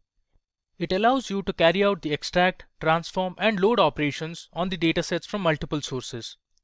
Now, let's look at the challenges solved by Power Query. Earlier, in Excel, there was difficulty in data connections. Now, using Power Query, you can connect to a broad range of data sources such as relational databases, web files, text, CSV, JSON files, and even fetch data in the cloud. Volume, variety, and velocity are the characteristics that define big data. It was a major problem to handle such data. Now, Power Query enables you to transform your data to an appropriate size. It also allows you to work on any shape of data from any source. Earlier, updating your data and refreshing it in real time was an issue. Using Power Query, A repeatable process query is adopted to update the data in real time and in the future. In Excel, it was not so easy to reshape, transform and manipulate data, but using Power Query provides a highly interactive experience and sophisticated tools to prepare your data.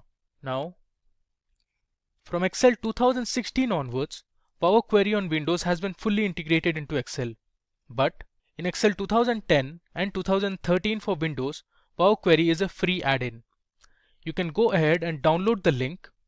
Once installed, the Power Query tab will be visible in the Excel ribbon. Now coming to the features of Power Query. So Excel Power Query allows you to clean, transform, manipulate and process your data for analysis. It helps you to automate repetitive tasks that you want to do it over and over again. You can search for data sources and make connections as and when you want.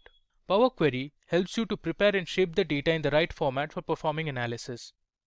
And finally, once your data is ready, you can share your findings or use your query to create interactive reports and dashboards. Now let's have a glance at the demo that we are going to work on in this video. So we'll look at how to load data from different sources. You will understand how to extract tables from web files, so we'll extract tables present on Wikipedia pages. Then you'll learn how to sort and filter data. Up next, you'll see how to group your data, how to split a column into multiple columns, and then pivot and unpivot your table. Then you're going to work on date columns and make some transformations. Understand how to append tables and merge tables vertically and horizontally. Now let's open MS Excel and start with importing a simple text file. So you can see here I have my Excel file opened, and in the middle you can see I have my employee.txt file. Now this is a comma separated file, meaning that the values are separated by commas, as you can see it here. The columns have been separated by commas and all the values have a comma between them. Now this text file has information about the name, age, company and the city to which the employee belongs to. Let's see how easily you can import this EMP text file into MS Excel.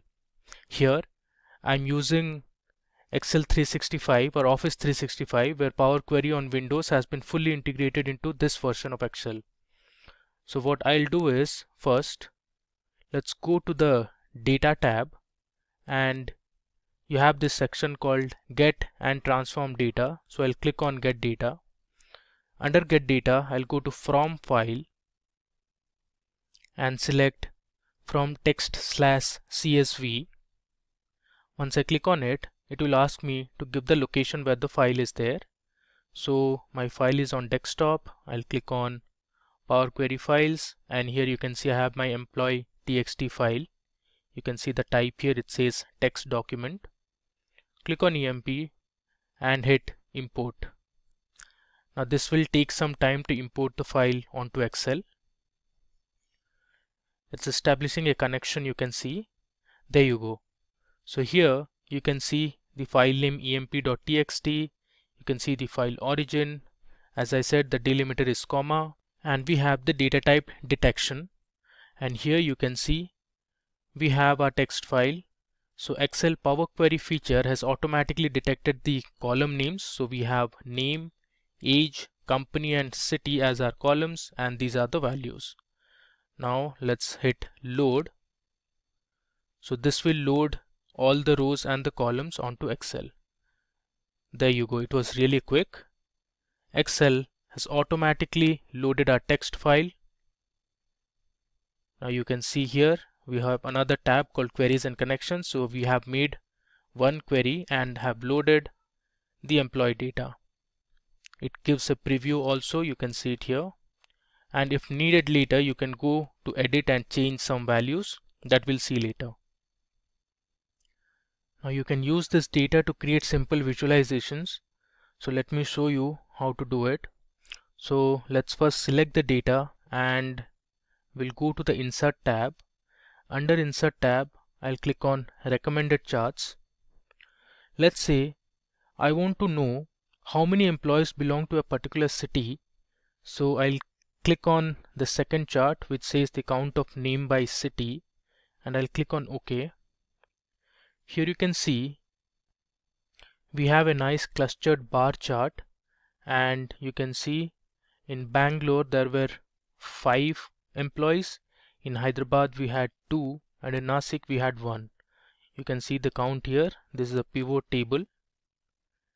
If we go back to our actual data, here you can see in Bangalore we had Vidya, Sonam, Avinash, Varun and Himani, and there were 2 more people from Hyderabad and 1 from Nasik. So you can use the Excel Power Query feature to import data onto Excel and make some visualizations. Now, if you want to fetch some data that is present on the web or on the internet, Excel Power Query features and functionalities can help you import those data as well. We will now see how to import data, specifically a table that is present on the web. Here, I'll be using a Wikipedia article on the list of European Cup and UEFA Champions League finals. Let me show you the page first. So this is my Wikipedia page on the list of European Cup and UEFA Champions League finals. If I scroll down, you can see all the details here, and I would like to import this table which has the list of all the finals. So we have columns like season, winners, scoreline, runners-up, venue and attendance. Let's import this table onto Excel. So I'll copy this URL first.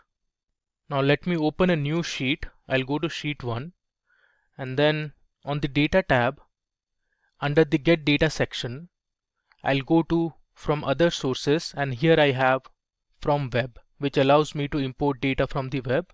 Either you can follow this path, or if you see here, there's an option to get data from the web. If I click on this, it is asking me to enter the URL. So I'll paste the URL of the Wikipedia page here, and let's click on OK. Now it's navigating, and OK. You can see Power Query feature in Excel has given us a list of tables, which you can see here. We have something called as document. There's a key table, and here you can see there's one table which was extracted from the Wikipedia page, and the table which I am interested in is this table, which has the list of European Cup finals. You can see it here. Excel Power Query feature has automatically detected these rows, and it has given a list of columns as well. You can see these are the columns. Now we'll explore the transform data tab present in the Power Query. Now if I click on transform data, it will take me to the Power Query editor. Let me just click on refresh. Now this is the most important section. Now using the Power Query editor, you can clean your data, filter your data, manipulate your data, and make it ready for analysis. Now let's explore a few tabs available here. So we have a home tab that has a query section. You can see you can reduce rows, manage columns, sort the data, transform the data, combine different tables.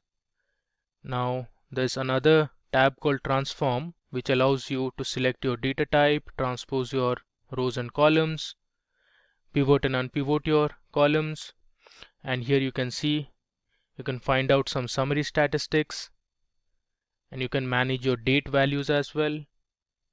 Now if you want to add some new columns to your data, you can do that as well, and you also have a view tab. Now here, if you see the first 2 rows, the values are the same.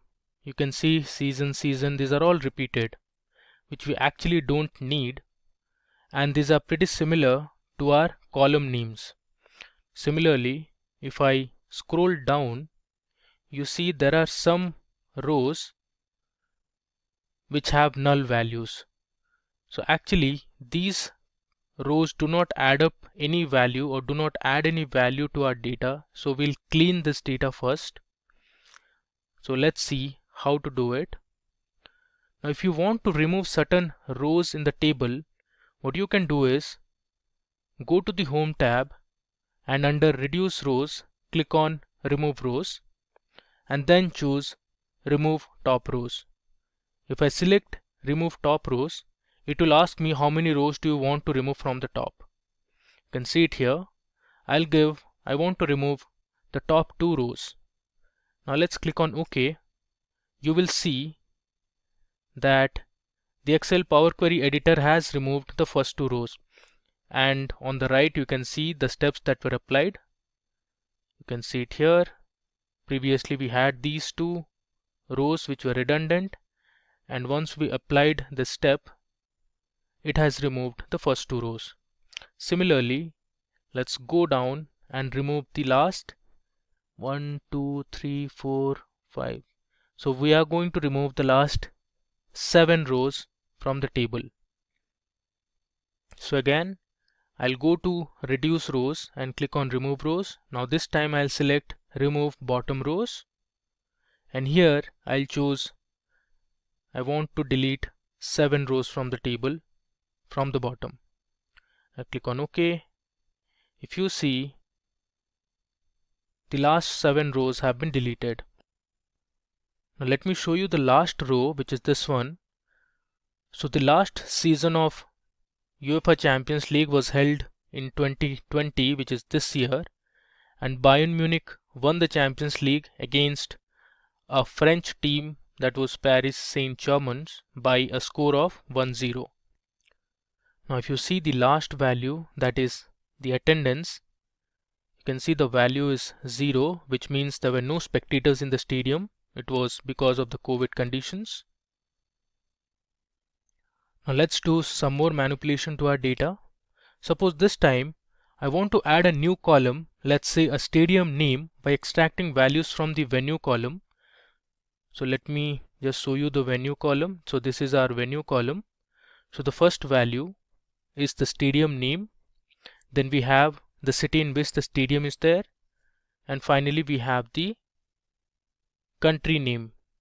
So I want to extract only the stadium name. So you can see we have some stadiums like Santiago Bernabeu, there's Wembley, San Siro, and other stadiums. So I want to extract only the stadium names. So let's see how to do that. I'll click on the venue column and go to Add Column tab. Under Add Column, here you can see we have Extract. Now if I click on this drop down, there is an option to select Text Before Delimiter. So if I choose Text Before Delimiter, here I'll give my delimiter as comma. So everything before the first comma will be considered as the stadium name. Now let me click on OK. Now here you can see under applied steps it says inserted text before delimiter. If I scroll to the right, you can see the last column has our stadium names. Let me double click on this and change this to stadium name column and hit enter. Even this step is applied here. You can see renamed columns. Similarly, let's explore a few more features.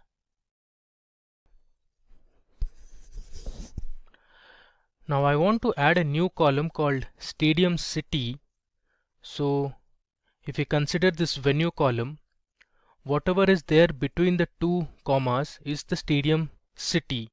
So for example, Santiago Bernabeu is in Madrid. Similarly, Wembley Stadium is in London. San Siro is in Milan. So these medial values I want to extract into a new column called as Stadium City. So let's see how to do it. So I'll click on the venue column and go to Extract, and again I'll select the Extract tab, and here now I'll choose Text Between Delimiters, and my first delimiter I'll give is a comma and a space. You can see here all the values have a comma and a space, and my end delimiter will be another comma. Then I'll click on OK.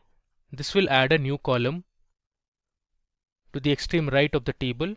You can see here we have text between delimiters, and it has extracted the stadium city. Let me go ahead and rename this column as stadium, city, and hit enter. You can see the applied step here. Now I want to split the score column into two columns. So here we have the score column, and the left value presents the number of goals that were scored by the winning team, and the right value presents the number of goals that were scored by the losing team. So here I'll split the column into two columns as winner score and loser score. So what I'll do is select this column and go to the home tab. Under the home tab we have split column. I'll select split column and then choose by delimiter. So automatically Excel Power Query detects that this dash is my delimiter, and I'll split at each occurrence of the delimiter. Let's click on OK. Now you can see the scores column has been split into two. It has renamed the column as score.1 and score.2. What I'll do is I'll go ahead and we'll rename this column as winner score, and this will rename it to loser score. I'll hit enter and I have renamed it successfully. Next, let's change the winners team and the runners up team values to uppercase. So suppose I want to change all the values or the club names of the winners team to uppercase. So what I can do is I'll select this column and go to the transform tab. Under transform tab I have this option called format. So here I'll click on format, and then you can see I can change the case to lowercase, uppercase, capitalize each word. So here I want to make all the winner teams as uppercase. I'll select uppercase. There you go. We have successfully converted all the winner team names to uppercase. Similarly, let's do it for the runners up team as well. So here I have my runners up team. I'll go to the transform tab, click on format and select uppercase. Now we saw how to do some simple manipulation of our data. So we created a few columns, split a few columns. Now to save all this, I have to go to the home tab and then click on close and load. This will take some time and load our data onto this Excel sheet. You can see here it's loading the data. This will take a bit of time. There you go. Excel Power Query feature has successfully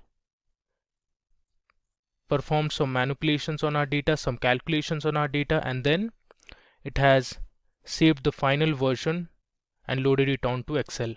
Now using this clean data, we can do some analysis. Let's say I want to find the seasons in which the winners team scored more than 3 goals. So we have a problem statement at hand where we want to find the seasons in which the winner team had more than 3 goals scored. So what you can do is select any cell in this data and go to the insert tab and click on pivot table. Here I'll click on existing worksheet and then I'll give my location. I'll place my pivot table somewhere here and click on OK. Alright, now since I want to know the seasons, I'll drag season onto row, and I'll also drag the winners team column onto rows. Then I'll choose my winner score under values. Here you can see we have the pivot table ready. Now we need to filter this table to see all the winning teams that scored more than 3 goals. So what I'll do is I'll select this winner score column and place it under filters. And here you can see I have my filter. Let me click on this drop down and I'll select multiple items. From this multiple items I'll choose 4, 5 and 7 because these values are greater than 3 and click on OK. Here you can see I have filtered my pivot table, and to the left you can see the season and the winner team that had scored more than 3 goals in the finals. Alright, similarly, you can perform some more analysis. Suppose I want to know how many times Real Madrid won the championship. So let's see. I'll click on one cell in the dataset, go to the Insert tab and click on Pivot Table. I'll choose Existing Worksheet and give my location here. Let's say I want to place my pivot table here. I click on OK. Alright. So the question we have is, how many times have Real Madrid won the championship?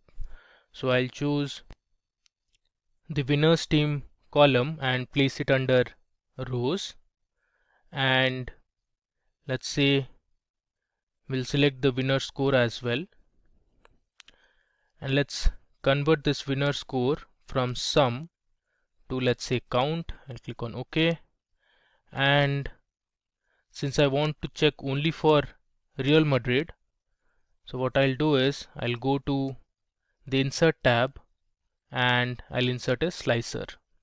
Here I'll choose winner teams as my slicer and click on OK. And out of this I want to choose only Real Madrid, so I'll select Real Madrid. You can see it here. Real Madrid have won the championship 13 times. Okay, let's say you want to compress your data and remove unnecessary columns without losing any information. You can do that using a feature in the Power Query editor called unpivot. To perform this task, we'll use a census data of India from Wikipedia. So let me first show you the Wikipedia page. So this is my Wikipedia article which says list of states in India by past population. And if I scroll down, you can see it here. There's a table which says by past population from 1947 to 2011. So there are a few columns like rank, this state or union territory, and we have population starting from 1951 till 2011, which was our last census. Here you can see if I scroll further, there are nearly 29 states and we have 7 union territories. So we will extract this table and load into Excel first. Okay, so let me click on a new sheet and we'll follow the same drill. I'll go to my data tab and click on get data. Under get data I'll go to from other sources and click on from web. Here it will ask me to provide the URL link of the Wikipedia page, so I'll paste the URL here and click on OK. Now once I have done that, it will load a few tables onto Excel. You can see there are a few tables here. I'll click on the first one. So we have our table here. Now let's do some transformation to this data. This opens in the Power Query editor. Okay, I'll click on refresh first. This will take some time to refresh the entire data. Okay, we are done. Now if you see this data clearly, the first row in this table is not necessary at all because these are our column names. So we also have our column headers already present. So let's go ahead and delete the first row. So we'll go to the Home tab. Under Remove Rows, I'll click on Remove Top Rows. Now I'll give my number of rows as 1. So we want to remove the first row only. I'll click on OK. You can see the first row has been deleted. If I scroll further, I actually don't need the last row as well, which is the total. So what we can do is we can also remove the last row from the bottom. So I'll select one, click on OK. You can see the step has been applied and you don't see the last row that was the total row anymore. So the task that I want to do here is I want to compress all these columns, which are basically the population columns. So I'll select my state or union territory column and go to the transform tab, and here I have the option to unpivot columns. So I'll click on this drop down and select unpivot other columns. you can see here the step has been applied, and all the population column from 1951 till 2011 have been unpivoted. If you want, you can go ahead and rename these columns. Let's say I'll write it as population column, and let's say I'll rename it to total population value.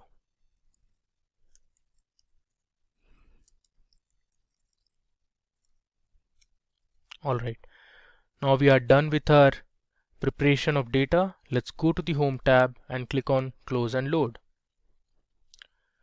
Now this will take some time to load the data onto Excel. Alright, so we have our census data here. So first you can see rank 1 is Uttar Pradesh, and we have the population starting from 1951 till 2011. Then we have for Maharashtra. If I scroll down, you can see the other states. We have Tamil Nadu, Rajasthan, there's Karnataka. If I scroll further, we have Odisha, there's Telangana, Kerala. Now if you see here, the population values from 1951 till 2011 for the Telangana state are all NA, which means there was no data available. Now this is because Telangana was only formed in 2014, so there was no census for this state. Let's continue with our demo and let's explore a few more features and functionalities of Power Query Editor. Now the next table we are going to use is an AdventureWorks customer table. Now this dataset is provided by Microsoft for practitioners who want to learn Power BI, Excel or similar technologies and want to do some manipulation, some calculation, some data analysis stuff. So let me go to a new sheet and let's import the AdventureWorks customer dataset. It's a CSV file onto Excel first. So I'll go to my data tab and click on get data. From here I'll go to from file and choose from text/CSV. You can see it here in my Power Query files folder. I have my AdventureWorks customer table. I'll select this and click on import. This will take some time to load the dataset. You can see the preview of the dataset here. So we have columns like the customer key, we have the prefix of the customer name, the first name, the last name of the customer, date of birth, marital status. If I go to the right, we have annual income, total children, education level, occupation and homeowner column as well. So let's click on transform data. Here we'll learn a few more features of Power Query. Okay, we have our data on our Power Query editor. So first what I'll show you is, let's change the prefix column, the first name column and the last name column to proper case. So you can see it here, the prefix, first name and last name columns are all in uppercase. Now if you want to change the values to proper case, just hit Ctrl and select the three columns and go to the transform tab. Under transform tab you have format.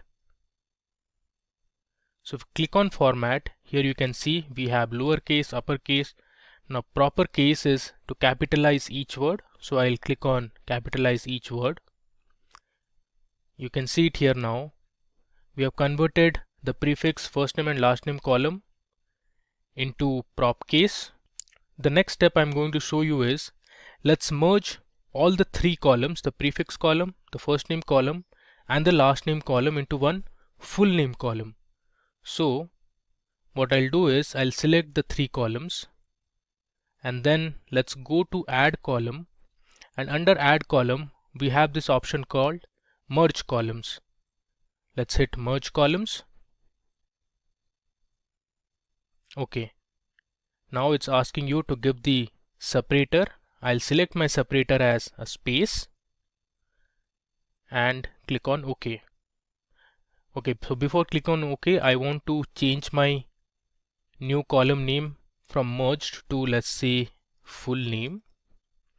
And now let's click on OK. You can see here it says inserted merged column, and if I go to my right, you can see it here we have a full name column. Now if you want to shift the location of the full name column, you can do that as well. Just hold this and keep on dragging to the left. This will move the entire table to the right, and you can place it wherever you want. So I want to place it, let's say here.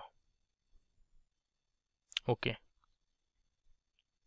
Now actually I don't want all these columns, so let's delete it. So click on this and I'll right click and click on remove. You can see we have removed the prefix column. Similarly, let's remove the other two columns. You can either right click and do, or go to the home tab and then select remove columns. Alright.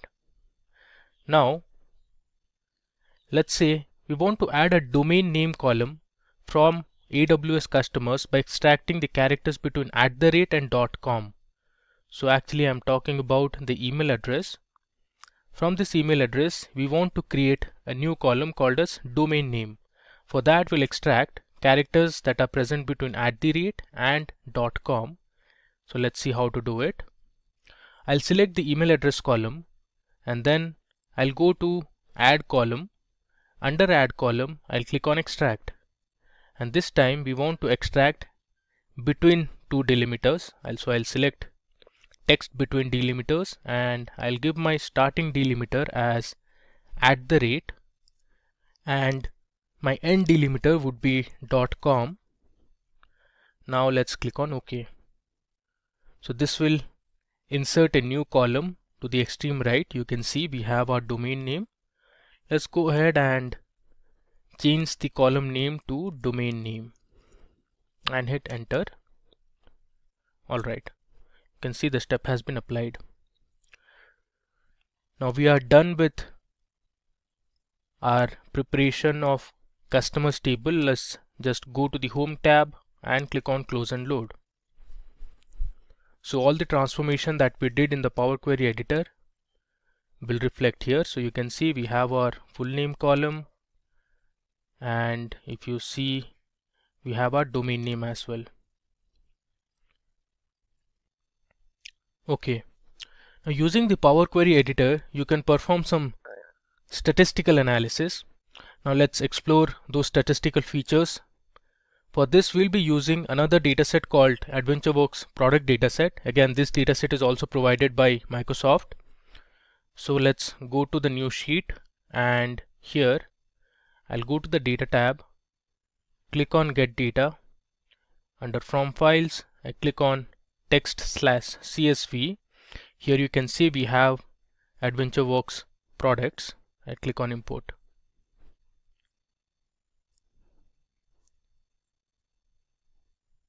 Let's click on transform data.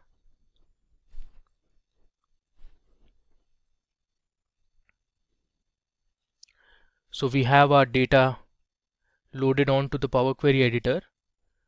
The data is mostly clean, so let's not alter this data. Let's straight away go ahead and explore some of the statistical features that we have here. Now let's say if you want to find the total number of product names in the product table.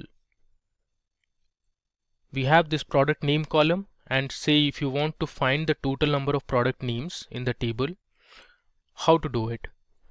So what you can do is click on this product name column, then go to the transform tab. Now in the transform tab, you have an option called statistics. Click on this drop down and select count values. Now this will open another window that will return the total number of products in the table. You can see the value here. It says 293. Now to move back to the query editor, we have to cancel this step here. So let's just click cancel or close. We are back again. Alright. Now let's say you want to calculate the average product price from the product table.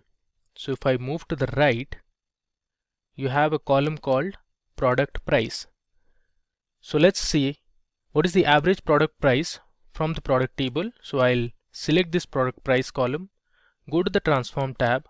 Under statistics, I'll select average. So this will give me the average product price, which is 714.4373. You can consider any unit you want. Let's say this is in dollars. Now again, we have to cancel this step to move back. Okay. Now, if you want to find the maximum and minimum product price, you can do that as well. So let me select my column product price and go to the transform tab.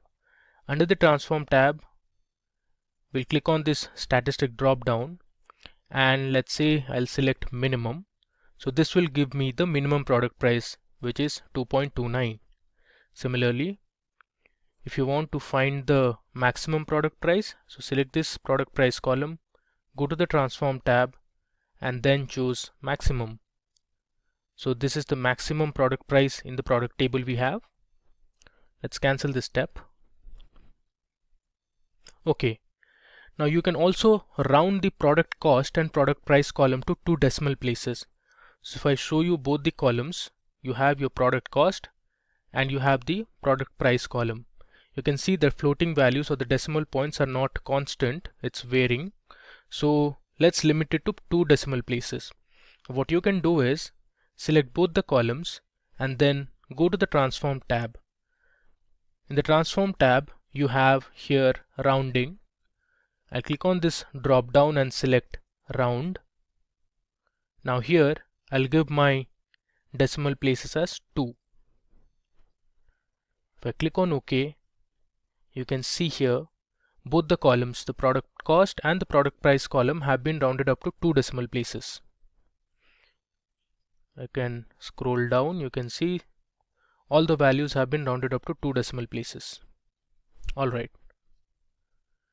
Now let's say you want to add a column called discount price column by multiplying 0.9 to the product price column, and let's say you also want to round that new column to 2 decimal places. So how to do it?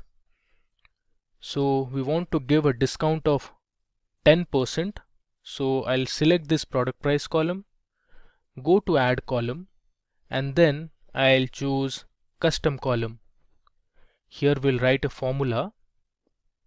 So I'll give my new column name as discount price, and my formula would be, I'll select product price, I'll click on insert, and then I'll multiply this product price by 0.9. So this will give me my 10% discount on the product price, and click on OK. You see here we have a new column added, which is discount price.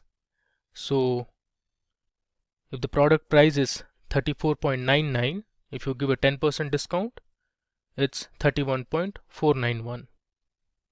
Alright. Now the next question was to change the or round the decimal places to 2. So I'll go to the transform tab. Under rounding, I'll click on round. Let's say I'll give 2 and click on OK. So even this has rounded the discount price column to 2 decimal places. Now we are done with our mathematical operation on this product data set. So we saw how to find sum, average, count, how to round up values, how to add a new custom column. So let's go ahead and close it and load it onto Excel. You see here we have our new product table added here, and the last column, if you see, it's the discount column that we added. Okay, now it's time for us to explore another feature. So we'll use a table called AdventureWorks calendar table, which has basically a date column, and let's see how using Power Query you can prepare that data as well and make some manipulations, some calculations. So let me go ahead and import AdventureWorks calendars table. Again, this dataset is provided by Microsoft.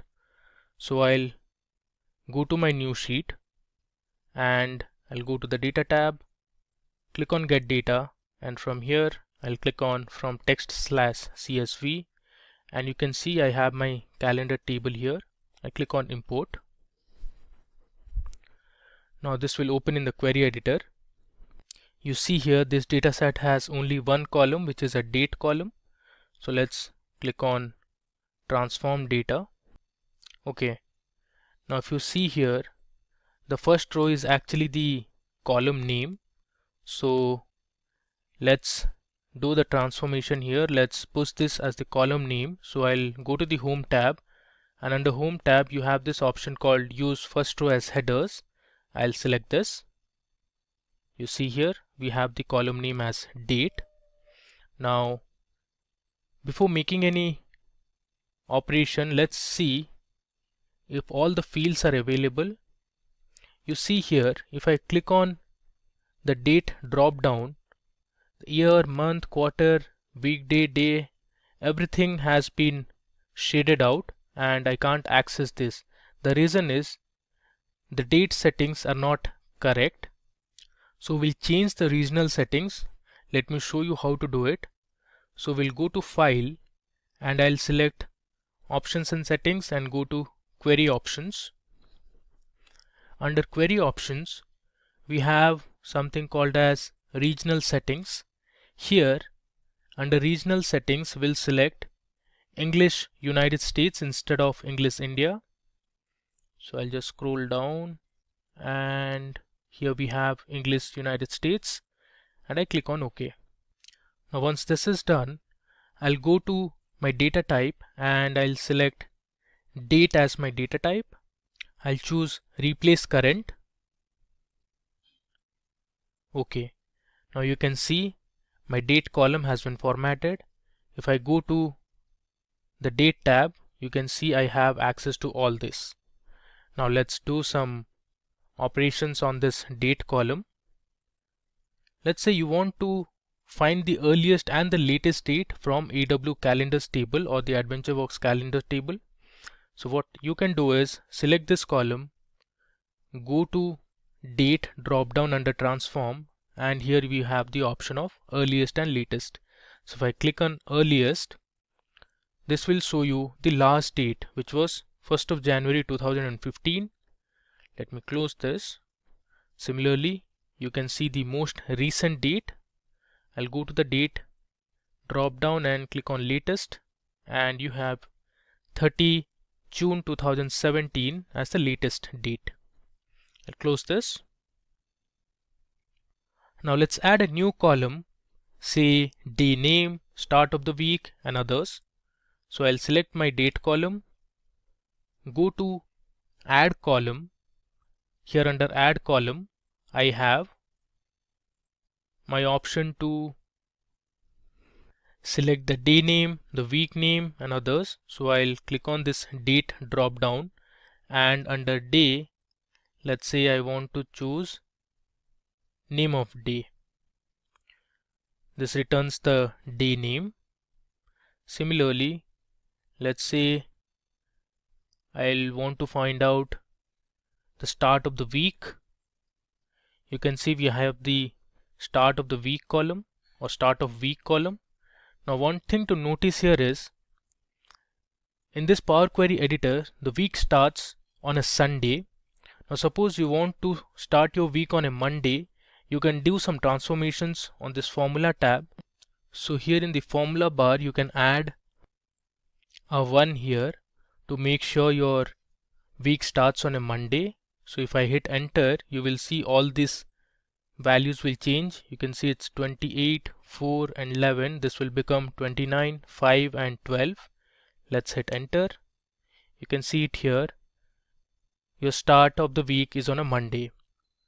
Now there's another method to make sure your week starts on a Monday. Let's cancel this step. Okay, I have to insert it once again. So I'll go to date and here I'll choose start of week.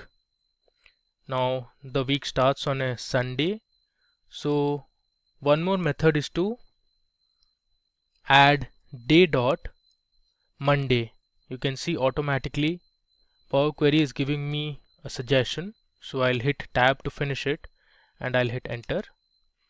Now you can see the values have changed and our week starts on a Monday.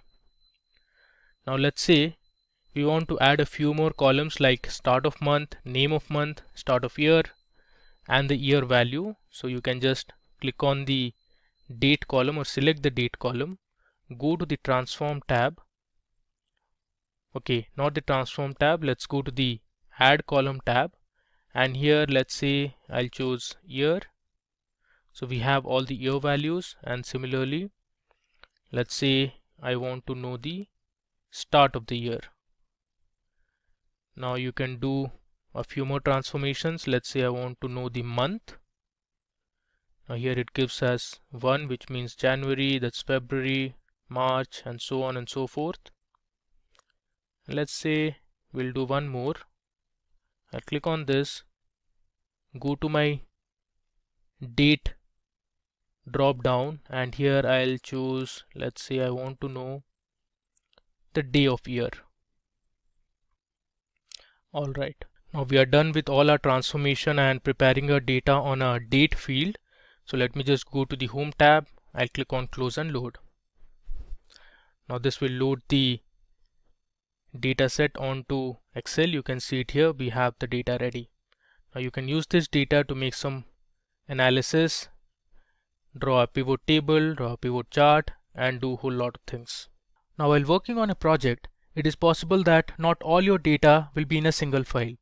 It could be stored in multiple files. So it's important to combine and bring all your data together. Now we will see how to join your data vertically. I have my data present in a CSV folder. So let me show you the folder first. So this is my CSV folder. Let me open it. And I have some files. These are named as project 1, 2, 3, 4, and 5.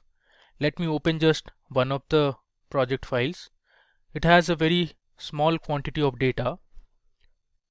You can see it has a month column and an amount column. Let me close this and let me show it to you again. Let's open project 4. All the files have the same number of columns. You can see this also has a month column and an amount column. Now we'll combine all this data together and load it into Excel. Let's see how to do it. So I'll open a new sheet and I'll go to my data tab and click on get data. Then I'll go to from file, and this time I'll choose from folder. Now this will ask me to give the folder location or the path location where my CSV files are. So I'll choose browse, and here you can see I have my CSV file. I'll just double click on it and click on open. Now it has selected my file path or the folder path. Then I'll click on OK.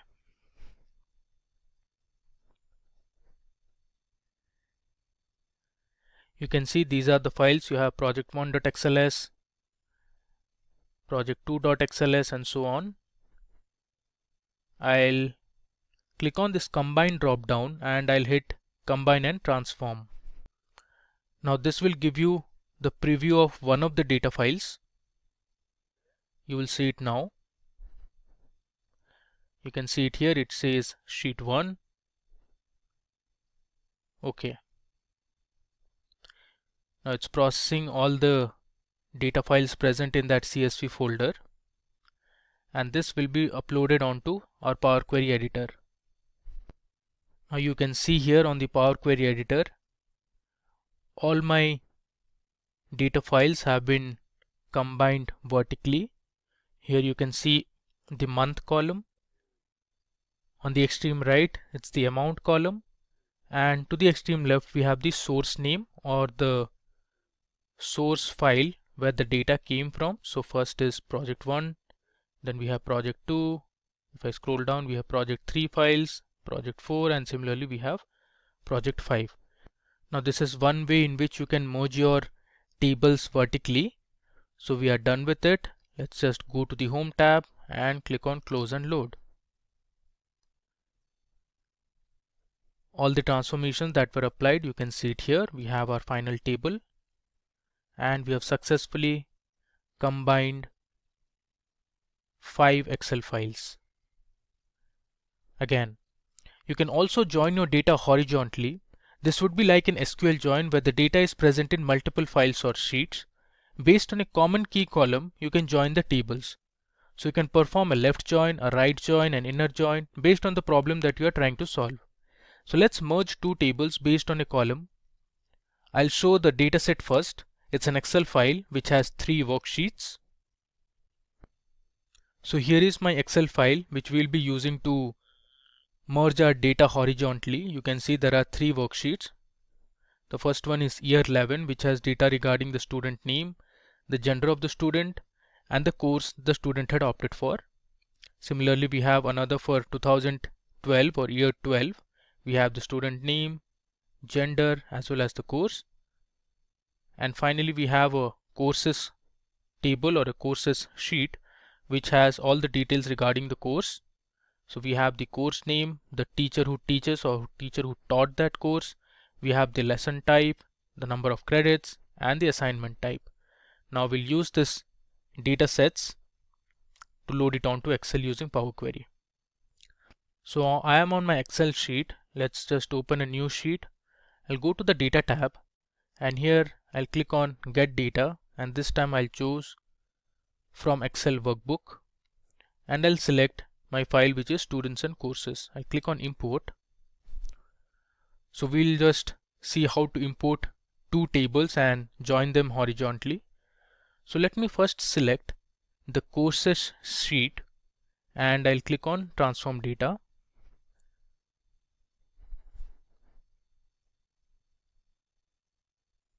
Now this has loaded the courses table onto Power Query editor. The table looks fine. We have the course column, teacher, everything is fine. Now let's load one more table and then we'll merge it. So here under the home tab you have a section called new source. I'll click on file. I'll again select my students and courses and click on import.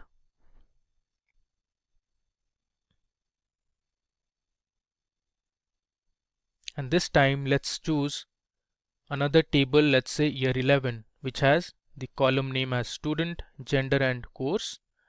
I click on OK. Now it has successfully loaded this table onto Power Query editor. Now if you say this, the first row is actually our column names. So I'll go to the home tab and select use first row as headers. So this will push the first row to the column names. You can see we have done it successfully. We have my student name, the gender column and the course column. Now let's merge it. So if you see here in the home tab we have a section called merge queries. Let's click on this drop down and select merge queries. Here I have my table which is year 11, and let's choose one more table, that is courses. Now the kind of join I'll choose as left outer join, which means it will take all the rows from the first table and matching records from the second table. Here I need to select the common key column. So if you see both the tables, we have the course column as the common key column. So I'll select this, and now you can see there's a tick mark, which means it has selected the rows and the columns successfully. You can see it says the selection matches 175 or 175 rows from the first table, and let's click on OK. Let's just expand this and click on OK. If I scroll to the right, you can see I have successfully merged both the tables. Now if you want, you can remove unnecessary rows or columns. Suppose if you see I have the course column from the year 11 table, and here also I have the course column. Now this is redundant. Let's just remove one of the columns. I'll just select this column. I'll go to remove columns and I'll select remove columns. Okay, the rest looks fine. We have successfully merged both the tables by using a left outer join. Let's just click close and load.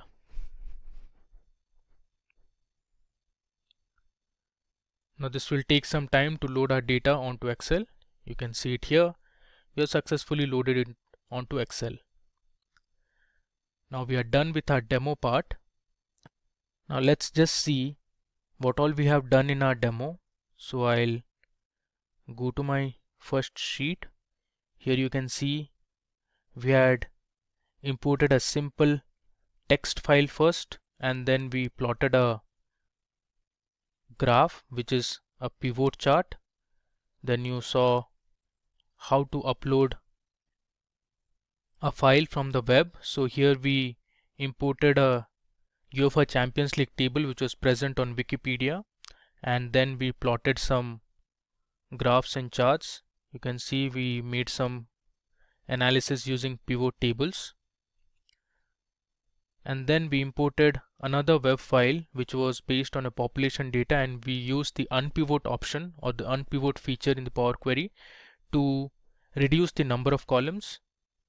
Then we made some calculations to our customer table which was from AdventureWorks. Then we used another table called the products table. Here we saw some statistical calculations, and we added a column called discount price where we used conditional operations. And then you saw how we manipulated a date column, and then we saw how to append and merge multiple tables. So, one thing is for sure. The humble Microsoft Excel still stands the most trusted tools for data analysis. Even in the age of AI and advanced analytics platforms, that's a tough competition. So let's get started. What is data analytics and what is its purpose? So let's start with a simple question. You have some data and you need to extract insights, and that's the purpose of data analytics or basic.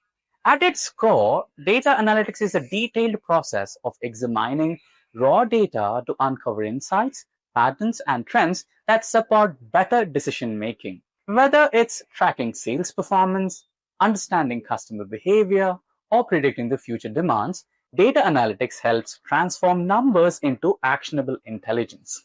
The purpose of data analytics is not just to collect data, but to make some sense out of it. So, to turn confusion into clarity and help organizations make smarter, data-driven decisions, data analytics is a key step. Now, let's dive into the types of data analysis. Now, data analytics isn't one size fits all. It comes in 4 major types, each answering a different question. So let's go through them. Firstly, descriptive analytics. So this is basically about what happened, and this is the foundation. It looks at historical data like sales reports or monthly expenses. To summarize, it's like it looks at what already has occurred and finished. Now comes the second type, diagnostic analytics. So this basically deals with why did it happen? Here we dive deeper. Diagnostic analytics helps us find causes behind the trends. For example, why sales dropped or why did a campaign underperform? Now comes the third type, predictive analytics. This deals with what might happen next. Using statistical models and forecasting techniques, predictive analytics helps anticipate future trends, such as predicting the next quarter's sales or customer churn. Now comes the last type, prescriptive analytics. What can we do about it is its question. Finally, prescriptive analytics goes one step further. It recommends possible actions. It helps answer, given what we know, what should we do next? Think of it as moving from insight to an action. So that was about the types of data analytics. Now, why Excel is still relevant for data analysis? Now, you might be wondering, with so many modern tools like Power BI, Python, Tableau, along with the power of generative AI, why is Excel still relevant for data analysis? Well, the answer lies in its power to balance the simplicity and power. So the first reason, accessibility and ease of use. Excel is one of the most widely available tools on the planet. Anyone with basic computer knowledge can start analyzing data, no coding required. It's user-friendly, intuitive, and perfect for quick insights. Now the second reason, powerful analytical capabilities. Behind this simple interface lies a powerhouse.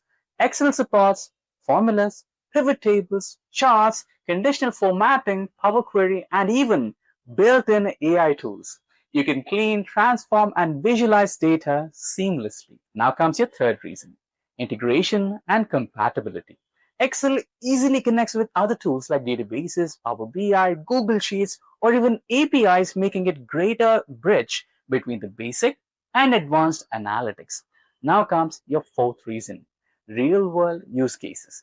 Across industries, from finance to HR, from sales to marketing, professionals still rely on Excel for quick exploratory analysis, reporting, and visualization. For instance, a marketing analyst might use Excel to analyze and performance or calculate return on investment before presenting the findings to the stakeholders. In short, Excel remains the Swiss Army knife of data analytics, simple enough for beginners, yet powerful enough for professionals. So that was your quick introduction to data analytics and why Excel continues to be a cornerstone for analysts around the world. In the next module, we will dive into Excel's interface and explore the key functions that make it such a reliable tool for any data-driven professional. So some of the key functions are trim function, clean function, text function, average function, median, standard deviation, index match, lookup, and a lot more. So we will be exploring each of these in detail in a demonstration session. Now that we have a basic understanding, let's get going to the practical demonstration that will not just introduce you to the basic formulas of data cleaning and transformation, but also will help you build a fully fledged interactive sales dashboard. So let's get going. So now we are on the demonstration module for Excel data analytics. So let's go through the data first. As you can see on my screen, we have a simple sales data set. We have order ID, order date, delivery date, customer ID and his details, and followed by that we have the location details like state, region of which state are we delivering to, and the product details from which category does it belong to, and what is the specific product that they have ordered. And apart from that, here we have some traffic, price, and sales related data set, right? So this is the data set that we will be working today. This is as simple as it looks like. Now let's come up with some basic Excel formulas or functions that you will be applying on a daily basis in case of a data analysis project. So here you can see we have a customer name. Okay, let's do an example so that I can show you how it looks like. So here we will be applying a simple AND application. So here what we have did is we have combined the first name and the second name together to replicate a scenario where you will find the full name of the customer and you will have to split it, right? So at this scenario, what you do is you just select the entire column and go to the data section here, and then you go to the option text to columns. So just go to the delimited option. By default, you have a tab option here, but instead of tab, we have space. So you just need to select the space and then select on next. And here, if you want some data formatting done, you can also proceed with that. So far, it's a text one, so I'd go with general and then finish it off. So data is already there. Do you want to replace it? For now, yes. Right? So here we have the first name and the last name together. So we'll not need this anymore, so we'll delete it. So we have the data sorted here. Now, apart from that, if you would like to go ahead with some data formatting issues, let's say here we have the date format in custom, but in case if you wanted to have that in a dedicated date format, you can also do with that. And apart from that, let's go through the ribbons here. Apart from that, here we have the home section where you can select the specific font, size of the text, alignment in center, right or left. And here you have the data type selection. You can modify your data types. And here you can see in the styles section, you have conditional formatting, which we will be exploring soon. And you can also insert new cells, delete existing ones, or do some formatting to them. And here you have some draw page layouts. So if you're printing a page, then you can just go ahead with the page layout and find out the best margins suitable for your data and adjust them based on this particular height, width, and scale, and then print it. And here you have the formula sections where you have the aggregate functions like sum, average, count. And next you have the data tab where you can apply some advanced filters. We have already explored text to columns. And you have data validation, which we'll be exploring further. And then word of analysis, you already have a dedicated video on the Simplilearn channel. You can explore that as well. And then apart from Excel data, if you want to import data from a database, cloud storage, or any other sources, you can proceed with this. So here we have an option for web as well. If you want to connect your website data to the Excel workbook that you're working with, you can just go ahead and apply the website URL in this particular location, and you're ready to export the data from your website and import it on the Excel workbook you're working with. Then you have the review bar here. We can just check the spell checks and everything. And here you have the Power Pivot window as well. So we'll be exploring Power Pivot as well. Now, going back to the home section. So let's add some custom formulations. So here let's apply a if condition, and the logical test will be if this particular quantity is greater than 5, then the value will be a premium order, else it will be a regular order. Now hit enter, and there you find the premium orders and regular orders. So this was one of the logical functions that we will be using. And apart from that, you can also do some data lookup functions. Let's say we have the customer data here. Let me add the customer data to one next tab. Let me paste it here. And I want to know which particular product have they ordered. So let me place the product here and expand this a little. So I don't know which product they've ordered. So what I'll do is I'll apply a simple and then provide the lookup array that I want to look in and the return product or return array, which is a product, and enter. And now I know what product have they ordered. If I expand this, I'll have the details for all the customers. So this is how you will use the lookup functions in a requirement as well. So let's add boxes for this as well and go back. Now we've explored lookup functions. Now I want to apply formatting, right? Let's go to conditional formatting, and I want to highlight, or let's go with the product column, quantity column. So I want to highlight each and every cell that has a premium order. So I'd go with a simple condition here, which is greater than 5, then fill it with green color and then press OK. Now what I can do is I can sort, or I can filter out the premium products here using the data function, and I can apply a filter and modify the filter to filter it by color. So wherever there is a green color, select them only. So here I have filtered out all the premium orders. Now you can eliminate the filter if you don't want it, clear from the quantity, and you can totally eliminate the conditional formatting as well. So go back to home and conditional formatting, and you can just clear all the rules from the entire sheet, and you'll have the normal sheet back again. So now let's also explore the function called data validation. So let me add order type, or let's choose a new column altogether. So here is a list of unique elements. So these are the single entries, and here let's try to add data validation. So I'll select data validation, and here instead of any value, I'll choose a list, and then you must enter the source. So go to this particular sheet and select the source. Apply OK, and your data validation is ready. You can just select from the list. So apart from this, you can also choose any value, whole number, decimal number, date, time, and custom data types as well. Then you can also throw up some error saying there is an invalid entry or you have chosen a wrong value. So that's how data validation works in real time. Now let me delete this and delete this as well. Now here let's explore the sorting option. So what you can do is, let's say you have irregularly organized data, then you can either organize it from the largest to smallest or smallest to largest. So that's one option you can explore. Now let's go to Power Pivot or pivot tables. So let's say I want to install a pivot table. So let me delete this sheet. I don't want this one. Now we have the entire data set ready. We'll select the entire data and choose the Power Pivot, or you can just go to Home, Insert, Pivot Table from the provided range in the new worksheet or in the existing worksheet. So I'll go with the new worksheet. Now here, let's say I wanted to find out state-wise sales. So what I'll do is drag and drop state into the rows and then sales into values. So you can see automatically it has added an aggregate function and summarized the total sales happening in each state. So this is one of the data tables or the Power Pivot tables that we will be using for our dashboard, sales state-based ones. Let's go back to the original sheet and insert another pivot table. Again, go back to the new table, product level sales, and to the home again.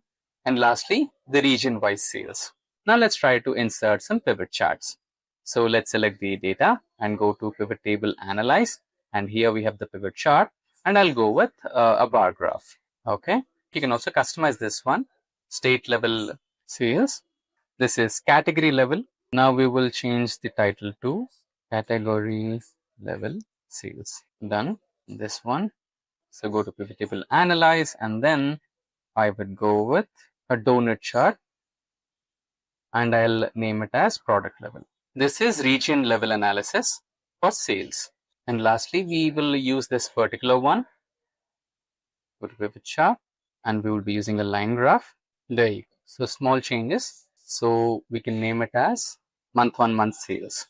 Now what we will do is we will insert a new sheet and call this as dashboard, and here we will use all the pivot tables and pivot charts and add them onto the dashboard. First let me add it here. So our dashboard is completely ready, but is it complete? No, it lacks interactivity. So to add interactivity to our dashboard, what we will be doing is we'll take the help of slices. As we discussed before, we'll be adding slices from this option, but before that, let's go to home and combine all these tables and add a name to it as sales dashboard. Add a background to this particular one, and you can change the color text. That looks fine. Now what's missing is the slices. So we will shorten this particular visualization on this one to make room for our slices. There you go. Now we will go to the pivot analyze, and here we will insert slices. So what we need is a state slicer, region slicer, category slicer, and product slicer, and enter them. So here we have added all the slicer we need, and what we will do is adjust these sizes. That's fine. Now arrange them into the dashboard. That's our first slicer. This is our second slicer, third, and the last one. So we have adjusted all the slicers, but still we have a problem. If I select product, it will just show me the product related details, but there is no change, no interactivity in the entire dashboard. So the problem is the connection. So now for that, what you need to do is select report connection option by right clicking the dashboard or the slicer dashboard, and then select all the pivot tables so that there is a connectivity between them. So similarly, you need to report connections to all the other slices available. That will take a moment. There you go. So all the data visualizations and slices are now interconnected. So whenever you select any of the options available, the entire dashboard will reflect the changes. For example, if I select the region East, it will show me all the eastern regions of all the states and all the products and the categories sold on month-on-month basis that happened in that particular event. Now, this is how you work on Excel data analysis. So what exactly is Power Query? Power Query is a Microsoft tool that helps users extract, load, and transform the data. Power Query is a Microsoft tool that helps users to extract, clean, transform, and load data. It's built into Excel and other Microsoft products like Power BI and can be used for the following. Firstly, connect. Import the data from a variety of sources like CSV, cloud services, or locally. Second step is clean and transform. Shape the data to meet specific needs while keeping the original source intact. Followed by that, we have the next stage, which is either combine or directly load. So if you have data in different sources, like a part of the data in CSV and another part of the data in cloud, then you can integrate the data from multiple sources to create a unique view. Just imagine if you have all the data in one source, let's say a CSV file, then you can directly clean and transform and proceed with loading the data to an analytics platform like Tableau or Power BI. And then the last part is transferring this clean data to a data visualization platform like Tableau or Power BI, or anything that the end user is dependent on. Now, the stages of all this process, starting from data collection to data visualization, there are multiple stages, out of which this part where you clean the data, you transform the data, and you transfer it is the most prominent one and the most time-consuming one.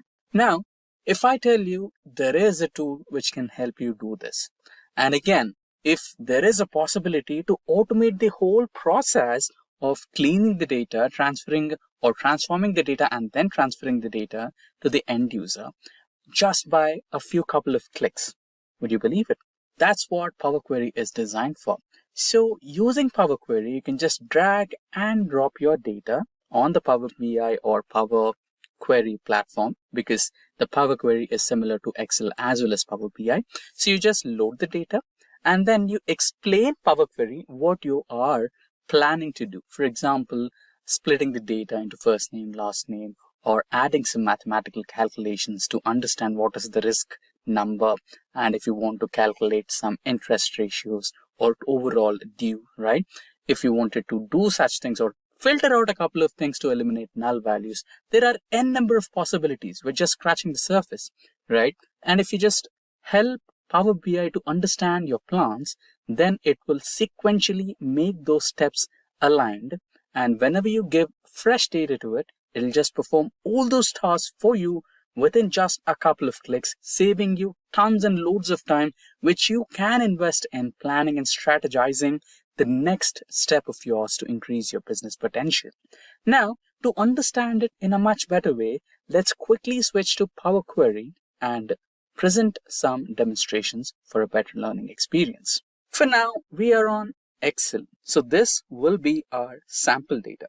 This is completely created using generative AI, and we also have created a prompt for that. So we will be including customer name, ID, email, phone number, and all the required columns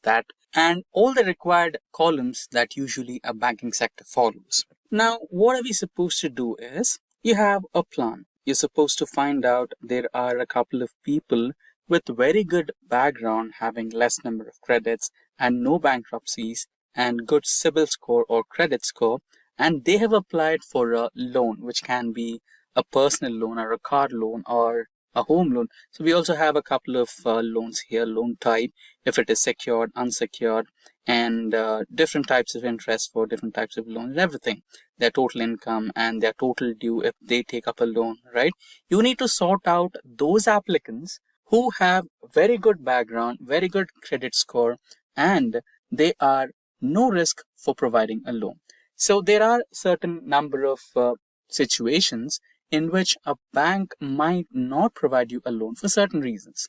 And overall, during the timeline, a couple of reasons due to which the bank has selected not to approve a loan might disappear. Maybe an existing loan can be a reason. And over the time, he might have cleared that existing loan or improvised his credit score. And you have a good opportunity for now for approving his candidature. Or maybe some other reasons due to which lack of funds in the bank. Let's imagine it might not be a real situation, but due to such situations, due to such situations, even if the candidate was really good and we or a bank cannot provide him that particular loan amount, right? Now, if the bank situation is really good and ready to provide loans, they want to identify which were those candidates who were trying to apply for a loan in their bank, and if there is a chance to contact them back and let them know that we are now ready to approve your loan.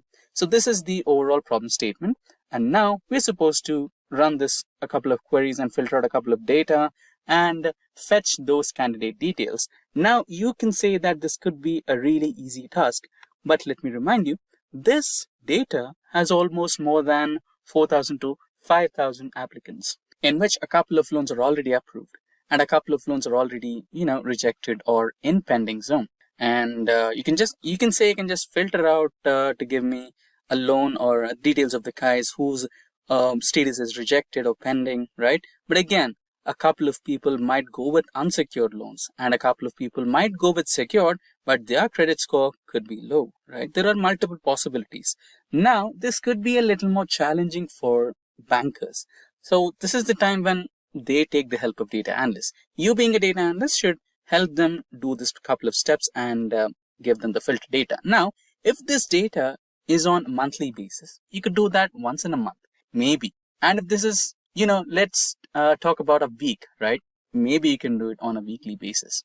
Now, if this particular data is on a daily basis, because you're running about 4 to 5 banks, you are a business analyst for 4 to 5 banks. 4 to 5 banks might have joint venture to hire you to get them the data on a daily basis. Would you end up doing this mundane task for multiple times?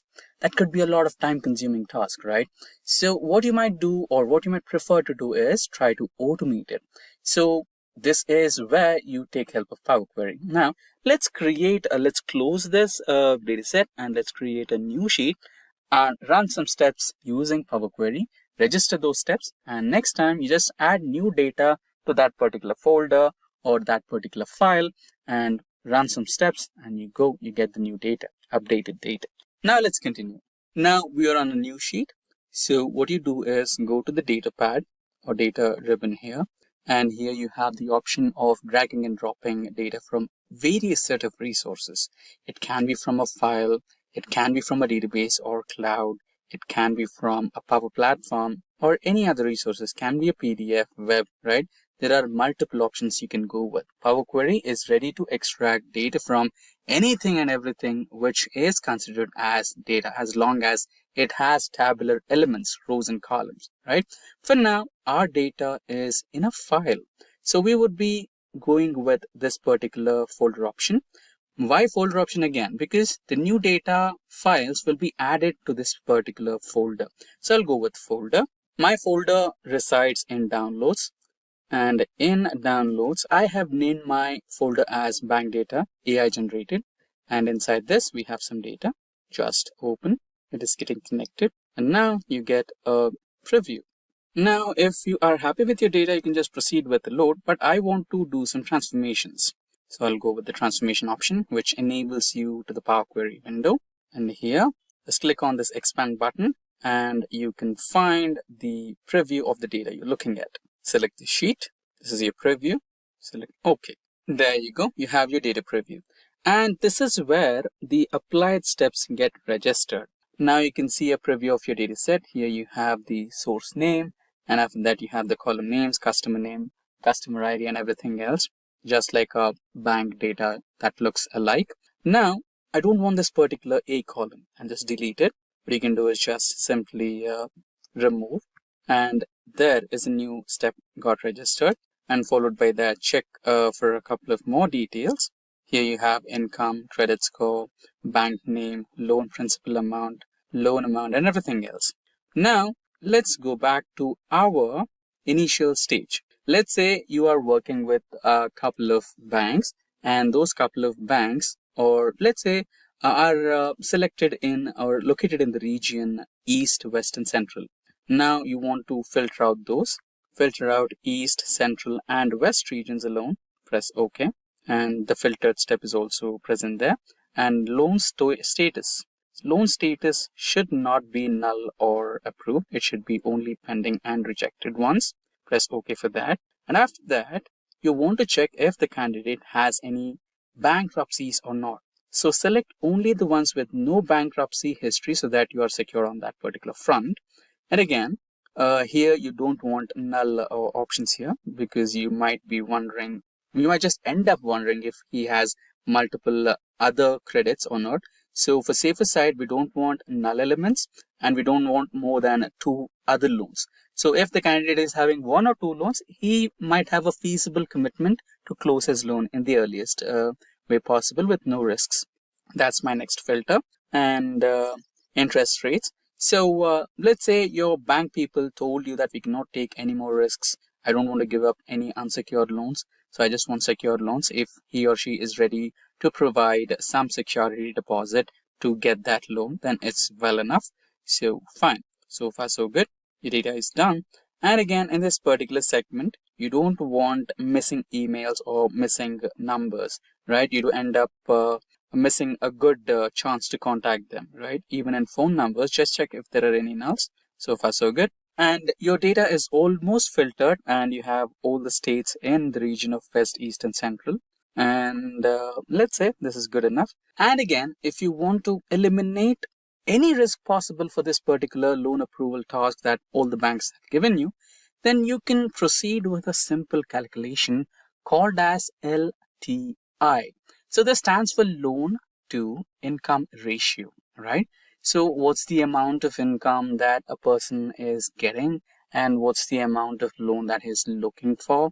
So there is a particular number, a whole number. So if the ratio is anything equal to or below than 4.5 or 5, banks consider it to be a very good score. And if it is beyond the 5, they might think it might be a little risky, and they might think of negotiating, or they might think of talking through the customer and understanding what are his income basis and what are his plans to repay, right? So you might want to give them a purely filtered list. So let's give them that. So for that, you just select the last column or any column that you go with. So I want to go with the last column, and I want to add a conditional column.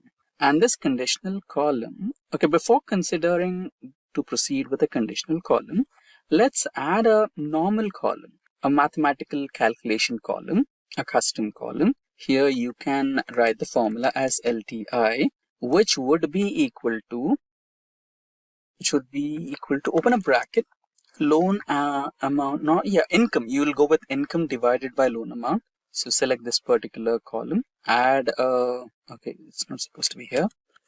LTI would be the name, and here you'll be writing down the formula, divided by income per annum divided by loan's principal amount. What is the amount of loan he is focusing on getting, star or into 100.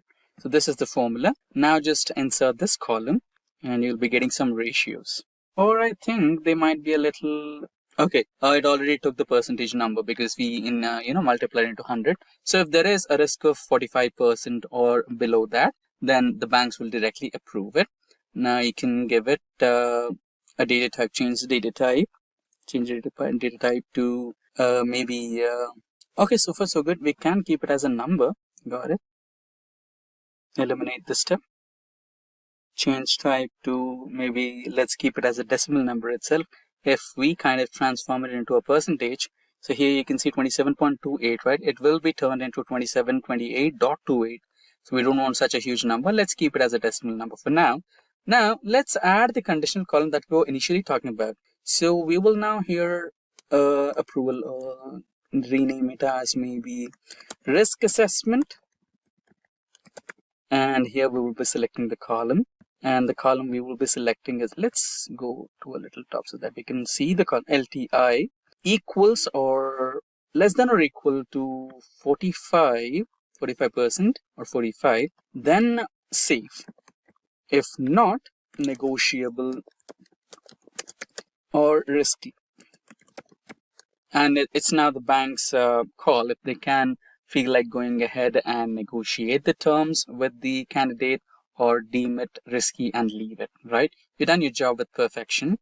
So here you got all the numbers, so you can just go with the safer candidates so that it's already a well-filtered option for the banks. And now you get all the required details. You can just export it and save it. So for that, go to Home, Close and Load. So there you go. Now you got a filtered data, right? So you might be still having a question. This has been done for the current part. What if I want, okay, there is another thing. Yeah. What if the another part is, what if I wanted to go with the candidates which are fresh applicants? So this was the old data, right? Now let's go back to the query once. I think we missed something important. We missed the credit score, right? So let's also add a credit score. We will filter out. We will have another column, which will be a conditional column again. And now this conditional column will be named as check credit score. And now we will give the credit score numbers here. We'll select the credit score column. Yeah, here's the credit score. And ideally, if the credit score is above 739, it's something around that number. If it is equal to or greater than 730 or 739, then it's a very good call. Give it as 739. Proceed. Else, thinkable. There you go, you've done it. So here again, you can proceed with a filter which says you only the option about how to proceed or just proceed with the numbers, right? So here you have a completely filtered list. Now just save and close and load. Now you have a filtered list of data. Just refresh it. Okay, that could be some error with null values, but not a problem. Go back to the query once so that you have a better idea what exactly went wrong. Check the null values that we filtered out. It can be a database error due to data type. Yeah, I guess we did with email, right? So this is the problem. Okay, not a problem here. List may be incomplete. Not a problem. Maybe this is the reason why it came up. So far, so good. You can just, just refresh the preview and it's done. And now just close and load. Now we would have a filtered data.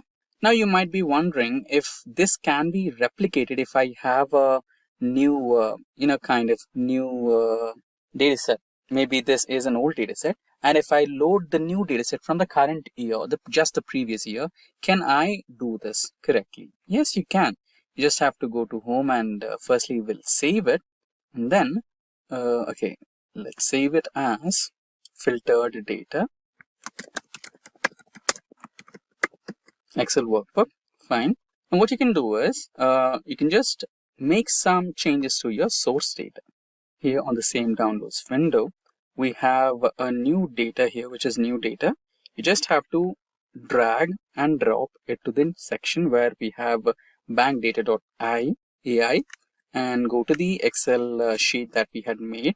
And all you need to do is just go to the data and refresh.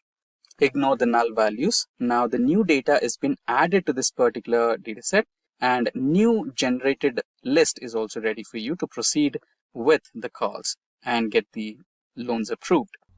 Today I'm going to talk about Microsoft Excel tutorial.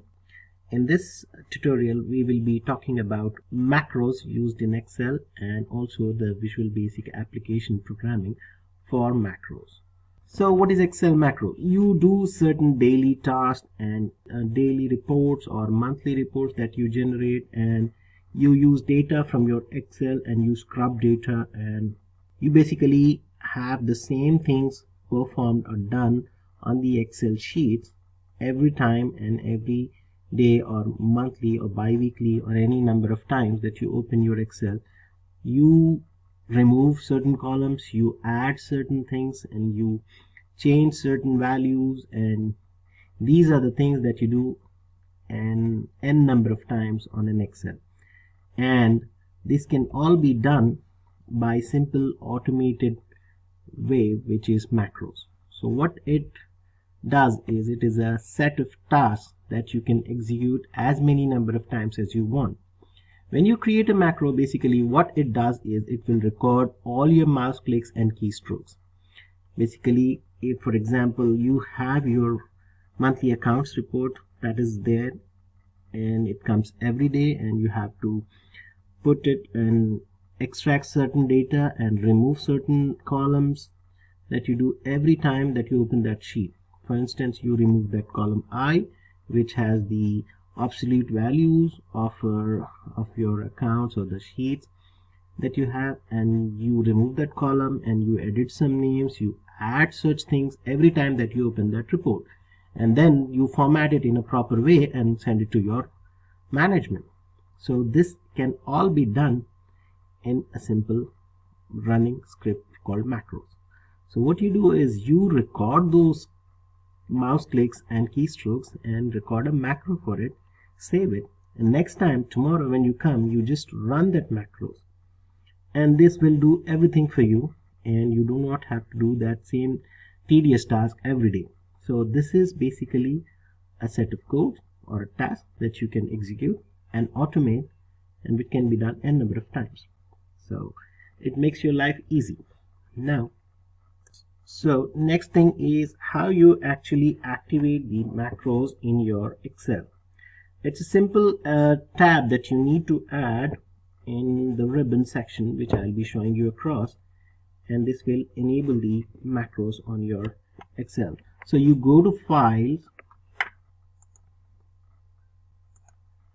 go to Options, and then you need to customize a ribbon. Click Customize Ribbon, and then there is a Developer tab which you see here.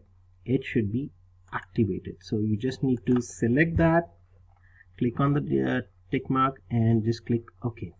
So this will add a Developer tab here, and this will enable the macros. So now you have your data and you can run macros or record a macro and run it over on your Excel. There is also an option to do it a different way. Right click on any of the tabs on the ribbon, customize ribbon, and you can add or remove your macros from here. So this is two ways that you can activate your macros. So how you record a macro is the next thing. So here I have a work orders sheet that I receive every day, or one of you will receive every day. And how you record a macro, you have certain set of tasks that you do, and this report has so many things that are obsolete, which you do not need, which has to be put across to your management or for your use. So how you record or start a macro? You go to the developer tab and start recording a macro. As soon as you click on this record macro button, it will start recording your keystrokes on the mouse clicks, and you can save that and run it as a script in the next sheet that you do. So this is the sheet that I have, and we'll try to run macros on this and see what it does. So here I have, and this actually works this way. I need to go to the developer tab and start recording a macro. So when I click record macro, it starts recording my mouse clicks and keystrokes.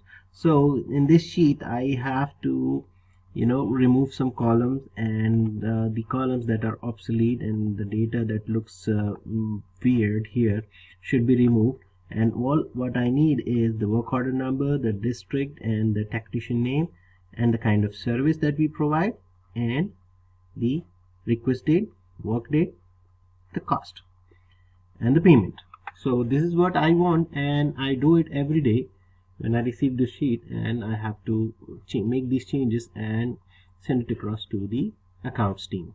So what I do is I simply automate this by running a macro. So I go to, let's see how it records the macro. I click record macro, I save it as work order accounts, and I'll add a little description like work orders for accounts team, cost. Click OK, and see what I do is basically I add the borders first so that the data looks proper, and then I do not want this column, I delete it. I do not want the number of technicians that are there, I do not want all these, and I also want the labor hours, the account, and what kind of payment. This is very crucial for the accounts team. I do not want any of these obsolete data.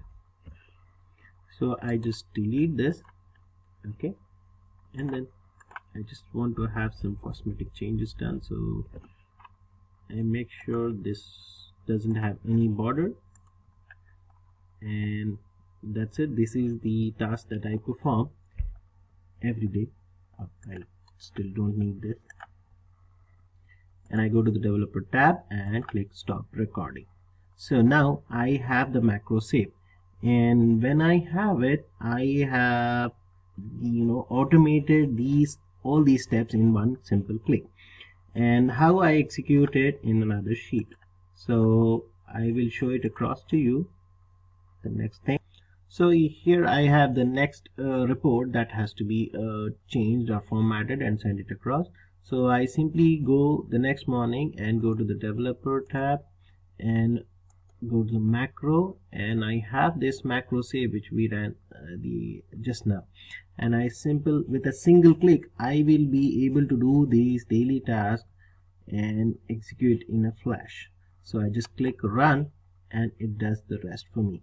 I have my report ready and is in a proper format that is required, and it can be sent across. So here, as we see, it is done in a single click by running a simple macro.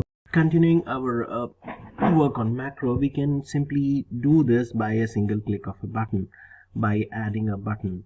So what you have to do is go to the developer tab, and in the control section you will see the insert option. When you click on the insert drop down, you will see form controls, and you can say select a button, and here I select a button, and the mouse changes to a cross, and you can add your macro and assign it.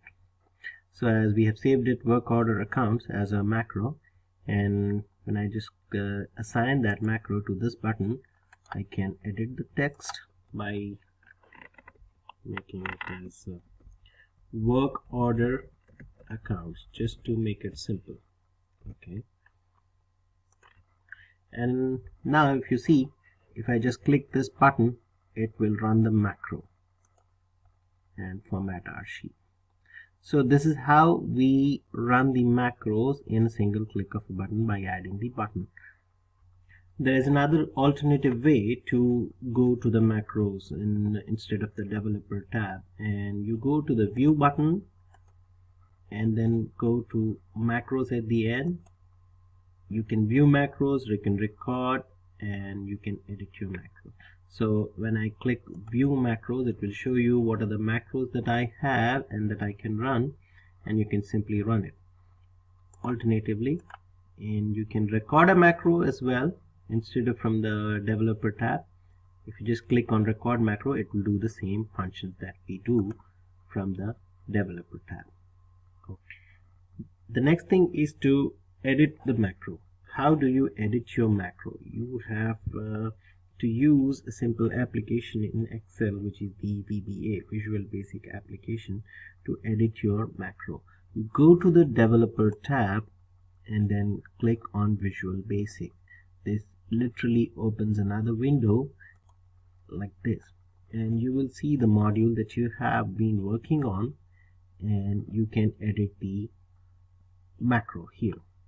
So as we see, if you go back to the Excel, we see that our sheet, we have been working on the sheet, and it has the column still K, and the actual sheet is this.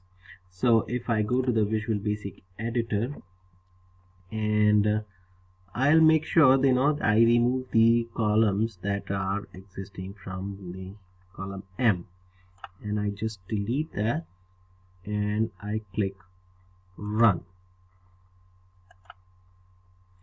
I go back to my sheet, and you see these changes are not there. Okay, this is our old macro and this is our new macro. As we see, this sheet has the rush column, which is the priority of my orders. So these are the things that we can edit with the VBA. So here we are. What is VBA? Visual Basic Application. It is basically a Visual Basic Application language that is used for macros in Excel. So what it basically does, Visual Basic for Application is a programming language of Excel that helps you automate tasks by writing macros.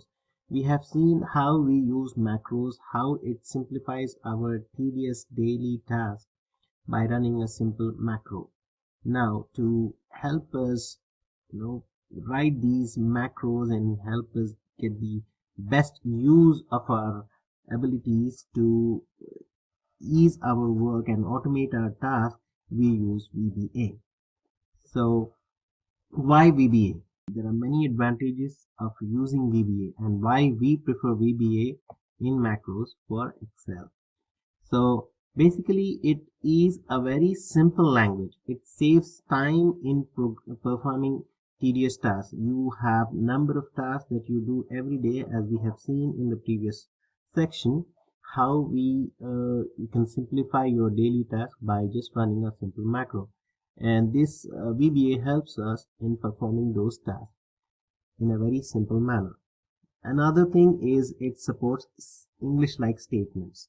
There are multiple statements that you can use and which are very basic English language statements, and this can help us, or it is very easy to program or code or edit these commands. You can select a range, you can it is like a if and else statement and things like that. We'll look into those in details in the next sections.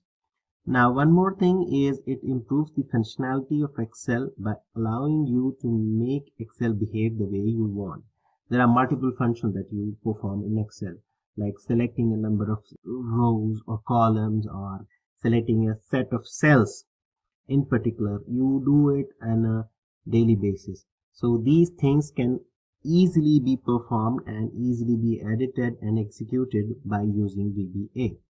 We will look into those in detail. Now, what is the VBA editor interface? This is particularly an interface which you will have look in detail, where you can edit your commands or your codes for your Excel. Now, how this is achieved, we will see it here. Now, this is basically the VBA editor interface, where you can see this is the toolbar section where it shows all the options, where undo or save or file. We'll see those details in the next section. This is basically the toolbar section of the VBA editor interface. The next thing is the menu bar. Menu bar, as we all know, it shows you the menu, wherein you have all the options like file, edit, view, insert. Insert is the one very important menu bar option, and when you can insert different modules and buttons and all.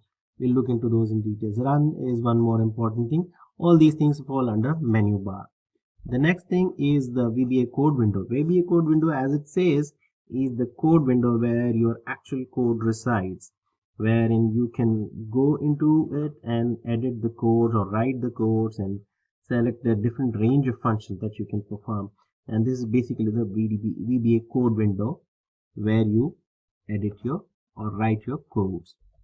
The next thing is the Project Explorer. Project Explorer is simply like a Windows Explorer, but this is in particular is specific to your VBA, wherein it shows the different options that are there, the Excel sheets or the worksheets that you're working on, or the modules that you have saved, and so on.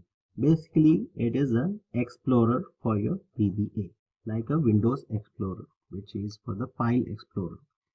The next thing is the Properties window. Properties window shows you the properties of the worksheet that you're working on. For instance, here we are working on the sheet 2, and it shows the properties, what are the kind of worksheet that we have, the page breaks, the right to left, whether it is enabled or not, the name of the sheet, and so on, whether it's visible and things like that. The next thing is the immediate window and the watch window. Now, what is the immediate window? Immediate window is basically a tool or a window wherein you can run and execute simple lines of codes, individual Excel codes that you can run. It will allow you to test individual lines, which is very useful and handy when you're writing and debugging codes. The output if the lines that you execute can be seen here in the immediate window, whereas watch window is similar to it, but it displays the value of the watched expression in its current state. So this can be extremely useful again while we are debugging the VBA code. Adding a watch is a great utility, and we'll see the advantages of having a watch window in your VBA interface. So these are the things that we'll learn and look into it in detail in the coming section. Now we continue our topic for Visual Basic for application for macros, and I'm going to show you how to run some codes and run some macros in the codes and perform some simple to complex tasks using the VBA for macros. So there are two ways to open the Visual Basic application, and the first thing is you can run Alt F11, click on the sheet and just press, and it will open the Visual Basic for application window. Or alternatively, you can just go and click on the Visual Basic and it will open the sheet for you, the code window for you. And as we have discussed before, these are the windows that we see. This is the code window, and this is the Project Explorer, and this is the immediate window where we can run some testing codes. Immediately it will show you the output. So here we see the Project Explorer window where we see the modules and all for our Visual Basic for applications. So as we see the code is empty here, we'll try to record a macro and see how the code develops. Okay, so I just go here and click record macro, and I save it as the format and the columns. Okay, this will work, and I just save it, click OK, and it has started recording. So now what I'll do is make it simple, and I just delete some columns here. Okay, I do not need this. I delete this. Is there a weight? I want this. I want the mode of payment, parts cost, labor hours. I do not want this. Number of technicians, forget it. Okay, and I go further left and see what all do I need. I don't need this. I delete all these, and I just expand this so that it's clearly visible. And then I want to change the format, the font. So I select this and I change it to Times Room. Okay, I go back to my developer tab, click stop recording. It is saved. Okay, now I go back to my code and see the macro here. So we see the macro here, and we can see in detail what it looks like. So we see the code, what it's doing, and what the macro run has generated the code with. So we see we have basically the name of the macro is format columns, and what it is doing, we are just selecting the columns and deleting some. We are checking the range on some columns. EE select, that is the E column that we have selected, and then again so on. And the next thing is the font selection that is mentioned. We are changing it to Times New Roman, size is 11. So it is basically a basic VBA code. So it starts with the sub and it should end with end sub. So this is the code or a format of the VBA code that it looks like, and we'll try to do some basic functions with the VBA and discuss this in further details. So for ease of explanation, I have picked up a blank spreadsheet, and I'll try to explain some basic functions and the commands and the codes that we use to accomplish the task that we with VBA. So as we see, this is a blank sheet, and I have selected a new module for it. So here I start the code, and as it says, it starts with sub, and I am specifying the module name as a number. So I'll just try to make it quite simple, and so as soon as we enter the sub, it ends with the end sub, and so this is the start of the code, and this is the end of the code, and whatever is there should be here, and this is the name of the code or the macro. Now I'll explain it further about the dim statement. Why is it used and what does it use for? So dim is basically a keyword which is a short form of dimension, and it is used to declare a variables in the VBA. So here I am trying to specify a variable called x, and how I'm going to do it, I will have it as a number or an integer or anything. So here in this example, I'll put it as an integer or a number. Okay, and as I put as, it populates the prompt. So I select integer, and for example, I select the number to be 500. Okay, and here I'm trying to assign a variable integer a cell, a value of 500 with the dim keyword. So where exactly I want to put this, you will see it when you execute the code. Okay, range, I am selecting, it should be under quotes, where I'm going to put the value of x as, and I close the brackets, and what should be the value? Value should be x. So now as I click run sub, or you can do it with by running the Alt or F5 key, and it will run the code. So you see here in the Excel sheet, it executes the value of the cell B5 to be 500. So this is one simple function that you can do with the dimension keyword or dim keyword, and you can assign the value as integers. Now we proceed further with some more examples, and how we assign the string value as a text or something else. Okay, now I'm going to show you what dim can be used as to set variables. Dim can be used as double, where double is basically a longer form of single variable. It usually takes more space but needs more larger numbers. Okay, and then you can set double, and I just don't specify it, and we can use date. It basically stores the date values. Okay, and then again string. So what string does, if you use string, it stores the text. It can contain numbers, it will have some text as calculations, or anything can be performed. So these are the basic things that I will cover, and you can also use different values for it. So I will discuss this in the next example. Okay, so in the next example I'll try to sort or use a string value for it, and I put it as a string, substring value. This is my name. So as soon as I hit enter, it ends with the end sub prompt, and now I can give my code.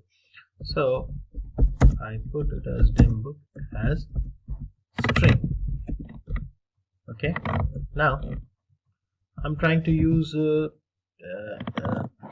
name a country or put a value of a country to one of the cells. So let's see how it goes, and I select country, and in country I select America. Okay, now what is the value or the cell that basically takes or we will put the name of the country as? So I have to specify a range, and as soon as I hit it goes, and I have to specify the cell here. So here I put it as G and 4. Okay, so I close it and I put a value to it. What value I am going to assign? It is a country. Okay, now I try to run this code by simply, and see G4, the name populates as a country here. So this is a dim keyword being used as a string in our VBA code. So we can also use VBA to pop up a message or an alert or a kind of a button, or a message pops up when you execute this code. So this basically can be executed using the code here, which I'm going to put, and we use the let's give it a value.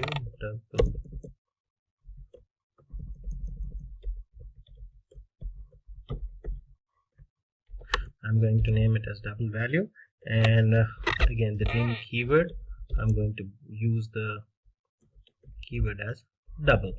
Okay, why double is used is basically it gives a longer, it can be used for a longer form of single variable text. It usually takes more space and larger numbers, and we'll try to assign it. Okay, now I'm going to pop up a message which says a value of a is so and so. So I'm going to give value of a as 250. Okay, and how it pops up a message. Okay, so there is a message box which can be used, and it will give you a value. It will prompt you to enter the value, what kind of button you want, and you can enter the text and you can enter the value. So here I'm going to write a code which gives a pop-up message, a message box saying that the value of a is so and so. Value of a is, I'm going to put it in %, code. So it actually takes the value of A. Okay, now that's it. And let's try to run this, and you will see a message box popping up. Okay, so the value of A, the message box pops up saying the value of A is 250. So in the next example, I am going to write a code wherein you can give a value or a string, you can assign it to a selected cell, and this basically used when you have some when you have a task of giving a value to a particular cell, or you have to assign a text or say something about a report. Okay, so this let's see how it goes, and we use the, I will say it as fun with some procedures. This is the name, and again dim. So here I'm going to give a user input, and it will be as a string. Okay, you can give any any string or any statement. What my user input will be, I will define it here. Because this is the report for VBA. Let's make it simple. Okay, and where I'm going to put it is in the active cell, or the cell that I have it. Select. Okay, what will be the value? The value will be the user input. I have defined user input as this is a report for VBA. So this cell turns into this is a report for VBA. I run this and you see this. So in some cases you need to run this, and it makes life quite simple when you use VBA for this. As we have seen before, we have used message box. Now I'm going to use the same message box to display my name, or you can use it to display your name. So let's see how it goes. I'm going to name it as name. Okay, and it's very simple. You have to define a message box which displays your name, and I'm going to put it under quotes that my name is Irfan, and we'll try to run it.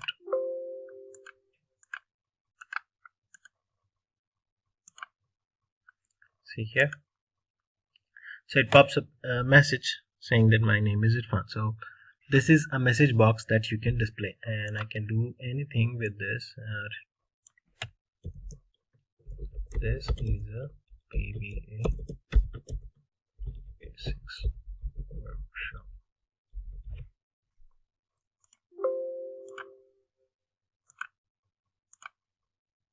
Okay, I run it again and it pops this message. So these are the things that you can use to customize, or when you open an Excel sheet or try to run a workshop or a report, and it pops up a message, customary welcome messages that you can customize, or define a report or kind of data in it, and this can be run using the message box. And now I have another good example wherein you can write a code to tell Excel what is the value of a cell, or what is the number that is there in the cell. So here it is. I put it as sub, okay, number, and it will again populate a message box which will set it to the entered value is, and it should tell me which, or I specify which cell it is that we are going to find the value of. Okay, so I give a range of I have to give it in quotes. I'm going to quotes completed, and it should tell me the value of the number that is present in the cell A1. Okay, it ends. Let's try to run it, and it will give me the value. So this is how we can use Excel to determine or show or populate a message box which will give us the value of the number that is there in the cell. So here I can change it to A4 as well and try to run it, and it will give me the number. So this is a simple way of populating a message box which will tell us the value of a cell. Let me show you one more simple example wherein a message box pops up, or a welcome message that can be set when you open the Excel or worksheet. So let's name it as auto open, and then again message box. I want it to populate, and what does it say? I put it in quotes, welcome to our worksheet or workshop. It's very simple. You just run it and see, it pops up a message saying welcome to a workshop. So these are the this is one more way where you can run a code or do simple welcome message on Excel. Next, I'm going to show you a code wherein you can give a value or assign a value to a particular cell by simple code. So we name it as add value. Now I specify the range. Where I'm going to specify a cell where the value will be given to the cell. Now I'm going to give it as B5. Okay, to put it as quotes, close the parenthesis. What is the value that I'm going to give? Value equals 250. Okay, so now with this code, I'm going to assign a value of 250 to the cell B5. Let's see. Run it. See,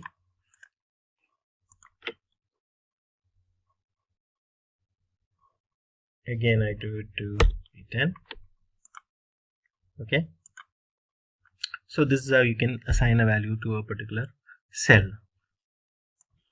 Now I can run the same thing and give a range of cells. Let me make it very simple here.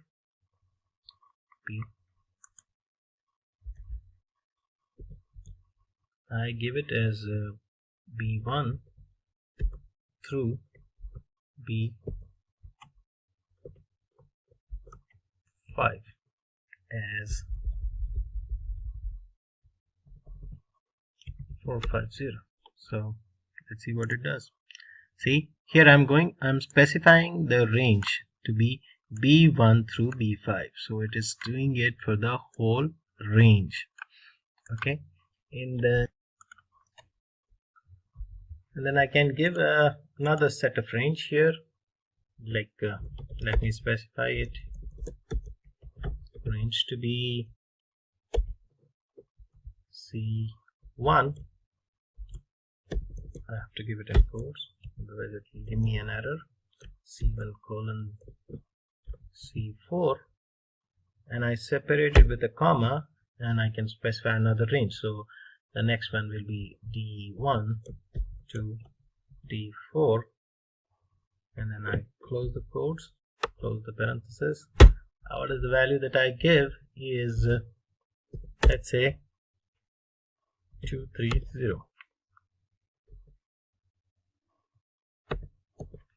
and I try to run it. So it gives the value C1 through C4 and D1 through D4 as 230 as we specified it in the code. So this is one more example wherein you can assign values to the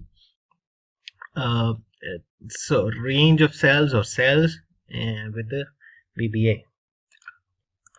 One more thing, I can assign a value to a particular cell by specifying the cells. It's very simple. Just specify the cells like 06, 7, okay, and I close the parenthesis. I assign a value to it. Value equals 10. Let's see. Here it assigns the value to that particular cell that we have specified, row 6 and column 7. Okay, so this is one more example wherein you can assign values to particular cells. Okay, in the next example, there will be a scenario wherein you need to select a range of cells in a sheet. So this can also be done. This task can also be performed using VBA. So I will show you how. This is our, let's say, select a range. Okay, and I am going to set a dim variable as example. Okay, let's say it as example, and what I'm doing is I'm specifying a range because I need to select a range of cells. Okay, now I'm going to set the variable as set example, where I'm going to define the range of the cells that should be selected. So let's say A1 to D5. Okay, this will be the selection, and what I'm going to set the value. Okay, I am going to set a value example. I'm going to give it a value of 256. So let's see how it pans out.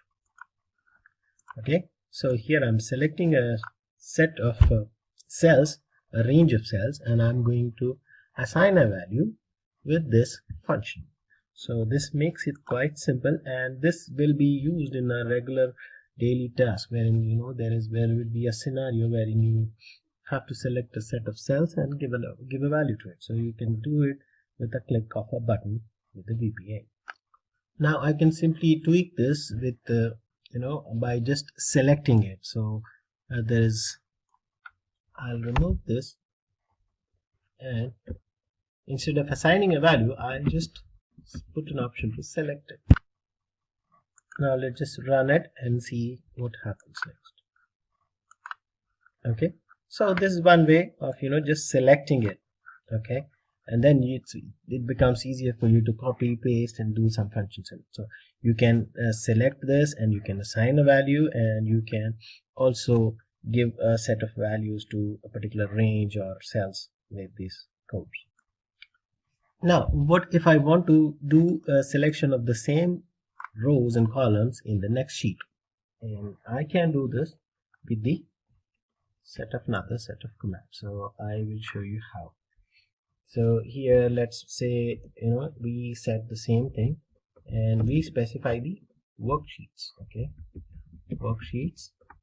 I want it in sheet 2. Okay, so I just put it as sheet 2, and I activate it, basically activating it. And now I'm going to specify the worksheet 2, and what is the range that I'm going to select? The same thing. Okay, the range will be A1 to D5. Okay, what I'm going to do, I'm going to select it. Okay, and see what happens here. Okay, bing. So here I am selecting the worksheet 2, and I'm activating it, and I'm going to assign range, and I'm going to select it. So I can just copy the same or select the same set of cells in the next sheet. Okay, now when there will be, as I said, there will be by requirement where you need to copy some cell contents and paste it to another location. So how you do that? It's again a simple code that you can write, and let's say it as a copy and paste. I'm just making it simple by giving something that we can understand and relate. And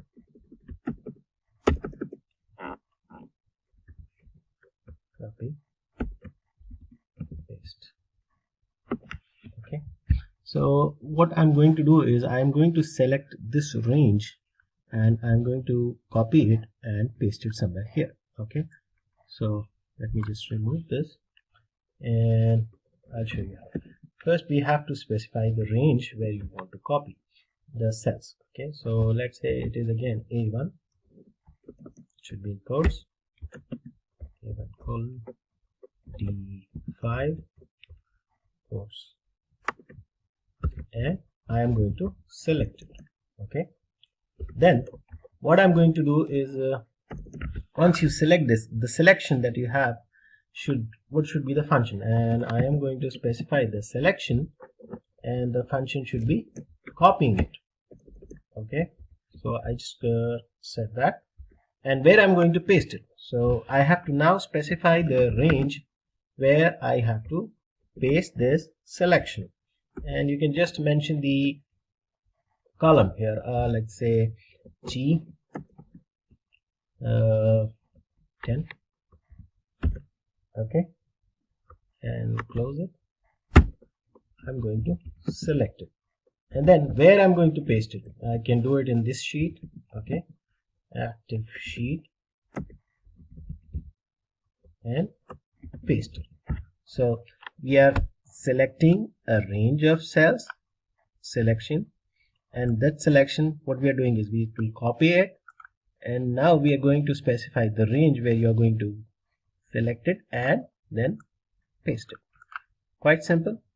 That's it. Okay, see, and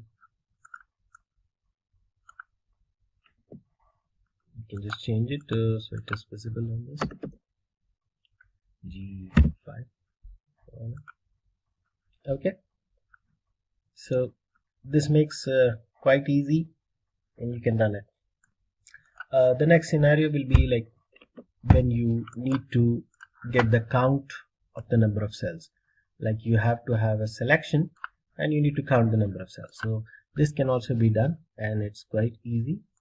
I am going to show it to you. Let's say the sub be count cells. Should always be relatable so that you remember and you understand what is the output and why you are using it. And I'm going to set a variable. Let's say I'm going to set an example for this, and what we are going to do is we are going to specify a range first. Okay, we will specify the range of the cells that we need to count basically. So I'm going to set a variable as a range, and then what we are going to do is example, and we will specify the range here. You can specify the range or your selection where you need the count of the number of cells. So E1 colon D5 quotes, this is N. Now how you want the output? You want a message box to pop up. So you will set a message box, and what should it give? It will give you the count of the variable. That is the variable is here is examples. Okay, so it will count the number of cells in this area.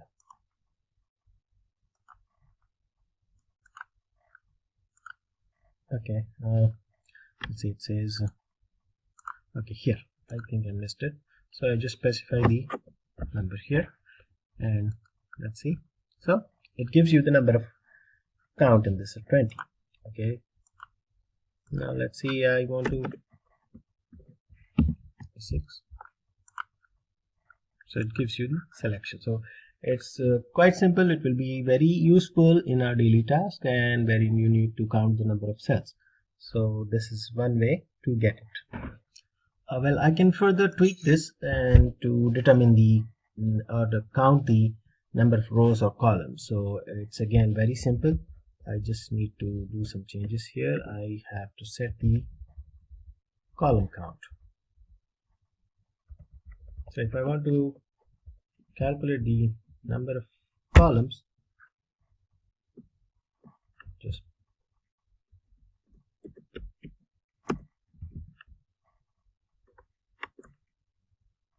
count.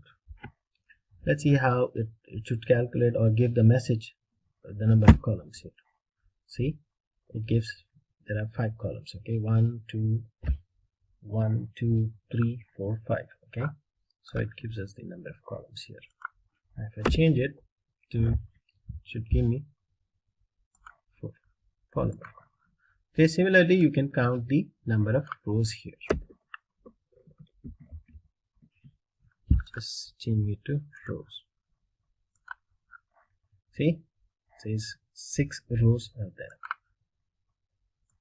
Okay, should give me number of, see. So this way you can calculate the number of count the number of cells, number of columns, number of rows with this.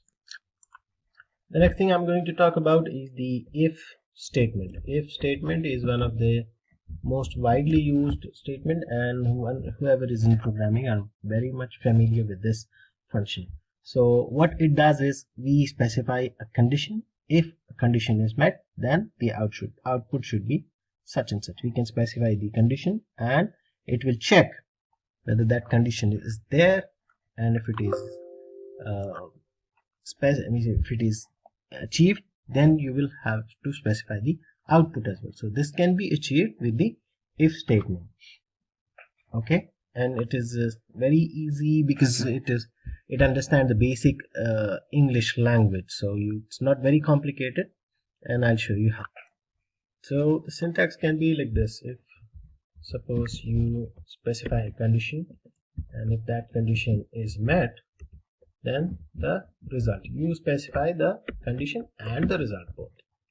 Okay, so this is one thing, and then you can specify the else or else condition, wherein you specify the condition 2, then the result should be this.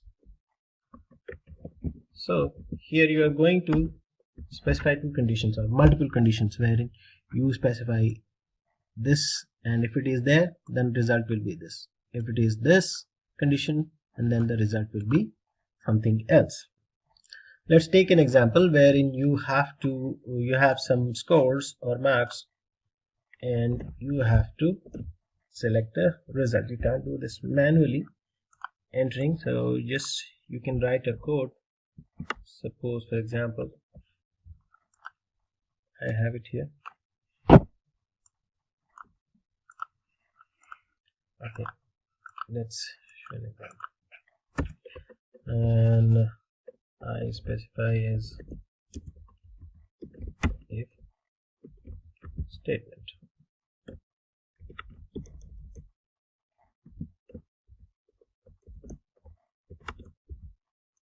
Okay, now I have to specify the variables. Now I have 2 variables. I have a score and I have a result, and the score is an integer, the number, and the result is a string, pass or fail. So I specify this. Okay, dim score, I specify it as integer. Okay, and then there's another variable that I have to set, result as string. Okay, now what the score will be? The score, I have to specify the range. Score, I'm giving it as a range. I mean it's in my cell A1. Okay, I specify the range. What is it? It is a value. Okay, sorry, should be a dot. Okay, and then I'm specifying a condition here. If score the variable is greater than or equal. So as I said, it's quite simple and it takes the basic English language functions. Then the result is another variable that I have said. Result, what it should be? It should be in quotes pass. Okay, so if this condition is met, then the result will be this. Okay, and now where I want to specify my result, I should give a range for that as well. So I give it in the next column or any one. This is the basic example. Value should be the result. Okay, let's see how it runs. See, it says pass. Change it to 40.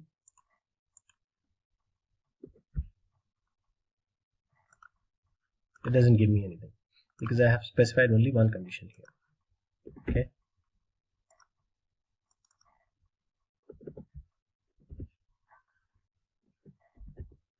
change to 75. Let's see how it runs.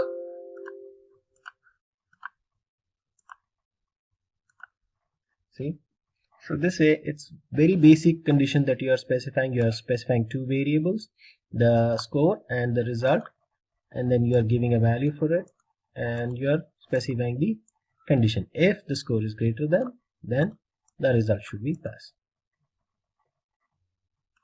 Now in the next section, we will simply tweak this and use an if then else statement. We'll attach an else statement with it and see. We'll specify another condition and see. So here again we'll use two variables, that is the score as integer and the result as a string. And let's stick to the same values. And now I'm going to specify it, and if the score is greater than 60, then the result.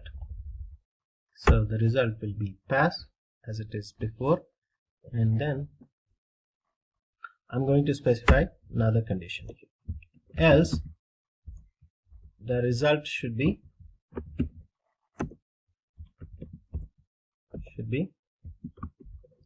fail. Okay, and now I have to put it as a end if statement. I have to specify the end string, and the result will be again in the value, the range will be b1. So let's see, if it is more than 60, then it is pass, otherwise it is fail. Okay, it is pass. Let's see, 40, and run it again. So, okay, so we are specifying two variables again. We are giving it a range and we are specifying one condition. If this condition is met, the result is pass, otherwise else it is fail. So another set of example. The next statement that we use or we are going to discuss is the loop statement, that is the for loop statement, and why we use it. There are situations and tasks that you need to execute, and you need to do it several number of times. These are basically executed sequentially. It means one after another. So the first statement or the function is executed and the next is taken up, so and then the next and so on. So these loop statements allow us to execute a statement or a group of statements multiple number of times, many number of times, and this happens only when the first task or the first task is done, and it executes that and it goes to the next one. So here we'll discuss a simple example of the for loop statement. So let's see how it works, and I'm going to set up a loop statement. Okay, again I'm going to make it as loop 1. So here it is. I have to specify the variable, that is dim, and I'm going to specify x as an integer. Okay, I'll try to execute it and then explain it what happens and how it executes. Okay, for x equals to 1 to 24. Okay, let's see. And I'm going to specify the range as, so what I'm going to do is basically I'm going to fill the column A from 1 to 24 with some value, from 1 to 24 with the values of 1 through 24. Okay, so I'm setting up a range, and how it ends is it gives me a value. Now it executes this and goes to the next. So I'll explain you how it. So we are setting up a loop, we are setting up a variable x as integer, and we are setting the value of x to be 1 to 24. So here for 1 it executes, the first thing is it takes x as 1 and it fills in a1, and then the next value of x will be 2 and it goes to a2 and fills the value as 2. So just let's try to execute this and you will see the column A filled with 1 through 24. See, it's quite simple. It executes one condition and then goes to the next, and we are defining it with the number of values and the variable as x, and the number of values is 1 to be 24. Okay, so this is one basic example of a for loop statement. Now let's do some more addition to this example by executing another set of for loop and giving the output, and we'll code the output to be the color coded ones in the column B. So how we do it, it's a basic simple example that I'm going to take. And again, what I'm going to do is I will have this values here and I'm going to color code the B column with certain color index. For each number there will be a different color. So let's see. And what I'm going to do is I'm only going to change the B. And what action is going here, we put up a value. Now we are going to select it, and with this selection what I'm going to do is it should select it and it should color the interior with what, with the color index. Okay, and the value of x. And then I'm going to specify the pattern, what pattern it will take for the box to be colored, and I'm going to put it as a solid. It will fill the whole thing with the solid, and then I just execute it. See, it takes this color B and it's coded like this. So these are the simple things that you can set up with the codes and for loop statements. So there are numerous examples and exercises that we can perform, tasks we can perform with the VBA, and this can be found in detail in our next courses, advanced courses. Automation Anywhere is one of the leading robotic process automation platforms. It is built on the world's most commonly used automation and artificial intelligence platform. Automation Anywhere enables business to automate end-to-end business operations. Hey everyone, I welcome you all to this video. In this video, we will learn about Automation Anywhere Excel operations. Let's look at today's agenda. We shall begin with Excel packages. What are the different Excel packages that Automation Anywhere offers? Then we will understand the Excel commands in Automation Anywhere, and finally we will look at hands-on demonstration. But before we begin, make sure you have subscribed to our YouTube channel and clicked on the bell icon so you never miss an update from Simplilearn. So without wasting any further time, let's get started with Automation Anywhere Excel operations. Excel packages. The Excel package consists of actions that allow us to automate many of the tedious tasks while working with Microsoft Excel spreadsheets. The Excel packages that Automation Anywhere offers are Excel Advanced Package. To use the Excel Advanced Package command, we must first install the Excel Advanced Package. It's utilized to automate actions involving the workbook, worksheet, rows, columns, and cells. the system must have Microsoft Office installed. The versions of Microsoft Office that are supported range from Microsoft Office 2016 to 2019. File formats like .xls, .xlsx are supported by this command. And it also supports the older Excel formats as well as the advanced Excel actions. And it requires the installation of the Microsoft Excel application. Next we have Excel Basic package. This package enables quick spreadsheet activities for .xlsx files without requiring the MS Excel software to be installed. Office 365 Excel. This package provides commands for working with Excel online. The Office 365 Excel bundle includes actions that allow you to automate operations in Microsoft Excel Online. If you are using Microsoft Excel 365 via a web browser, you can use the Office 365 Excel package to automate Excel process. Let's look at the Excel commands. Some of the Excel commands are Open Spreadsheet. This allows to open the Excel spreadsheet.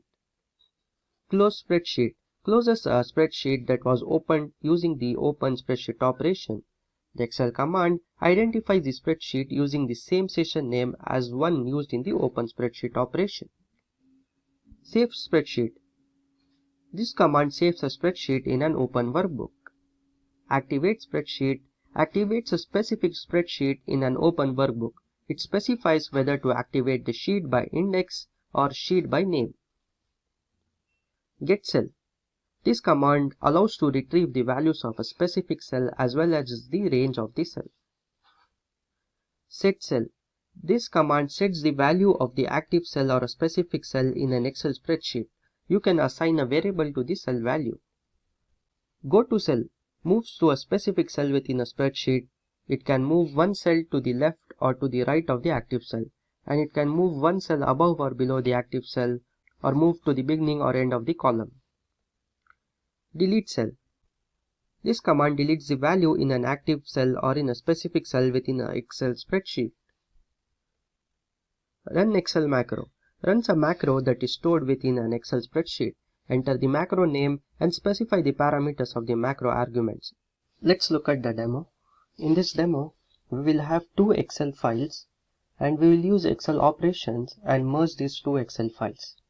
So let's jump into Automation Anywhere. So what we are doing is we have two Excel files. I'll show you the files. So this is Excel file 1 which has a data table of employees and salaries, and we have another file, Excel file 2, which has the data table of employee names and salaries. So the file 1 has different names, employee names and different salaries, and the file 2 has different names and different salaries. So we will combine both of this data table. We'll create a bot which will combine both of this data table. So let's go to the control room. Go to the automation section and click on create new bot. Name the bot. We'll name it as Excel bot. Click on create and edit. So after creating a bot, go to search actions and search for a step.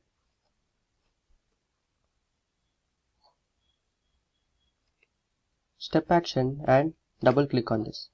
So what step action does is it runs a sequence of commands. For example, to open a file 1 and file 2, there is a sequence of steps, and at the end of this project there will be many list of steps, so which will be confusing. So just to avoid confusion, we will drag and drop the step, and inside each step there will be a number of actions. So we have, now that we have selected this action step, give the title, we'll name it as file 1. So go to Excel package, search for Excel. So in Excel Advanced, since I have MS Excel installed in my PC, so I will use Excel Advanced. Scroll down and select Open. Open action opens an Excel spreadsheet. This action works with XLSX and XLS and all these files which you can see here. So now after dragging and dropping open option, you can select the file path from control room, desktop file or a variable. I have the file on my desktop, so I'll select desktop and I'll browse. So I'll select the file, that is file 1, and I'll open. So I have selected the file and our file contains the headers. So check this box and check this specific sheet name so that you can name the sheet. So our data table is in the sheet 1. So type the name of the sheet and open in read write mode or read only mode. So we will open in read write mode. And if you scroll down, there is session name. So we'll keep it as default. So this much is done. Next activity. So this action should be inside the step action. So drag and drop it inside. Okay. Next we need get multiple cells. Double click on get multiple cells. Get multiple cells retrieves the values of multiple cells in an Excel worksheet. So you can select range of cells to be returned, all rows or specific rows or cell range. We will select all rows since we want to merge all the rows. So select all rows and select the read visible text in cell or read cell value. You can select any one of this, and the session name keep it as default. And you need to assign value to the variable. So we'll create a variable. Since we are using the data table, we'll name it as table 1. Okay, let's create and select. So we have selected the variable and now we need to close the file. So we'll select the close action. So the close action closes an Excel spreadsheet. So double click and select the close option. Here you should uncheck the save changes when closing the file and name the session as default. Okay, so step 1, that is file 1. So these 3 steps. So this is done for file 1. Now we need to repeat this for file 2 as well. So we'll save here till now what we have done. Okay, now we'll repeat this for file 2. Let's drag and drop step action. So in step 2, name it as file 2. We are performing this step for file 2. Okay, now we'll go to Excel package and select open. We need to open the file. So basically we are repeating this above steps and we will select the file 2. We'll go to desktop file, browse and select file 2. So we have selected the file 2 and this file also contains headers. Check this box and specify the sheet name as sheet 1. We have the data table in sheet 1, so sheet 1, and read and write mode and session name. Since the session name for the file 1 is default and we need to change here, so we'll give it as default 2 as the session name. Okay, so this much is done. Now next we need get multiple cells.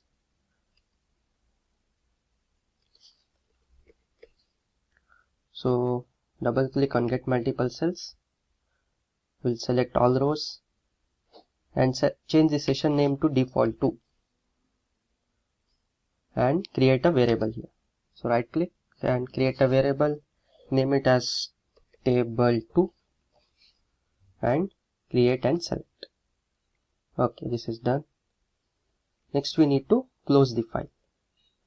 So scroll up and select the close action and change the session name. For file 2 we have kept the session name as default 2, so we'll use the same session. Okay, so this much is done. We'll save. Okay, now file 1 and file 2 is created. So these actions are outside the file 2, outside the step file 2, so we'll bring it inside. These are supposed to be inside. Okay, now step 1 and step 2 is done. Next we need to merge this file. So go to the data table package. So in this data table package you can see all these actions. We need the merge action. This merges two data tables together in a single data table. So double click on merge data table. Okay, so after double clicking on merge data table, enter the first table name. So enter the data table name. We'll select it as table 1, what we had created in step 1, file 1, and similarly we'll enter the second data table name. So these are basically the two data tables which we want to merge, right? Then enter the name of the data table in which we want to merge. So we want to merge it in either we can merge it in the file 1 or file 2, but we will create a new file and merge it in the new file. So we'll create a new variable here and we'll name it as table 3.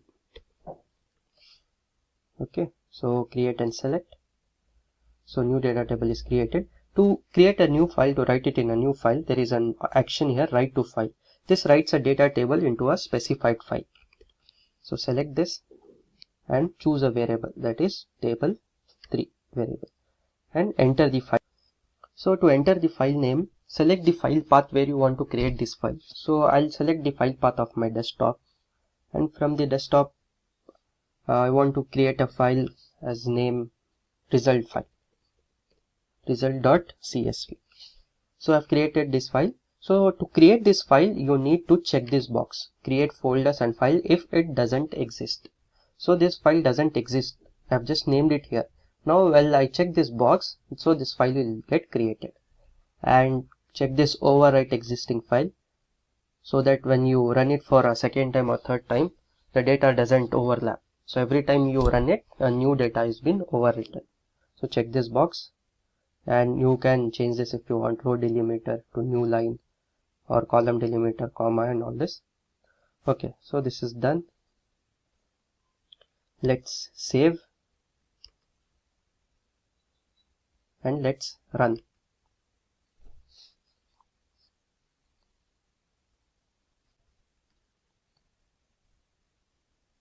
It is downloading the dependencies. It will take a few seconds or sometimes a few minutes. Let's wait. So your bot has run successfully. We'll go to the desktop and check the file which we created. Here you can see the result file is created. So we'll open this result file.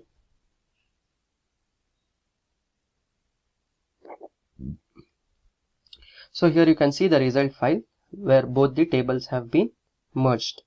So from the row 2 Tim till the row 7, this was in the file 1, and this last 5 rows were in the file 2. So you can see here both the data tables have been merged. Now you can see here that there are rows repeated. This row John is repeated twice. So we don't want the rows to be repeated. We want to eliminate the rows which are repeated. So for that, let's go here. So let's close this.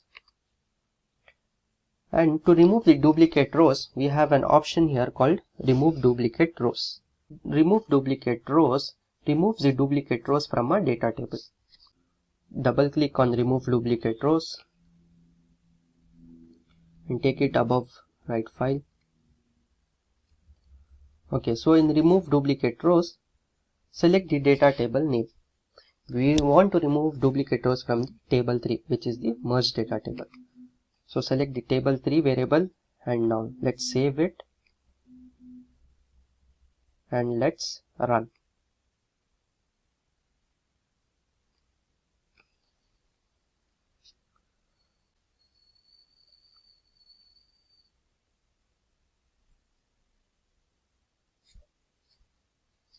Okay, your bot has run successfully. Now we'll go and check if the duplicate rows have been removed. Let's close this and go to the desktop, open the result file.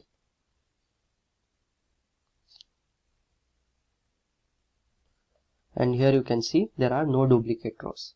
So there was another duplicate row here named John, and that row has been removed. And there are no duplicate rows left. That is how you remove the duplicate rows. Now let's see, now we want this salaries to be sorted. We want this in order.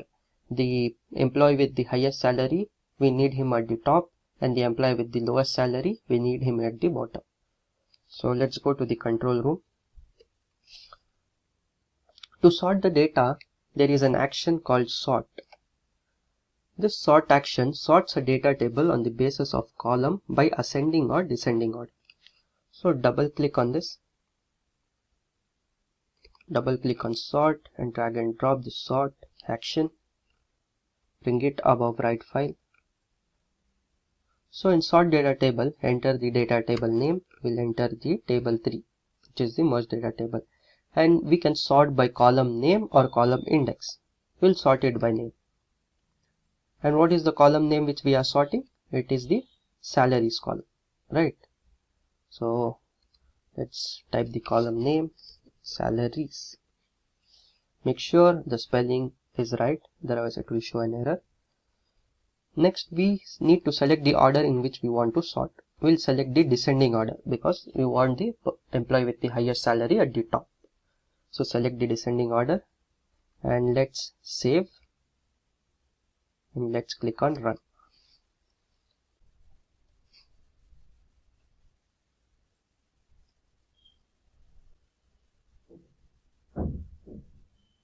Oops, there was an error. Maybe the error is because I have kept the Excel sheet open. So I'll close the Excel sheet and run again.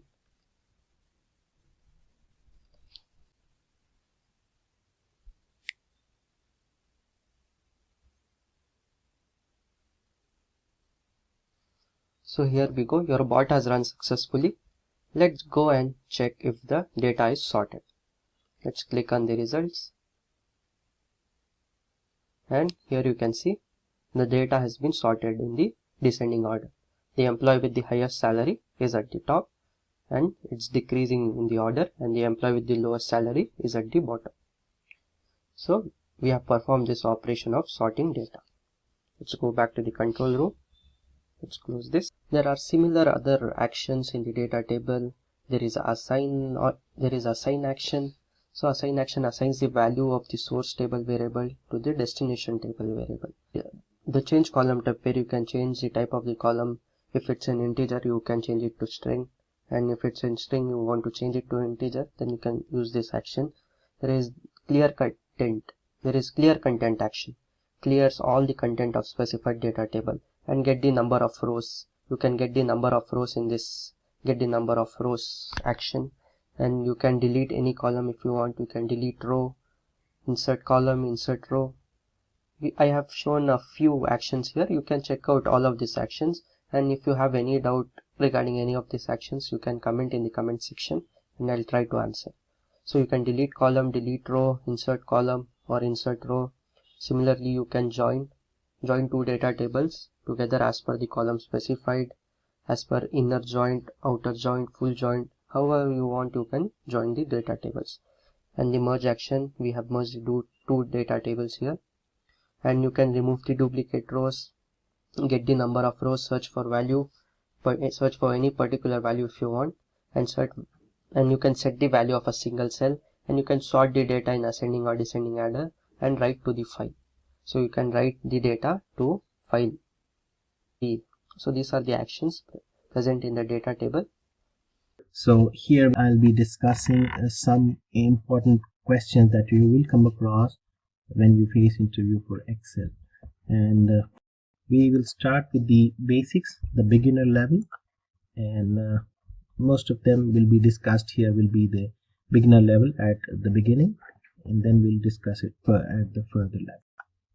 Okay, so the first question that you might get asked is, what is a cell address in Excel? So a cell address is a combination of column, letter and a row number that identifies a cell on a worksheet. Basically, each cell will have an associated column number, column letter and a row number. So you have to keep in mind it will always be a column letter and a row number. Each Excel sheet will have, suppose for instance, if you take row 5, rows will be in numbers and the columns will be in letters, column A, column B, column C, column D and so on, and the numbers will be for the rows. So for instance, if you take this particular cell, the cell address is D5, column D and row 5. So this is the cell address. Now let's move on to the next one.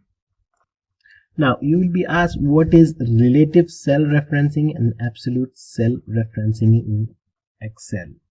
So relative cell referencing is usually the relative references change when a formula is copied to another cell depending on the destination's row and column. Okay, so this is called relative cell referencing. Absolute cell referencing, irrespective of the cell, you don't have to depend on the value of the cell destination. There is no change when a formula is copied. So this I'll explain it in the next slide. The basic difference is this type of referencing is there by default in Excel. Relative cell referencing, you just insert the formula.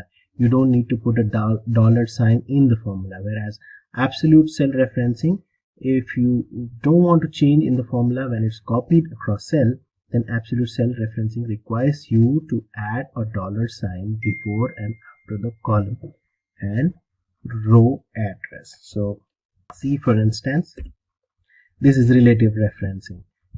If you see this particular cell is having we put the value as A3 into B3. So what it will do is it will multiply A3 and B3 and it will give the product. This is relative cell referencing. Whereas absolute cell referencing is again the same thing, but you have to put a dollar sign before the column and the row number. So here you are specifying this as A3 into B2. Okay, A3 into B2, and it will give you this particular answer. Irrespective of that, it will calculate what is there in this and it will give you the answer. Okay, now we need to move on to the next point, is basic question. When you scroll across an Excel sheet, sometimes you have a header on the first row, and if you scroll down you will not be able to see the first row. So there is a process there is a trick to freeze the panes in the Excel.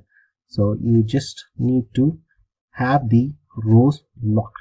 So how do you freeze panes? This is the question. So what you need to do is you need to select the View tab, go to the View tab and go to Freeze Panes. It's a basic thing and you will see this. If you see here, select the third row and click Freeze Panes. So you just select this and click Freeze Panes. Okay, so you're going here and you're going to the third row and you are going to View tab and you're selecting Freeze Pane. So what happens is first two rows will be locked. Okay, these two rows will be locked. Similarly, for if you want to freeze the columns, okay, it's the same thing. I am going to select this particular column and then click on View and then click Freeze Pane.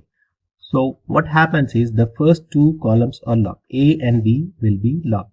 And if I scroll right, you will always see the customer name and category column. So these two we have locked and the next will be scrolled. So this is the function of freezing panes. Okay, now coming on to the next one, and you will be asked, and you have an Excel sheet or a spreadsheet and you want to restrict, you want to protect the data from anyone or from someone from copying the cell for your worksheet. So how do you do that? You need to select that particular data that you want to protect and then click Ctrl Shift F and then you will see the Protection tab. Okay, you just need to go to the Protection tab and select Lock. Okay, and you will be asked to put a password, wherein you will be getting the Review tab where you need to select the sheet, put a password and just save it. So I will show you across in one of the examples here. So this is particular data that you have and you need to protect. You select it. So here, as I said, I selected it and then I just press Ctrl Shift F. So here you see the Protection tab. Click the Protection tab and then click Select and then Lock and then click OK. And then you need to go to the Review tab and then click on the Protect Sheet. And you need to select this. protect worksheet and contents of locked cells. So you are selecting these and you are protecting the content, and you just need to put some password. Okay, and then click OK.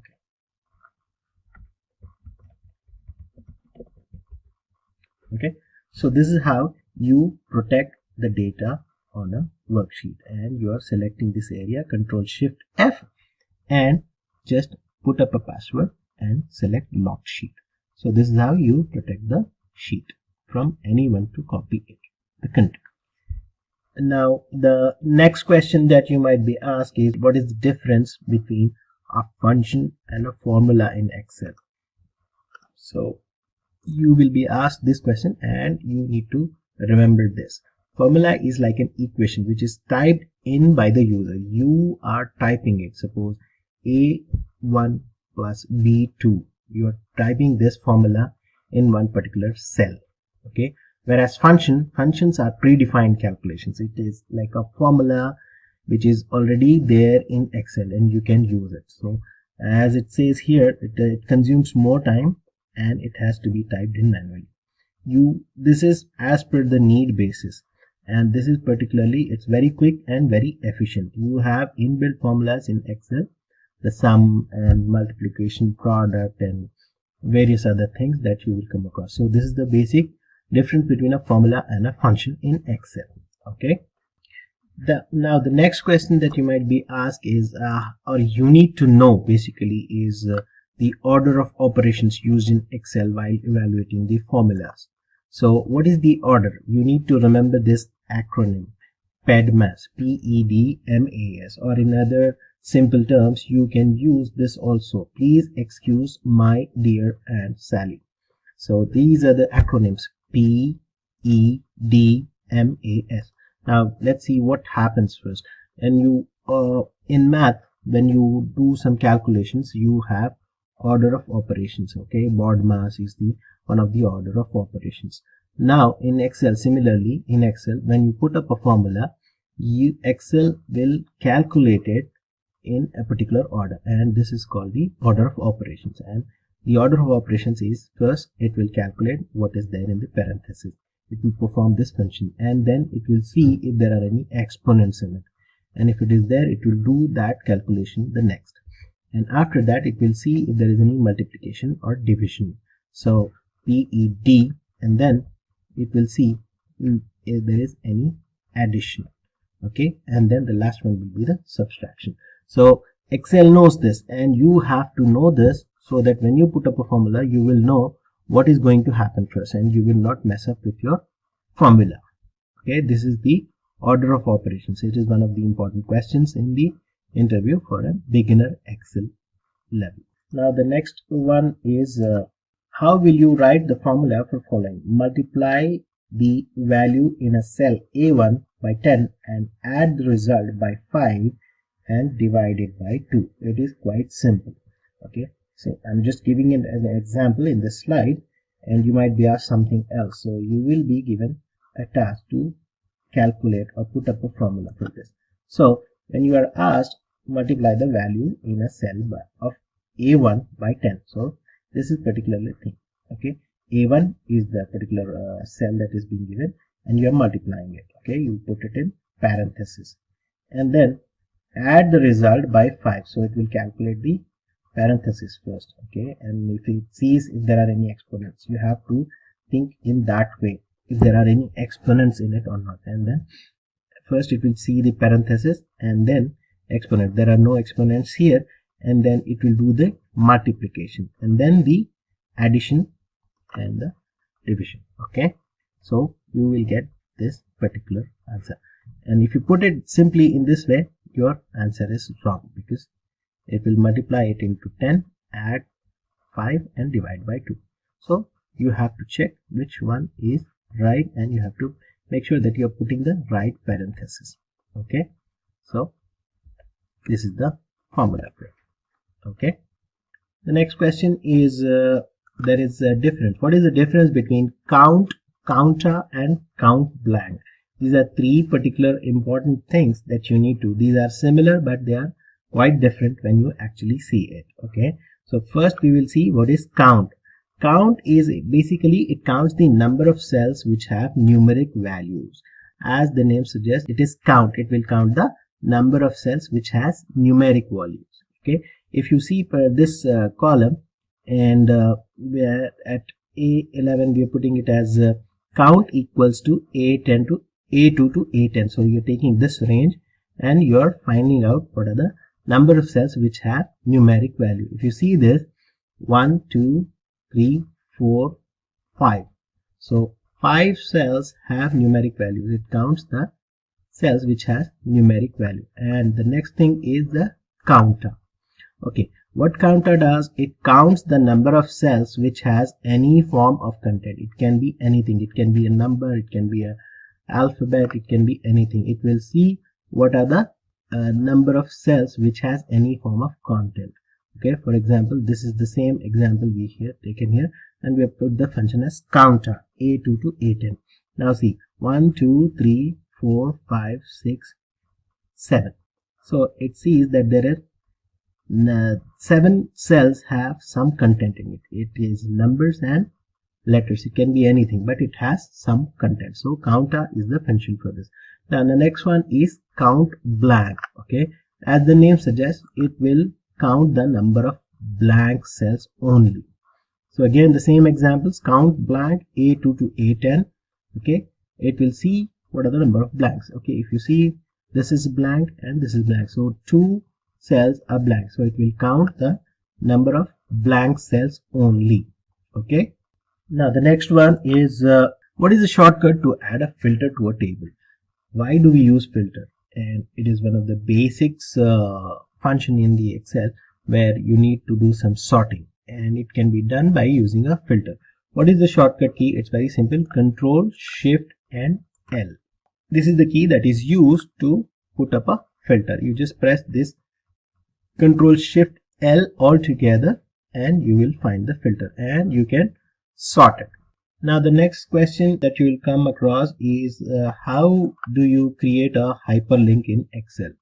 So it's quite simple. There is a simple shortcut, Control K. You press these two together and you will get the option. You will select it will select the cell where you have to insert the hyperlink. Hyperlink basically it redirects to any other document. It can be a web page, it can be a Word document, it can be another Excel sheet or so on. Okay, so these are the things.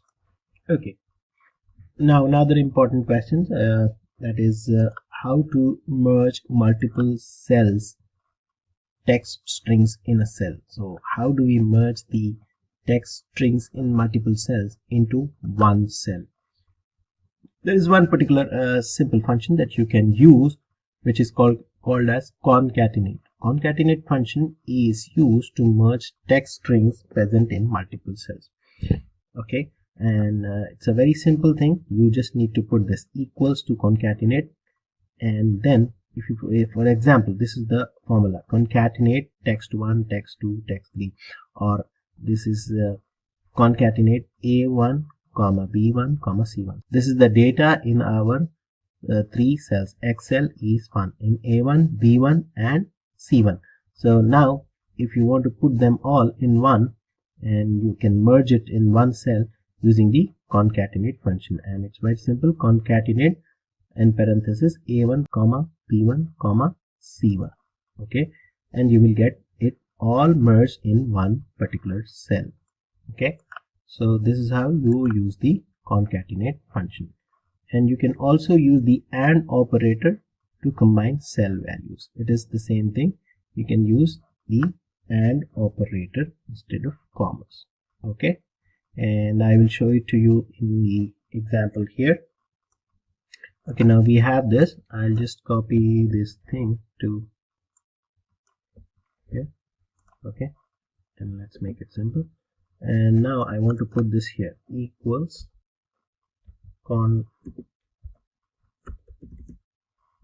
concatenate and A1, B1, C.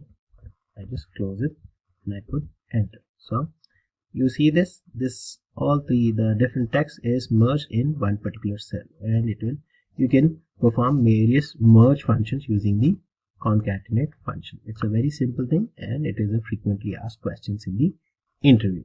Okay, the next question, it is a very important one again, and very basic as well. So how can you split a column into 2 or more columns? You have some particular text or a sentence written or data written in your cell or a column, and you want to put them across in 2 or more or many number of columns. So how do you perform this function? It's very simple again. You need to select that particular cell. So for instance, we have it here is India is a democratic country. India space is space a space democratic space country. So it's a different text here, and you want to split this particular sentence into different columns.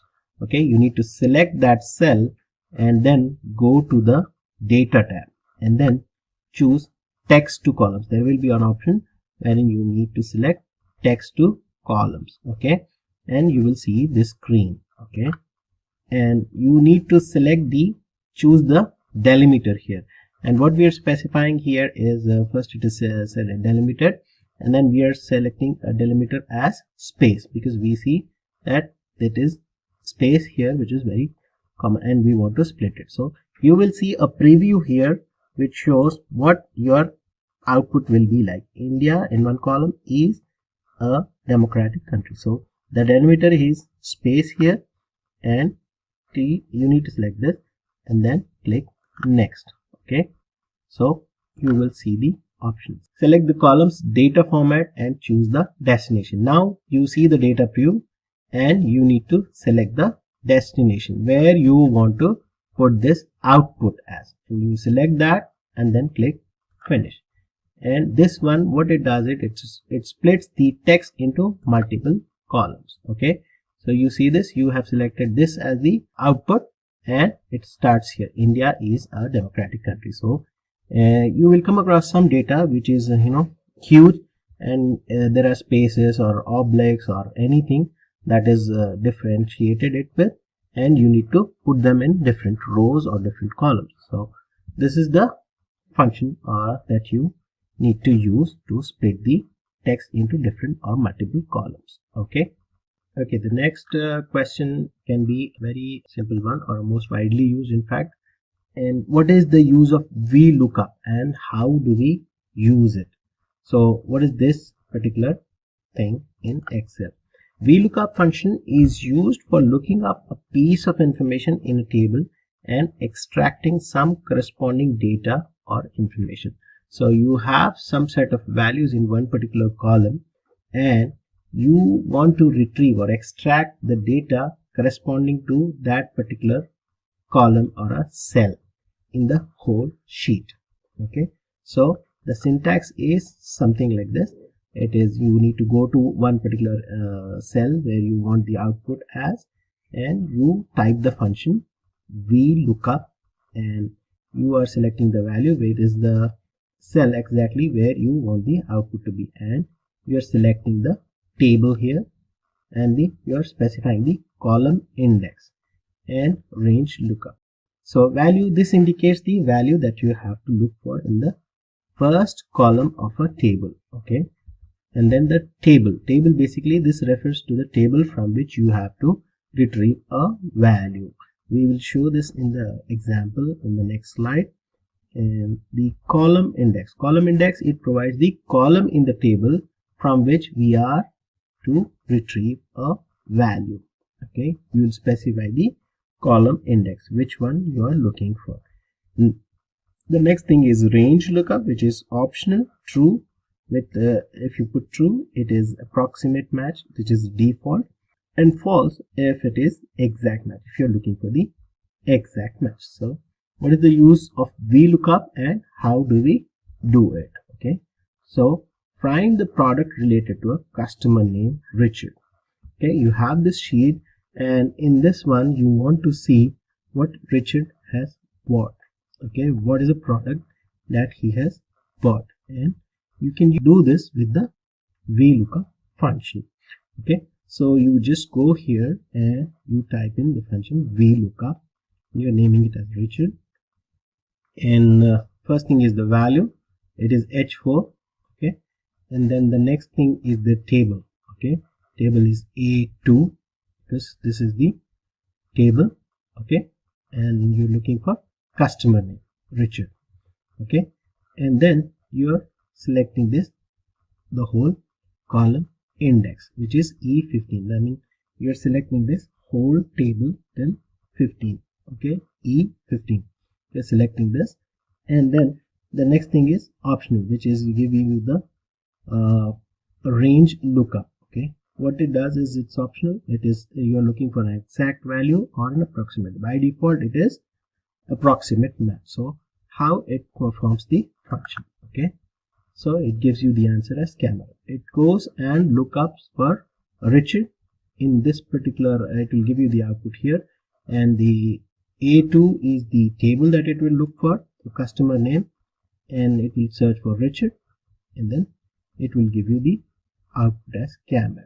Now the next thing will be Vlookup, different from lookup function. How different they are. Vlookup lets the user look for a value in the leftmost column of a table. So as we've seen in the example, it allows you to look for a data in the leftmost column of the table and returns the value in a left to right way, okay. It sorts in left to right way. Whereas lookup function lets the user look for data in a row column and returns the value in the another row or column. It will give you the lookup function in the next row or column, okay. Not very easy to use as compared to the lookup function, okay. As we see, it's a bit complicated when you compare it to the lookup function. It's quite simple and it is used to replace the Vlookup function, okay. So this is the different lookup and Vlookup function. Now Excel is basically used for reporting, mainly used for reporting to management. You have to extract different kinds of reports, and what are the report formats that are available in Excel? This is one of the important questions again for a beginner level, and there are three formats basically: compact form, outline form, tabular form, okay. These are the three formats that are available, report formats that are available in Excel, okay. The next question is about a function, which is how does if function work in Excel, okay. The if function in Excel, it actually performs a logical test, and you will give a condition, it performs the test and returns a value. If the test evaluates to true, and another value which you again will specify if the test result is false, okay. For instance, we have here a simple example which is shown in the slide, and what we are doing here is written record is valid if age is greater than 20. We have age here specified, and salary is greater than 40,000, else return the record is invalid. So we are giving two conditions, and it actually checks and evaluates whether these conditions are met, and it will give you then output whether record is valid or invalid based on the two conditions that are specified, okay. And F2 to axis, which is these column, we are specifying it should be greater than 20, and G2 to G6, which is the salary column, and we are specifying the condition to be greater than 40,000. So based on this two things, it will check and perform. If these conditions are met, then it will give the desired result, okay. So this is the function that is used in Excel, if function, okay. The next thing is sum if function, okay.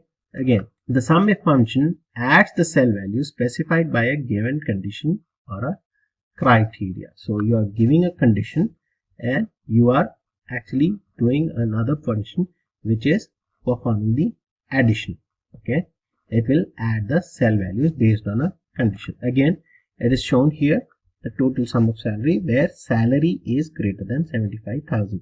Again, for example, the salary column is G2 to G6, and we are doing a sum if function. What the result will be, it will perform the addition of salaries which are greater than 75,000. So it will see which values are greater than 75,000, and then the output will be, it will be adding these salaries which are greater than 75,000.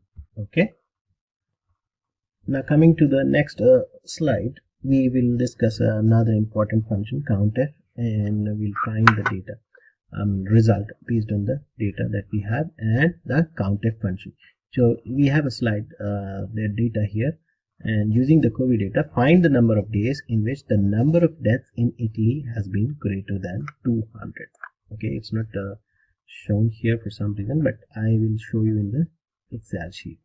Okay, so this is the data that we have, and we will try to find the function. So we'll use the countf function, and countf function is again simple. Countf, you are specifying the column, that is the source that you are looking for, that is G2, the column G, and it is 2. It starts from 2, row 2, G2 till G35777, which is the end of the column.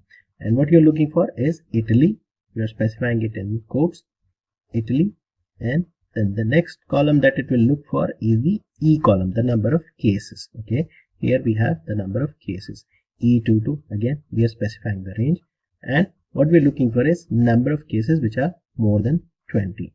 So we'll perform this function and it will show you the output. Okay, I'll show you to you in the Excel. So here is the sheet, and I will try to get the answer here, and so we are performing count f. Okay, count f, and you are giving the brackets, parenthesis, G2, which is the countries column. Okay, countries column, you are specifying the whole range, 3, 5, 777. It is basically a long list of data, and you're specifying the range. And what you're looking for is particularly any country. You can pick up like Algeria. Okay, Algeria, and you specify it in quotes. Okay, comma. Then what is the next target that you are looking for is the column E, where it is mentioning the number of cases. Okay, so you specify the column range for the number of cases, which is again E, and then the 3, 5, 777. I mean, it's basically a long list of data that you're looking for, and then what is the condition that you want to know, and you have to specify it in quotes. And what you're looking for is number of cases which are more than, and you hit enter. Okay, so it gives you the output as 143. So there are 143 days in which the number of cases were more than 20. So let's refine our search further. Let's see 30, and it gives 140. So another example that you can take is, let's pick Afghanistan.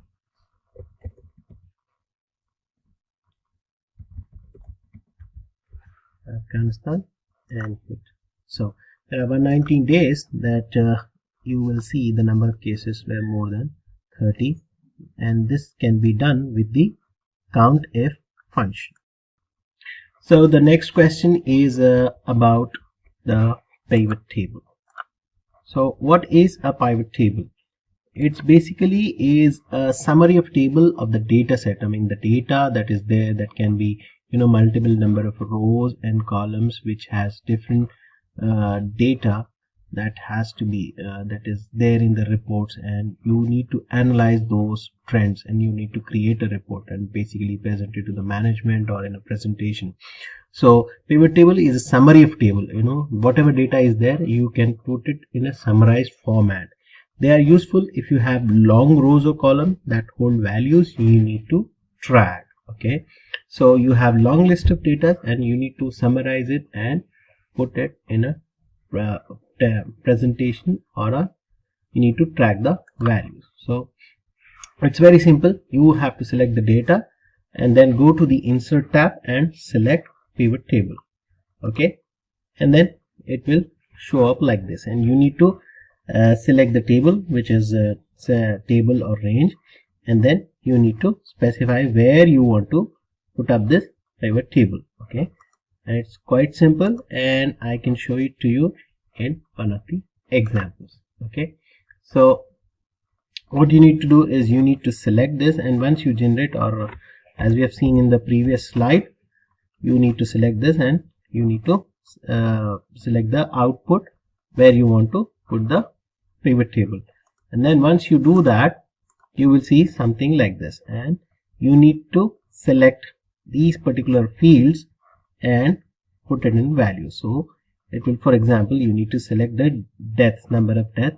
You can just simply click this, select this, drag and drop it in the values. Okay, so these are the different fields that can be put up in the table. Okay, we can show it to you in the example here. So this is our data and we need to show it in a pivot table. Okay, select this and then go to the insert tab and click pivot table. Okay, select that and it will show you the table or the range, and now where you want to put it. Okay, I will put it in the existing worksheet. Okay, and I'll just select which column. I'll put it here, for example, and it will show you this, and click OK. So this is the table, and now you need to select the fields that you want to show in the table. For example, we need to see the continents, the number of cases as per the continents. Okay, I selected and put it in the row, and we see immediately we see it in a table where you see the names of the continents. And now I want to see the number of cases, and I simply select it and put it across in the value. So this is quite simple and very informative, very short and crisp form of presenting the data in a pivot table. Okay, so this is how it is being used and it is being presented. You just need to go to the insert tab, pivot table, and it will generate the table, and then you can select the fields. All right, so the next question here is how do we create a drop down list in Excel? This is particularly useful when you need to sort particular data with the drop down list, where a number of different variables are there and you need to select one particular field and sort the data. So you can do this by creating a drop down list using the data validation option present in the data tab. It's quite simple. You select the data and you go to the data validation tab in the data and click select data validation. So once you select that, it will ask you to specify a range. So you need to select what data you need to sort and put a drop down. So you need to select this and click data validation, and you select the list option, which shows you that there is a different option. Okay, I'll show it across in the Excel. For example, what we have here is some particular data and we have different variables. We need to sort or put a drop down list. So just go to data as said in the slides and go to data validation and click data validation. Now as you click it, it will ask you to data validation settings. Okay, and in the drop down, go and select list option. So it will ask you to specify the source. So when you ask to specify the source, just click this particular column and click OK. So here I'm mentioning the source is column B. Okay, B3 to B14. Okay, click OK, and then it will give you the option. So here you can put this in anywhere across the Excel and click the option.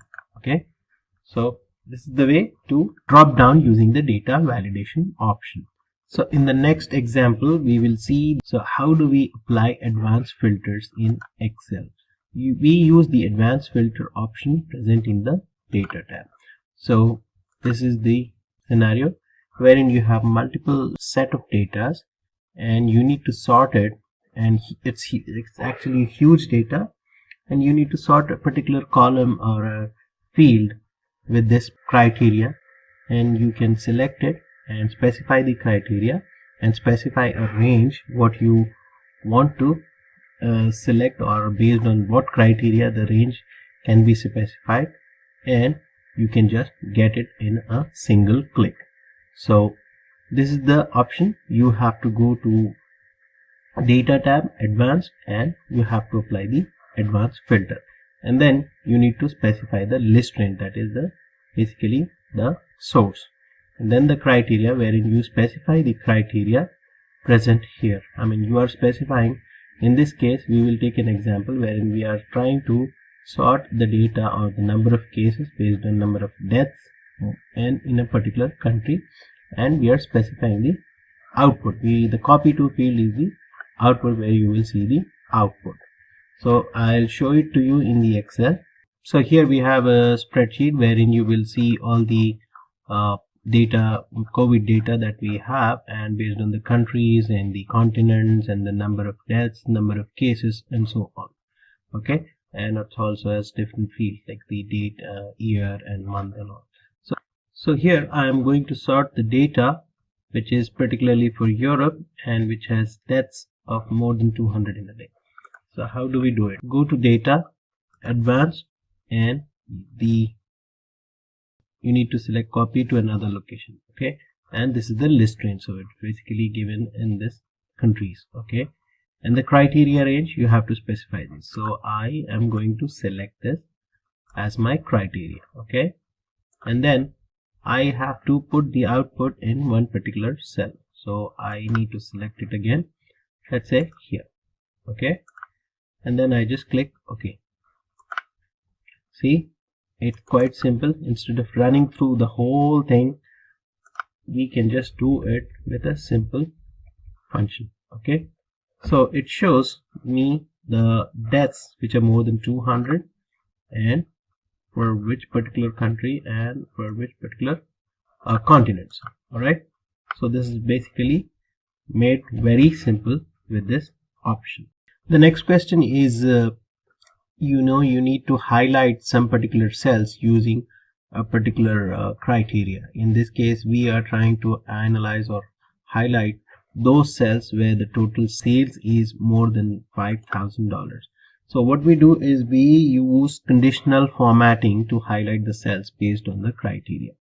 It's a very useful tool in analyzing data, and visually it helps. You can have a look at the data in quick flash. You will see the data and it's quite visible using the conditional formatting. So how we do that is I will show it to you now. So as said in the slide, we have the data of the sales that is provided to us, and we need to see who has done more sales which is greater than the $5,000. So just go to Home and you need to say go to Conditional Formatting. So for that you need to highlight or select this, go Home, Conditional Formatting, Highlight. Okay, and you have different options here. You select greater than and you specify the value. Here my criteria is $5,000. Okay, we can select which color. So let's go for green. Okay, see this, you will immediately see the option. You don't have to dig or look in deep into the data and find out which one is more than 5,000 or any particular value. Okay, so conditional formatting. Now moving on to the next question, the index and match function. You must be familiar with the index and match function and why it is used. Basically, index function is a very powerful tool wherein for example, you have a table of planets in our solar system and you want to get the name of the fourth planet, Mars. So you can do it with a formula using the index function, and at the same time you can use the match function. Okay, with the match function together you can play wonders with it. Okay, match function is another function that is designed to find the position of an item in a range. For example, we can use the match function to get the position of a word or in this case we have a name, and we can use the index and match function to find the city. How we do that is shown here. Okay, it looks quite complicated here when you see the formula, but I can show it to you in the Excel and explain it further. Okay, so here I have, and I want to know where these people are and where they belong to. Okay, so let's see how it goes. We have seen it, and we use the index function. Okay, index. Okay, now when I have to specify the range, okay, so the range is A2, and it selects the name, and I want to select it from A2 to A7. Okay, E7, sorry, E7. Okay, so as you see, it highlights the whole table. Okay, now what I'm going to do is I want to match it. Okay, match it with a condition. I am specifying a condition A10. Why? Because I have to specify a name here, and it will show me the city where he belongs to. Okay, where it shows is A2. Okay, if you see A2, it shows the name. Through A7, I have to specify the range here. Okay, not just one name, we are specifying the whole range. As you see, if you put the values, it will show you the selection. Okay, A7, and what it should be the exact match. So 0 denotes the exact match, parenthesis close, and I am putting another match condition. Okay, what is this? And this will give me the output. What output is? Okay, B9. Okay, this is my city. B9 is the city where I'm trying to find from. Okay, and what it should look for is A, column A1 through E1. Okay, it should select this particular row, and what it should be the exact match again. Okay, let's see how it goes. It will give you an error because you haven't put the value here. Okay, so let's see. Andrew. Okay, hit enter, and you will see the city where he belongs to. Okay, now let's see where Anna belongs to. Enter, and it shows Dallas. Okay, so this is the one other function, index and match function, being used, and it can be asked frequently in the interview questions.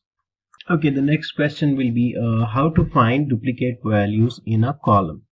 Okay, there are two ways that you can actually do this, and one is basically the very simple one, which is the conditional formatting, and the other one is, we have seen this before, COUNTIF function.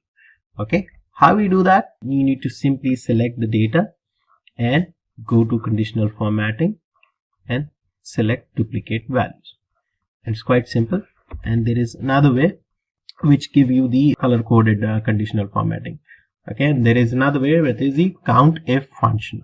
How we do that is, again, you have to put another column and put up a COUNTIF criteria, COUNTIF function, wherein you see that you are specifying the range and the value which is being twice or enter duplicate, and you have to put up a condition. I'll show it to you in the X.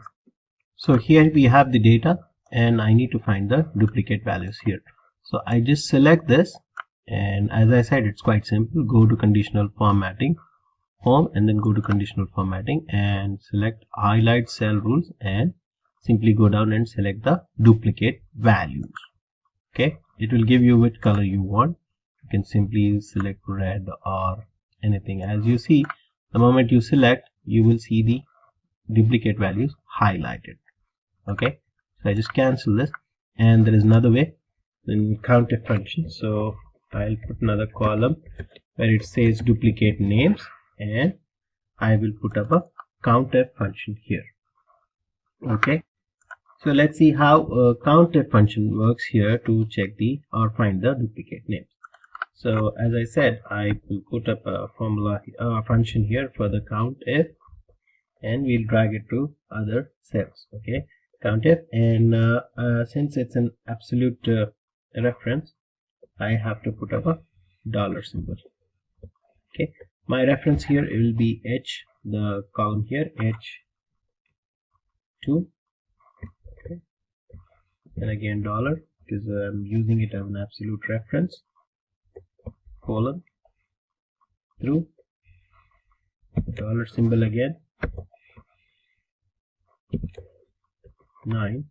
Okay, so it drags till the whole, it drags till the all the names, okay, the H9. All right, and then what I'll do is I'll put a comma. In why I want to do is I have to select H2. Okay, this is my criteria. I mean, it is repeating twice. All right, and I have to close the parenthesis, and if it is more than 1. Okay, so this is my formula. I just put enter and it should say true. So this is the condition and it is true. Okay, I simply drag it, the whole thing, and whether events is repeated, yes, it's true. Andrew, it's a duplicate entry, false. Emmy is a duplicate entry and it says true. And as you see, Emmy and Evans are duplicate entries. So this is how we use the countf function and the conditional formatting to sort duplicate entries in the data. Now let's move on to the last question for the beginner level. And since we have duplicate entries, there is also a problem to remove duplicate entries. So how can you remove duplicate values in a range of cells? Okay, to simply do that, you can delete the duplicate values in a column by simply selecting the highlighted cells and press the delete button. So you go in each column and you see the duplicate values, select it and delete it. Okay, and this is one tedious way of doing it. And you can also, after deleting the values, you can go to the conditional formatting, choose clear rules to remove the rules from the sheet. So this is one way. Okay, the next thing is again a simple button that is there in the data tab. That is one of the tools present in the data tab, which is simply called as remove duplicates. It's quite simple and it's there in the data tools. Let me show you in the Excel. So here we are, and we have this data and we need to check and remove the duplicate. So as I said, go to the data tab and simply click on remove duplicates, and when you click on it, it will ask you want to continue or expand this selection. I just say continue with the current selection and remove duplicates. Okay, select all, click OK. 2 duplicate entries that were removed. Previously we saw that Evans and Anna were there, Emmy were there, so that has been removed. Okay, so that's it for the beginner level, and we'll go to the intermediate level in the next slides. Choose from over 300 in-demand skills and get access to 1,000 plus hours of video content for free. Visit Xlookup by Simplilearn. Click on the link in the description to know more. So here we are at the intermediate level questions, and these are like higher level or intermediate level compared to the previous things that we have discussed with the basic level questions for the Excel interview. So let's move on to the next thing. And so there are some scenarios where you enter the date or some dates in particular data sheet, and you need to find out what is the day of the week. Okay, so you might be asking a question, how do you find out the day of a week for a particular date? So that is the function. We have a specific function, and that is the weekday function to find out the day of the week for a particular date. Okay, so as we know, these are the 7 days of the week, and we just put the function as it says equals to weekday, and we need to enter the column or the area or the cell address here. So weekday is the function, and it will give you the which day it is of the week. Okay, week as it says 1, it denotes Sunday. Okay, and 3 is again Tuesday. Okay, so this is the function that is used to find the day of the week. So now we move on to the next one, and there might be a question, what are the wildcards available in Excel? So basically Excel supports 3 types of wildcard, which are asterisk, the star, it represents any number of characters. It can be used in different formulas and all, like multiplication and all.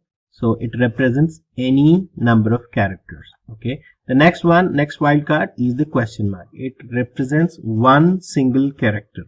Okay. You just need to memorize this in the back of your mind that it represents one single character. Okay. Whereas asterisk is it represents any number of characters. And the third one, which is rarely used in Excel, it is the tilde. It is used to identify a wildcard character, that is tilde, asterisk, question marks in the text. Okay, and it is very rarely used. So you need to memorize these three things, that there are three types of wildcards. We can see the functions of these in the later sessions. Okay, the next one is we have a question here. What is the data validation? Illustrate with an example. You might be asked this question and you have to know what is data validation, what is it used for, and you should know how to set up in an example. Okay, data validation is a feature in Excel that is used to control what a user can enter into a cell.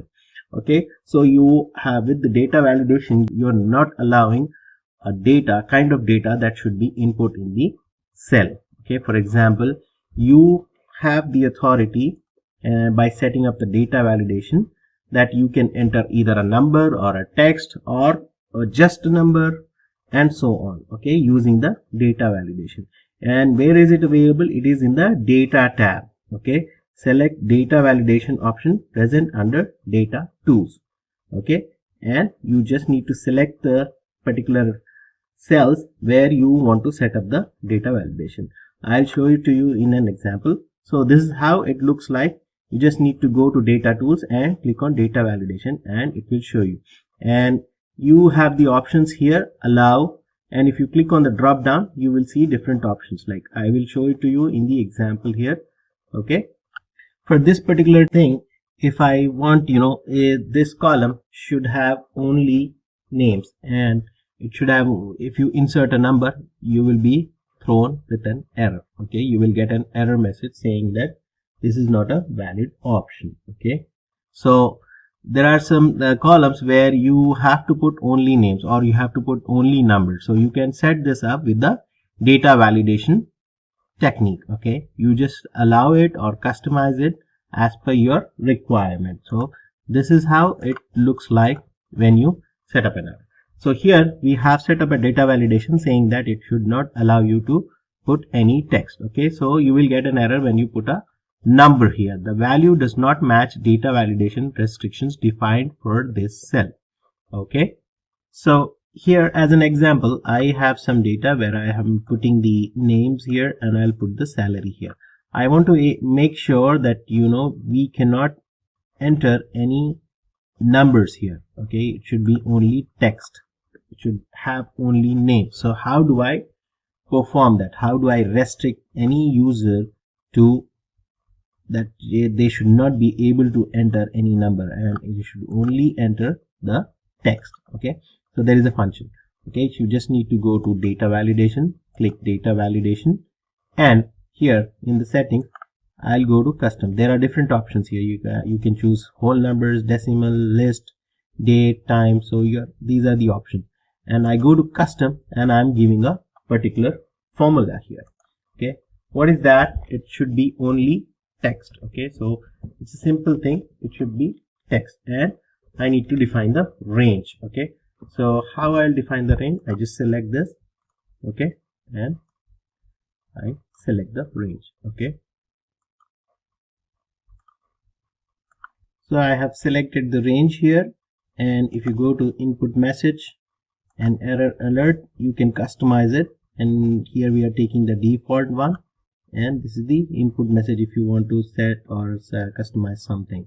Okay, so let's see how it works. Okay, I have set this and then I try to put a number here and it throws me an error. The value you entered is not valid because we have set a restriction. A user has restricted values that can be entered into the cell. So this is how the data validation works. Okay, the next thing is you will be given a situation wherein you have to you will be given data and you have to perform a function. Like in this example we are taking a condition, wherein you will have data and you have to specify the result based on the data you have to formulate. Okay, so given below is a student table. Write a function to add pass or fail to the results column based on the following criteria. You will be given a criteria. So this is the student table. You're giving the student names, marks and attendance, and then based on that you will have to specify a formula wherein you will see the result. Okay, based on the past student data, you have to put a pass fail results in the column based on the following criteria. What is the criteria? And for example, here in this example, what they're saying is you have to say that the student is passed if his marks is more than 60 and the attendance is more than 75%. Okay, so how we perform this function? As it says, you have to use the if function and check with the and condition to fill the results column. Okay, so let's see this in the example here. So here is the example, and we will perform the if function and check with the and function. So how we do that is here. Okay, so I have to put the if function here, okay, and check with the and function. Okay, and I have to specify the conditions. I have to specify where it should see the or check the conditions. Okay, so we are checking the conditions here, and the marks should be in row in the column U, and it starts with U5. So let's see U5. Okay, it will immediately go to column U and 5, row 5. Okay, and then what is the condition we are specifying here? It should be greater than 60. Okay, and the other condition is the column V, that is the attendance column. Okay, and what is the condition we are specifying? V5 should be greater than 75. Okay, and we just close this conditions with the parenthesis, and now we have to specify the result, whether it is pass or fail. Pass, comma, in quotes again, fail. Okay, so let's see how this works. Okay,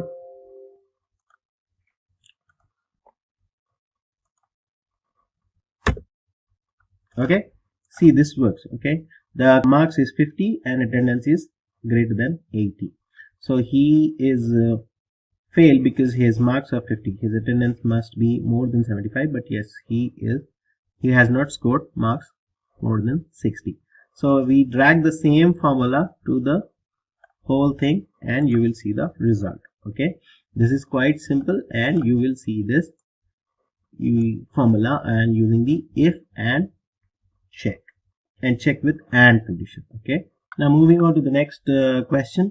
You might be asked to, this is a simple function wherein you will be asked to calculate your age in years from the current date. Okay, so how we do that? There is a particular function, and it's very simple. Use the year frac or dated if function to return the number of whole days between start date and the end date. So you specify a start date, which will be today's date, and the birthday, and then the end day will be today's date, for example. Okay, and you will get to know the age using the year frac function and dated if function. Okay, so here is a small example, and this is how we use the year frac function. Okay, you specify this function and then specify the input dates, that is the today's date and the date of birth and the today's date. Okay, and this is one of the ways to get it, and there is also dated if. Okay, this again, it is dated if function, and you specify the input cells. Okay, so let me show you an example for the same. So here we are, and we have today's date, that is 4th of May, and date of birth for anything it could be. So I will specify the year frac function. Okay, equals year frac. Okay, and then I should, as soon as you enter, you specify the start date and the end date. Okay, and I will specify the start date as today's date. That picks the column, and then I put the comma, and then the end date should be this thing. Okay, and just close it, and it will give you the age. Okay, so this is the age. For example, if you want to find out my age, I don't want to reveal my birthday, but it's okay.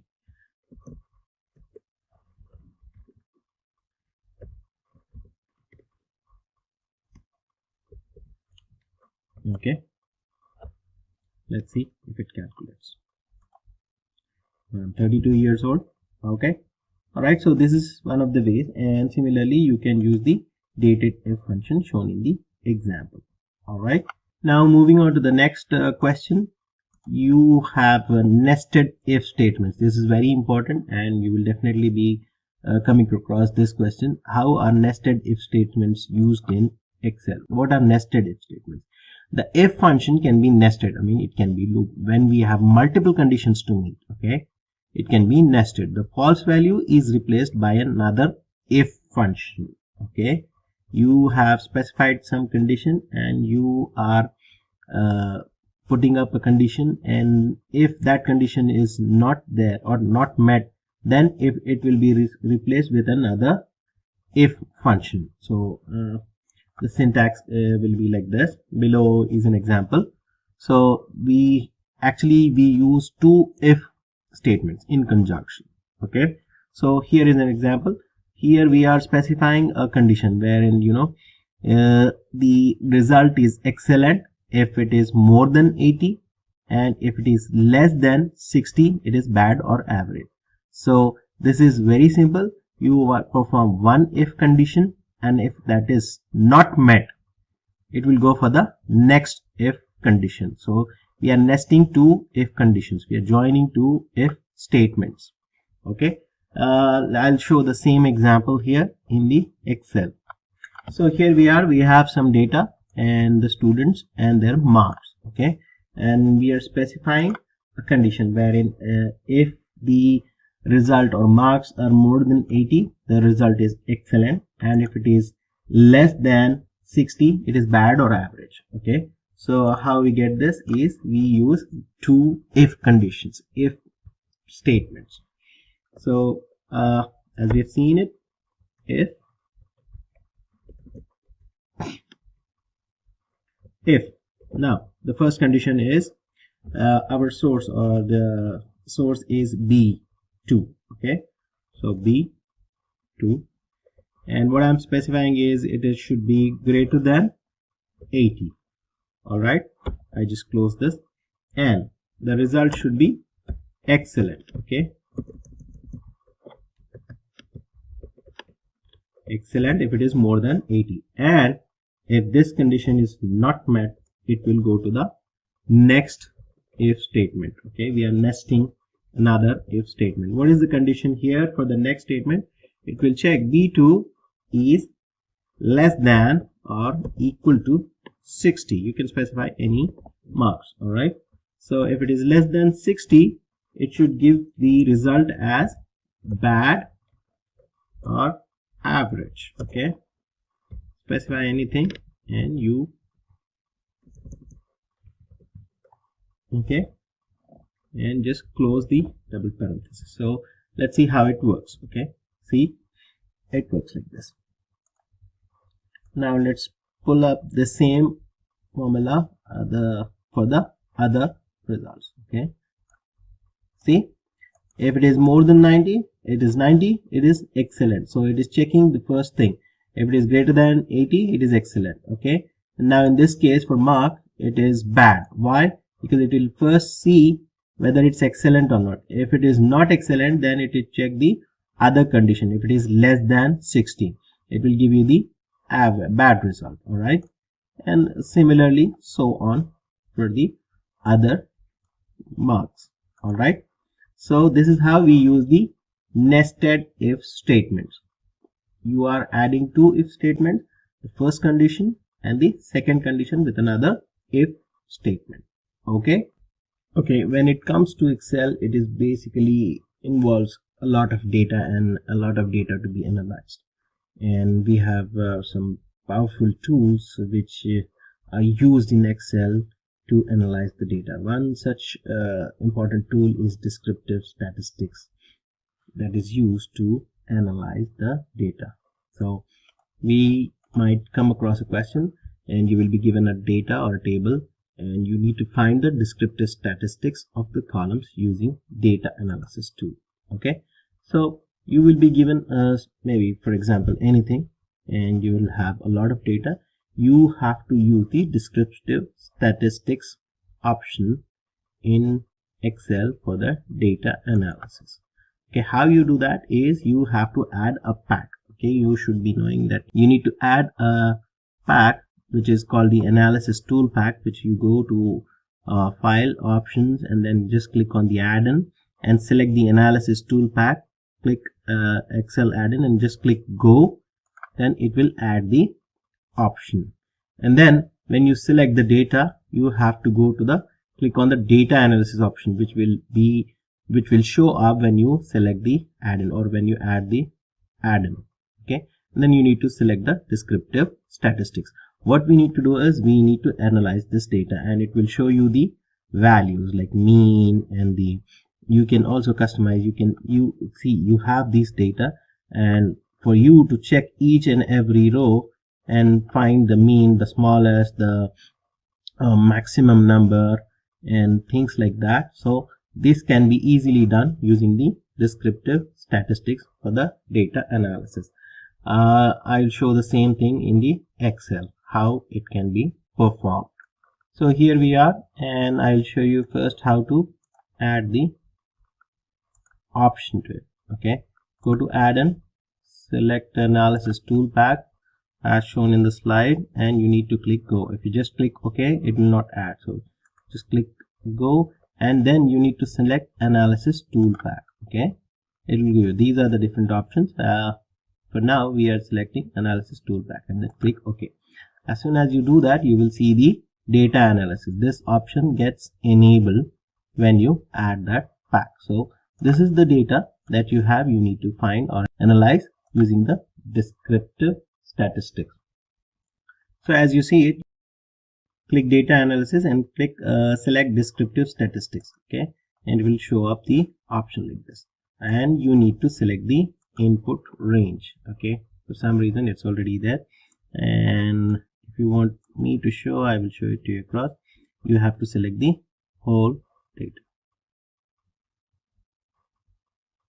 Okay, this is my input range, and you need to select this labels in the first row so that you know it doesn't take the first row. Okay, I'll show. Okay, and now I'm putting the output in another worksheet. Okay, you can specify or you can specify a new worksheet, and these are the options that you can select. So you are getting a summary statistics, which is the default, and you can select the confidence level, that is the mean value, and you can set it up by whatever value percentage you want, and you are selecting the largest one and the smallest number. So all these data will get analyzed, and it will open up in a new sheet, and just click OK, and you will see this. So these are the, if you see, this is our data: paid, organic, social, and revenue. So this is okay, make it more precise. Okay, so with a single click, all our data is analyzed. Okay, this is the mean value, and this is the minimum is 0, maximum is certain set.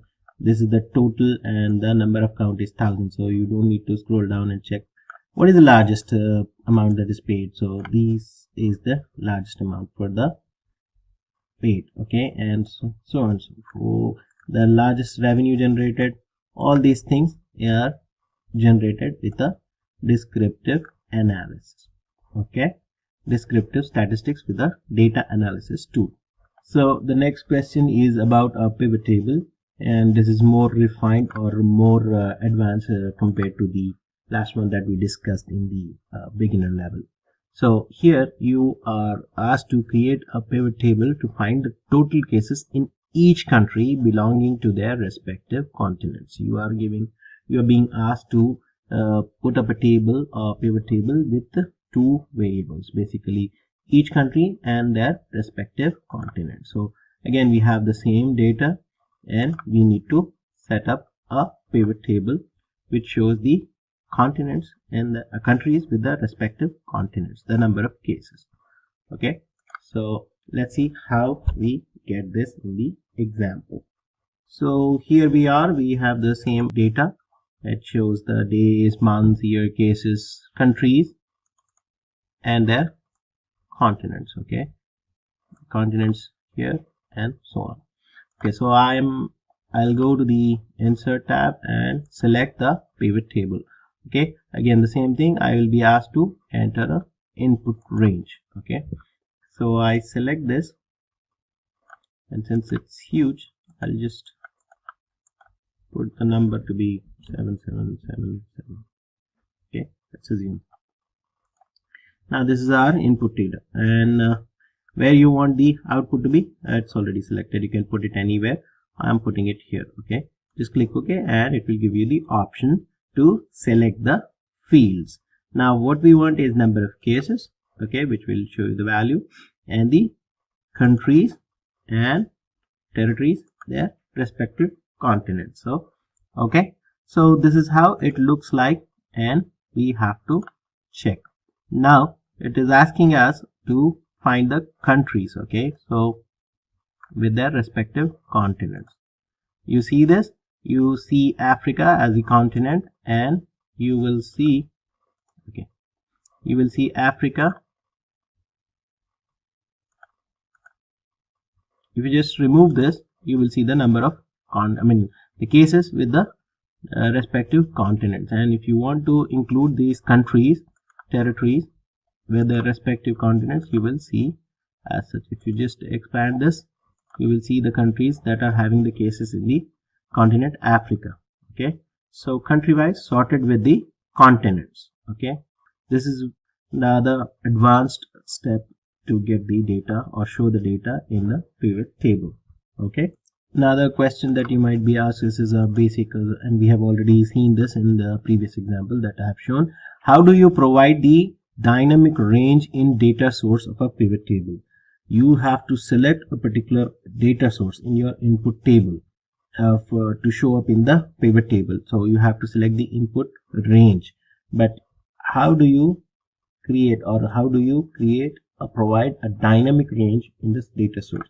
So just need to create a name table to provide a dynamic range. So where is the data of your table? So as we have seen in the previous example, you will be able to select the input range, and you just need to put this value, any number, so that it will pick up the dynamic range for your input source for the table.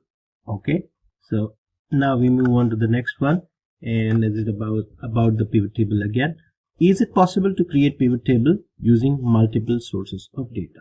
Yes, you can create a pivot table from multiple worksheets. Sometimes you will have different data in different sheets.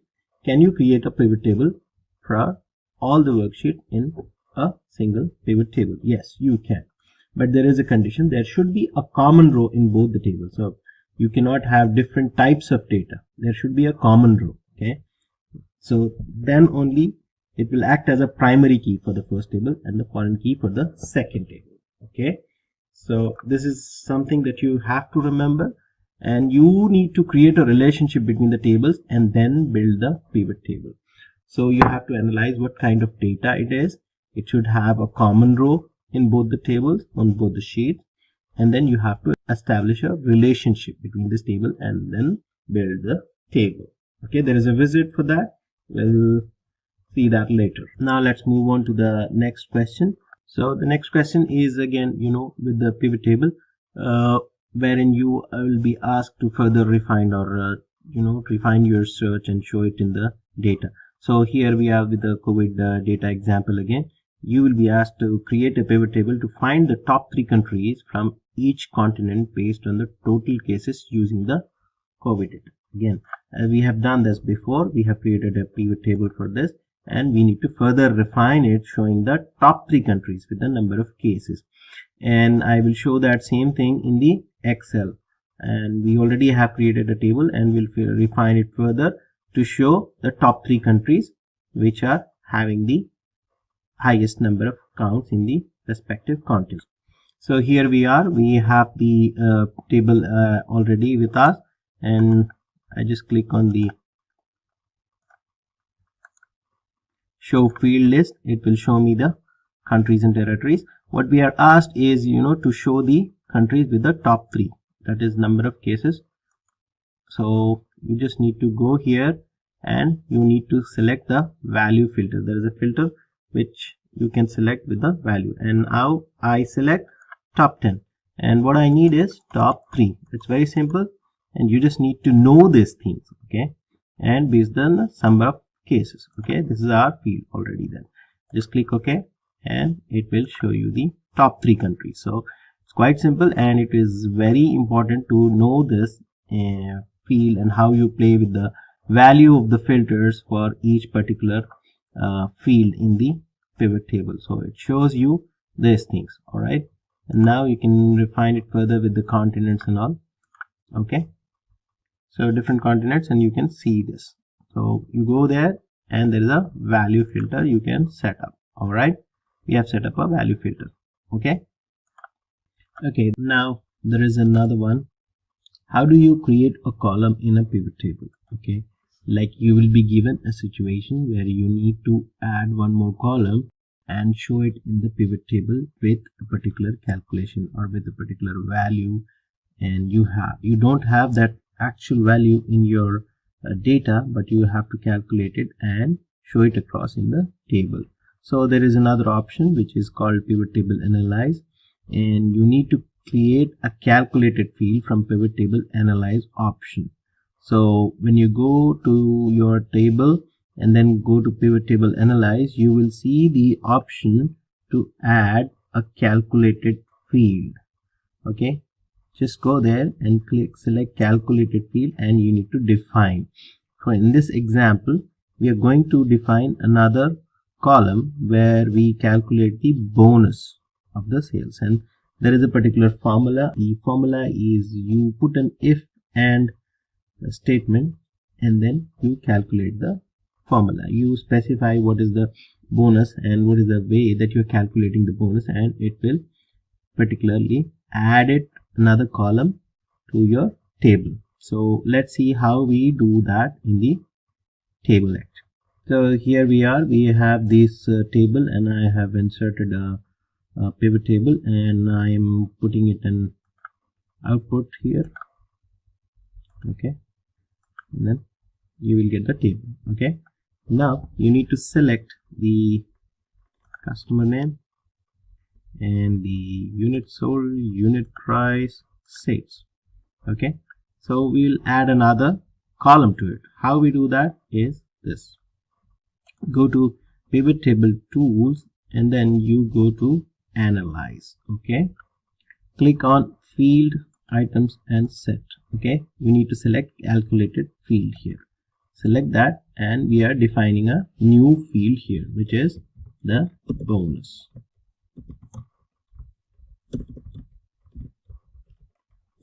Bonus, and as I said, we will put up a formula for this, and we will define it how we calculate the bonus. Okay, with an if and statement, which we have seen before, how we put up a and if and statement. Okay, now I'm going to say it as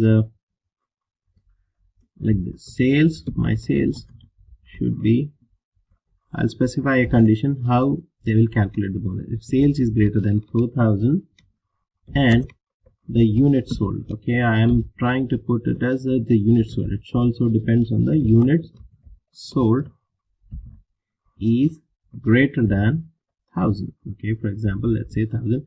A person who is able to do sales of 4,000 and the unit sold should be more than 1,000, then the sales, what is this? The bonus will be sales into, that is the amount of sales he has done, into 5%. Okay, let's say 5% bonus, and sales is if it is 2%. Okay. Okay. We are adding this field bonus and click add. Okay. So we have added this and we have put up a calculation for the formula, and you will see this in the.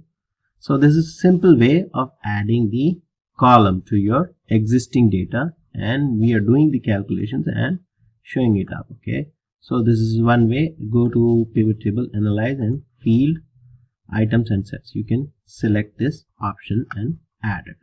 Okay. You can customize this, as I said, with adding different fields. This is pretty handy in analyzing the data which does not exist in the table, and you add some value to your pivot table. Okay.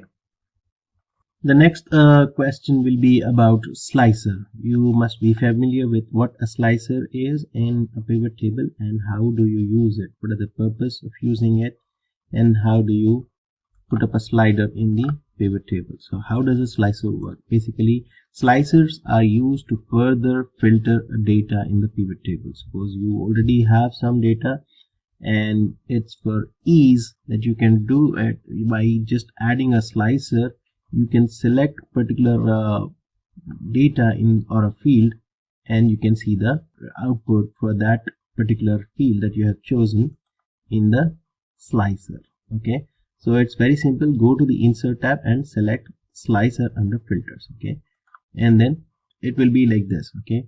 And here, if for example you see this is our pivot table, we have added two slicers to filter our table, that is month and countries and territory. So this will be the general pivot table that looks like, and we have added another two slicers, that is month and country. So if you go for example, if you want to see what is the number of cases and some of the deaths for a particular month and for a particular country, you can just do it by a single click, and it will show that particular data only in the table. Let's see and do this in our Excel. Okay. So there is a table pivot table already created for this, and I want to add a slicer. So how do I go ahead and do this? Is I go to the options and insert slicer. Okay. At the moment you click on it, you will see what are the options that you want to add. You can select different fields and select the slicer for it. For this example, we are choosing month. Okay. This is one of our sliders. You can just put it here, adjacent to the, and again this will be our slider. Okay. Let's add another slicer here. Okay. And this will be the countries and territories. Okay. Click on that and you will see two simple badges here that you can choose from. So if I want to know in the month of Feb how many number of cases were there for particular, let's see, the moment I choose the month, it will show that particular number of the corresponding table for the whole. And now I want to further refine it to a particular country. So for example, Australia. Okay. So there were a total number of 18 cases and 0 deaths. At the same time, if I go for Algeria, it is like this. So as you see, it goes like this. Okay. So this is one of the very important tool that you can use to show the data in a much simplified manner and ease. Okay. So the next question is about the pivot table again. What is the percentage of contribution of each country and continents to the total cases? Again, the same example for our code, the COVID one. In this time, we want to show the output as the percentage of contribution for each country and continents to the total cases. So we have the same data and we generate a pivot table, and we should show it as the sum of the cases to be percentage. Okay. And this is how we do it. This is our data, and I'm going to create a pivot table for this.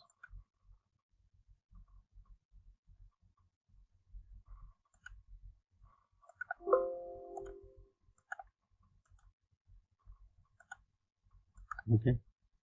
So it shows the table and here I have to show what is the fields that we need to select. Okay, for ease we are just selecting the cases and the countries and territories.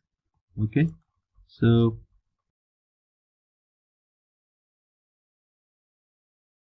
cases to be the values.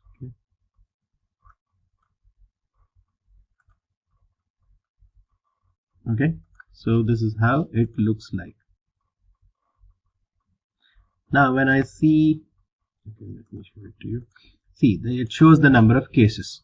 Now if I just want to refine it further and see it as number of percentage as the number of cases. Okay, so how I do it? Show field list.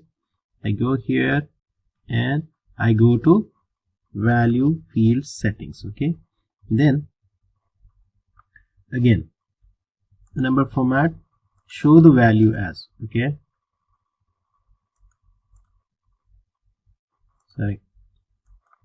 show the value as, you need to select this thing, percentage of grand total, and then just click OK, and you will see this to be the percentage. So it shows the data in the form of percentage.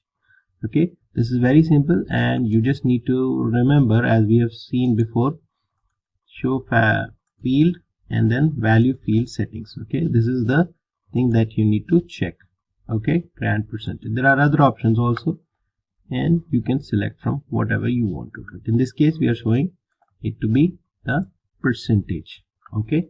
Okay guys, now the next question is about a very important aspect of presentation when we come to pivot charts. How do you create a pivot chart in pivot tables? This is very basic or very important aspect of pivot tables, that you can represent data in a form of a chart, and there are different types of charts which I'll show it to you in the example. Okay, so we have a data here and we want to show it right now it is in a tabular form. Okay, we have put up a pivot table for this, and now the same thing can be put up in a pivot chart. Okay, so what you need to do is go to the insert tab and select the pivot chart. It depends on different versions of Excel that you have different forms or different buttons, so I will show it across to you, and this is how it looks like. Okay, it's very simple. It can be a pie chart, it can be a bar chart, it can be different forms, and we can see that in the example here. Okay, so let's go to the example, and so we have the pivot table generated here already. What you need to do is you need to select the table and go to insert and see the options. There is a column chart, there is a line chart, there is pie, bar, area, scattered, and other parts. Okay, there are different forms. Okay, so right now what we do is we will select the column chart here. Okay, you need to select the pivot table and click on the column chart. Again, there are different forms which can be seen in some time now. So this is the basic form. Okay, and it will show you the countries. It will show it as a form of a chart. Okay, again, you can change the chart type. You can change it to pie. Okay, this personally is very good in presenting or doing presentation, and you can select different forms, different styles. Okay, it will also show you the percentage. So this is one form of presenting your table into a chart. Okay, again, bar type is also there, so this won't suit here in our example. There are different ones. I'm just showing it to you as how it looks like. So depending on your the aesthetic, you can see and select what kind of chart is best suitable. Okay, so this is how you put up a pivot chart in pivot tables. Okay, so this is one last for the intermediate level. And what are macros in Excel? Create a macro to automate a task. Basically, you have some daily tasks that you perform in Excel, okay, and you can do this with quite ease using the macros, okay. It basically is a program that resides within the Excel file, and it is used to automate tasks in Excel. Some daily tasks that you run, like when you come across any data and you have to scrub that data, and you do some daily routines, and by removing some columns or adding some formulas, and adding some colors and changing the fonts, or be it anything that you perform, and you have to do a repetitive task. So all that can be done by recording a macro, and this is what macro is used for in Excel. So how you capture those steps in Excel is through a macro. To record a macro, you can either go to the developer tab in the Excel and click on record macro, or you can use or access it from the view tab, okay. So these are the ways to access macros, okay. Just go to the developer tab and click record macro, wherein when you click record macro, it will record the steps that you are performing in each step, and it will capture that, and you can save that. It is like a daily routine that you run, and you can do all these multiple steps, maybe n number of steps, within a single click by running that macro later on, okay. So you record a macro and run that, okay. You do it through the developer tab. Go to developer tab and click record macro, and it records all the steps that you are performing, okay. You need to name it, and you just need to perform the actions, and it will record the macro, and you just save it later on. Whenever you come across the same daily task that you run, you can just click it by running that macro, okay.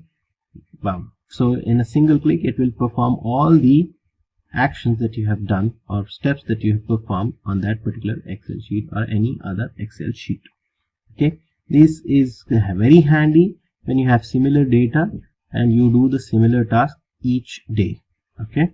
So this ends the intermediate level, and in the next slides we will see the advanced level. So now we discuss the advanced level interview questions for Excel. And when it comes to the advanced level, you will come across, definitely you will be asked about what if analysis. How does it work? How does what if analysis work in Excel? So what if analysis, as the name suggests, you have to have an analysis done, okay, with the help of different complex mathematical calculations like formulas, and using different formulas and calculations, you can experiment with the data, and you can analyze if this particular input changes, what will be the scenario, how will your output turn out to be. So as you can see, it is about different variables to see how your changes would affect the outcome of a situation. So this is what if analysis is, and the same thing can be done with Excel. And how it is done is, you need to go to the data tab and click on the what if analysis under forecast, okay. So there are three options, and one is the scenario manager, goal seek, and the data table. So these are the three situations or three tools which are available in the what if analysis in the data tab, okay. So goal seek is basically for reverse calculations, okay, and you have some idea, you have some set goal in mind, and you have certain variables, and what you need to do and what you need to achieve to have certain set goals, okay. You will set a value for the goal, and with the goal seek option you can get to know what value you have to achieve to come to that level, okay. So this is what goal seek is. It is one of the simplest sensitivity analysis tool, and so for example, you know that a single outcome you would like to achieve, like you have a set goal that you have to achieve this particular grade, okay. And the goal seek feature in Excel allows you to arrive to that goal by mathematically adjusting a single variable within that equation. So you set the goal and you will do the what if analysis goal seek option to know what you have to do or what you have to achieve for the set goal. The next option is the data table, and it is basically used for sensitivity analysis. Okay, so in this scenario, the data tables allow the adjustment of only one or two variables within a data set, but each variable can have unlimited number of possible values. Okay, so basically they are used for side-by-side comparisons. It makes it very easy to read the scenarios. Okay, but you need to set up the data table correctly. Okay, and what you do is you give the input in the table and then you set up the formula. And for instance, you need to calculate the monthly payments for a loan. Okay, you provide the principal amount, like whatever amount you're taking, 2 lakhs, 3 lakhs, and you set the interest rate in a formula. Okay, and you set the term in, and then you need to provide different input options, like what loan amount that you're taking, and you set the formula and go to data table, and go to what if analysis and select the data table, stretches across, and then you will see the monthly payment options or the monthly EMI that you can calculate. There are different things that you can calculate. You can calculate the target or the sales bonus or things like that. Okay, giving different scenarios in the variables. Okay, but you need to set up a data table. It might be a little challenging, but yes, it is a very powerful tool. Okay, so the next one is the scenario manager. It is a bit more complicated compared to the other two, but then it is more advanced than goal seek, as it allows you to adjust the multiple variables at the same time. Okay, and this is very complicated compared to the other two, and it is even, it gives more better output when it compares to the other two what if analysis tools. So here, when you go to what if analysis and the scenario manager, you have to select the data and provide different scenarios, that is different values for each scenario, and then it will analyze, calculate, and create different scenarios. Okay, so it becomes very easy for you to analyze what if you are changing the value of your interest amount or the term of loan, or your targets, like monthly targets or an yearly targets and things like that. And you just have to see what the scenario will be when you set this particular value for a table or for data, whatever targets that you need to set. You can use this what if analysis in Excel for the different scenarios and different calculations. Okay, these are very powerful tools and you need to know this. Now, as we move on to the next one, you might be asked, what is the difference between a function and a subroutine in a VBA? Okay, even though these two are used quite frequently, there is pretty much different from each other. Okay, so a function always returns a value of the task it is performing. Okay, so when you are writing a module, you will have a function. When you have a function, it will always give you a value. Okay, for example, you are performing an addition, using the function, it will give you a value for sure. Whereas subroutine, it does not return a value of the task it is performing. Functions are called by a variable. Okay, you can set up a variable and you can call the function. Okay, whereas subroutines can be recalled from anywhere in the program in multiple types. Okay, in many different ways you can recall a subroutine, like we have seen. We write a subroutine and we put up a button, and we can, when you click the button, it will recall the subroutine. Functions are called by variable. Okay, you have to set up a variable, and when you enter it, it will come up. Okay, functions are used directly in spreadsheets as formulas, whereas subs cannot be used directly in spreadsheets as formula. Okay, this is very important difference, And the next thing is the functions can be used to perform repetitive tasks and return a value, whereas users must insert a value in the desired cell before getting the result of the sub. So this is particularly limited, okay, whereas functions can be used to perform different repetitive tasks and return a value. User input is not required, whereas if you see the subroutines, user must insert a value, okay, in the desired cell, that too in a particular cell which is defined in the subroutine to getting the desired result. Okay, so these are the differences between functions and subroutines. Now the next one is what is the difference between this workbook and active workbook in VBA? So when you work on modules and different Excel spreadsheets and workbooks, you will have these different workbooks open, and there is a particular difference, and you might be asked what is the difference between this workbook and active workbook. So as the name suggests, this workbook refers to the name of the workbook where the code is actually running from. Okay, you are running a code, VBA code, and it is the actual workbook where you are running the code from, and that is this workbook. Okay, and you have multiple spreadsheets open and you are working on particular, suppose for example you are working on sheet X. Okay, and active workbook is the workbook that is currently active from the different open workbooks. You have different open workbooks, but you are working on one particular workbook, and that is called the active workbook. So this workbook refers to the name of the workbook where the code is actually written, whereas active workbook is the one that is currently open, currently active. Okay, so this is the difference between this workbook and the active workbook in VBA. As shown in the example, this is a simple sub that is written, a code that can be written to find out which workbook is the this workbook in the VBA and the active workbook as well. Okay, so this is a simple thing that you can run to determine. Okay, it shows the active workbook and this workbook.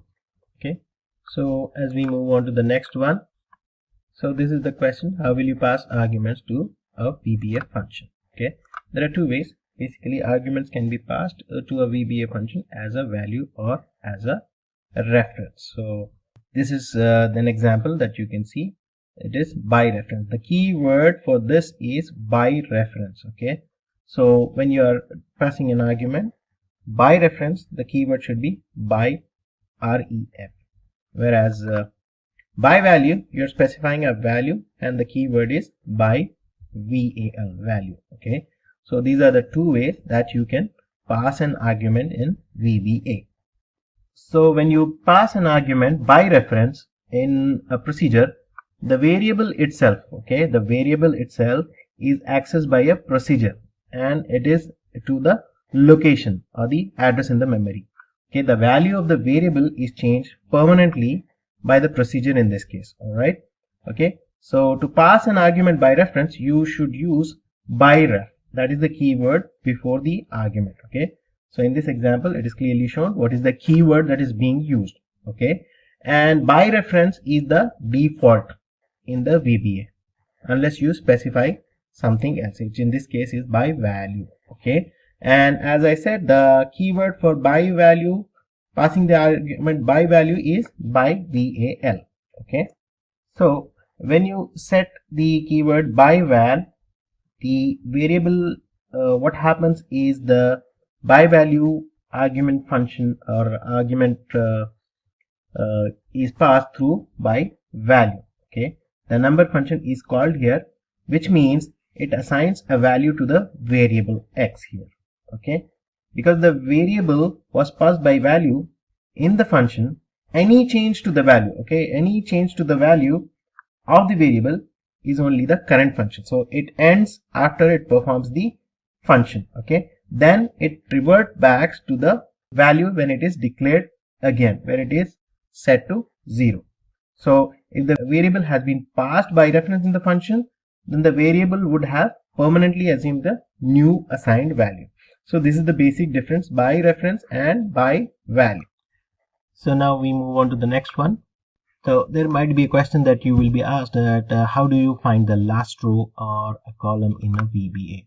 Okay, so to find a last row, sometimes you have long list of data and it has like n number of rows and n number of columns. So instead of scrolling down altogether to find the last row, you can use this VBA code. You can write this code. It's a very simple one, and it will give you the last row. You will find the last row with a single click. Okay, let's see it in the VBA. So here I have a sheet which it has long list of rows, and instead of scrolling down, I can just find out the last row with this VBA code. Okay, I just click on this, and as seen in the slideshow, I have just written it, and you will see you just run it and you will see the number of rows. It will give you the last row in the sheet. Okay, similarly we can do this for the column as well. Okay, in case if you have long list of or large number of columns, instead of scrolling right, you can just run this VBA, and you can know the last number of columns. Okay, number of columns. So as we've seen in the last row, now we'll see the code for the finding the last column. It's the same thing. Instead of row, you will see it as column. All right, and when you run it, it will give you the last column. Okay, now let's move on to the next one. So you might be asked this: how do we check whether a file exists or not in a specified location? There is a code, simple VBA code that you can write and you can run. You can use this utility to find out whether the file exists or not. Okay, and you need to check whether the file exists, and if it does, it will give you a message that the selected file exists, and if it doesn't, it will pop up with a message box saying that the selected file doesn't exist. So what you need to do is you have to specify this function. Okay, and check file exists. This is what it does. Okay, you have to specify a variable, that is the store file name, where you will give the location of the file and the name of the file. Okay, and then you will also specify whether the file name is there or not. Now, so it runs this and it will see whether the file name exists or the file actually exists or not, and it will give the appropriate message box. We can run the same thing in my PC and we can check it. So here we are. I have put this and I have run the same thing, and what I'm looking for is this book 2. Okay, let me maximize it. This is what I'm looking for, and the location is desktop. Okay, so let me run this and you will see whether it exists or not. Okay, and it says this selected file exists, so it goes and checks whether the file exists, and then it will give you the message. So this is how we check using the VB. So the next one is there is a powerful tool called debug, and you might be asked questions about how debug works or how you check the debug. Okay, to debug a VBA code line by line, you can use the F8 key. Okay, you can also create a breakpoint to terminate the execution. So for this, if you go to your VBA, you will see the option as debug. Okay, you can use this by clicking on debug or by pressing the F8 key. Okay, so what debug does is it will show you the step-by-step execution of your steps. Okay, it will check each and everything, and if there is an error, it will pop up.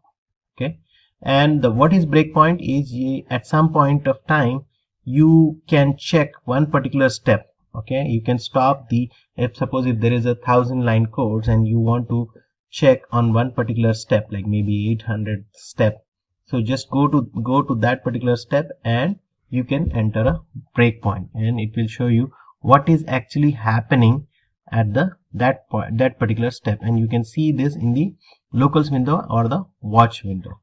Okay, so let me show you some simple example of how this debug can be used to check our codes. Okay, so here I have written a simple code for this, and it is basically let me show you how debug works. Okay, this is let me maximize it and we'll see.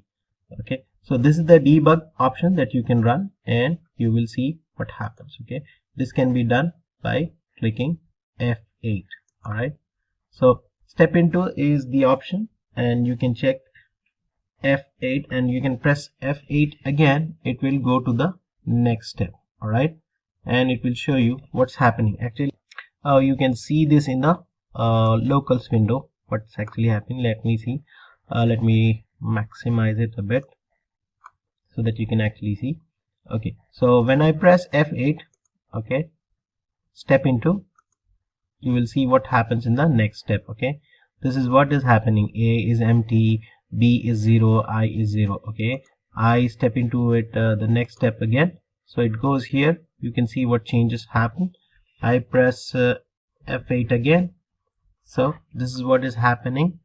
All right, so it is checking each and every step. So debug is the tool that you can use to check the codes. Whether, see, this is a very simple program, but therein you will have some different codes where you functions or routines that you can have, where you have 1000-line codes and you need to check each and every step or some particular step. So this comes in very handy. Okay, let me press F8 and it shows what happens, in which you can step into each and every step and see what happens. Okay, and now if I show, there is something called as toggle breakpoint. Okay, this one particular is used by pressing the F9 key, wherein you will see what is actually happening at some particular step. Okay, so how you do that is you just need to go to a particular step and click on the bar here, and it will get highlighted into red. So this is what is happening. Okay, so in the watch window you will see that particular step will be magnified, or you can see what is actually happening in that step. Okay, so let me start it again, see what happens. I press F8 again,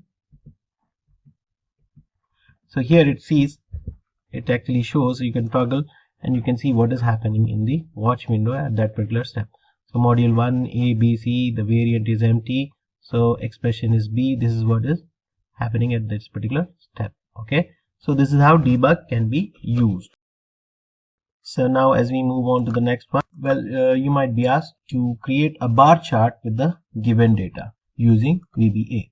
So you will have some data and you can create a bar chart or a any kind of chart with the VBA. We have done it with the pivot tables and all, but then we can do the same with the VBA. So it's a simple thing, a simple sub that you can write and create embedded chart using chart object. This is the sub that you can use. Okay, you are specifying a variable here and embedded chart. You need to specify the embedded chart and which sheet you are using, and this is very basic, and the chart objects like the length, the dimensions of the chart. Okay, and you need to specify the source. Okay, the source is sheet for range so and so. You can specify the range here. So let's go and do the same thing in the VBA. So here I have the data, and I have already copied the VBA for it, and let me simply run it. Okay, see, it creates a chart. So this comes in very handy, and you can see the, as I have mentioned, in you have to specify the source, the dimensions of the chart, and so on, so and so on. Okay, you are specifying where it's picking up the data from, and the columns, I mean the range and the dimensions of the chart. Okay, you can play with this and you will generate a chart. So well, this ends our presentations, and so this is how it looks like, and we've seen that. So next question is about a VBA code again to calculate the area of a rectangle using the VBA function. How do you include a function to calculate the area of a rectangle? We all know that the area of a rectangle is length into width. Okay, that is the formula. We can execute it by defining a function in the VBA, and we'll define the same function. Function is equal to area, and it is area as length into width. In this scenario, I'll again show it to you how we do this in Excel, and let's go ahead and do this. So here we are. I will just go to the developer tab and open the VBA, and I insert a module. Okay, so here we will define the function. Okay, function as area. This is my function, and now I'm going to define the variables. Okay, length as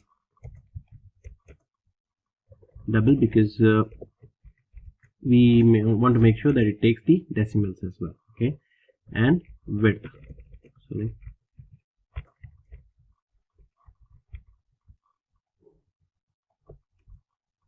okay, now what is the area formula?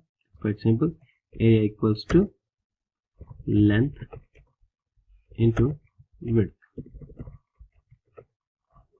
Okay, very simple. Okay, now I go to my Excel and I'll define the area function. Okay,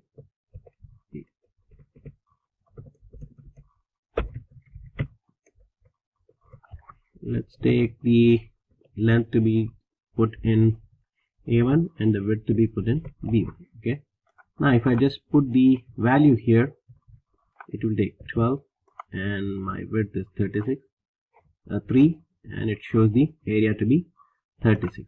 Okay, 11. So this is the area. If you just go and define it, try to enter area A1 and B1, it will not. So we have to define the function here using the VBA code. Okay, now let's go back to the slide and we'll discuss this. So here it has been shown as if, we have a rectangle when the width is not provided. That is, if the rectangle is a square, we will not be given the width. So we are defining again length as double. Optional is we are giving an argument that it is optional. Width as a variant. Width as a variant means it can be 0. Okay, so we are defining it as if missing width, then the area should be length into length. Okay, else the area is length into width, as we have seen. Okay, so this is one way to define a function for the area of a rectangle. Okay, let's go to the next slide. So you might be asked about a VBA function to check if the number is prime or not. We all know what a prime number is. A prime number is divisible by 1 and itself. For example, 2, 3, 5, 7, 11, 13, 17, and so on. And these are the prime numbers. And anything which is divisible by any other number like 8 or 4 or 16, which has a divisor, is not a prime number. So we all know this, and we will write a VBA code to check if the number is prime or not. So this is the one that is given, and we will do the same in the VBA. Okay, before moving ahead, I will just explain these the code. And what we are doing here is basically we are defining 3 variables. Okay, we are declaring 3 variables. One integer variable, okay, and we call it as divisors. All right, and then the next one is the one long variable, long as the number and I as long. Okay, here long specifies variables because it has got the larger capacity than the integer values. Okay, the divisor will be 0. We are initializing the variable divisor with the value of 0. Okay, the next thing is we use a input box to get the number from the user. That is, you will input a number when you are asked to for the input box. Okay, so this is the when the number is entered, we want to check whether this number is prime or not. Okay, so how do we check that? Okay, as we all know, the condition for prime number is it has only 2 number divisors, that is 1 and itself. So what we do is we start a next loop. Okay, for I equals to 1 to numbers. All right, so this is the start of the loop. We will define the conditions here. So now how do we actually perform the operation of dividing? We use the mod operator. Okay, this is one of the important operator to check here. The mod operator will give you the remainder of a division. For example, you have 7 or 8 or mod by 2 is equal to 1, because 7 divided by 2 equals 3 with the remainder of 1. Okay, so only if a number mod I equals to 0, I is the divisor of a number. Okay, so in this case we want to increment it by variable divisors by 1. So this is what we define it as. Okay, now so here a check is performed like I equals to 1 and then plus 1, I equals to 2, then plus 1, I equals to 3, and then plus 4, I equals to, so as it goes on until it reaches the number. Okay, because for I equals to 1 to number. Okay, so this is what is starting of the loop. Now you have to close the loop. So how we do that is next I. Okay, this is closing the loop. So this is what the loop does. Now we have defined the check. Now we have to define the result. What happens if the divisor is equals to 2, then the message box number should say is a prime number. Alright, otherwise it should say message number should pop up and say it is not a prime number. So this is how we define it in the VBA. Let's go ahead and do this. So here we are. I have already set it up and this is the VBA. So let's run it. Okay, and it will ask you, this is the module 2 because I defined it as module 2. So the message box opens up and it asks you to enter a value. Now let's see, 2 is a prime number. Okay, I run it again by pressing the fake key.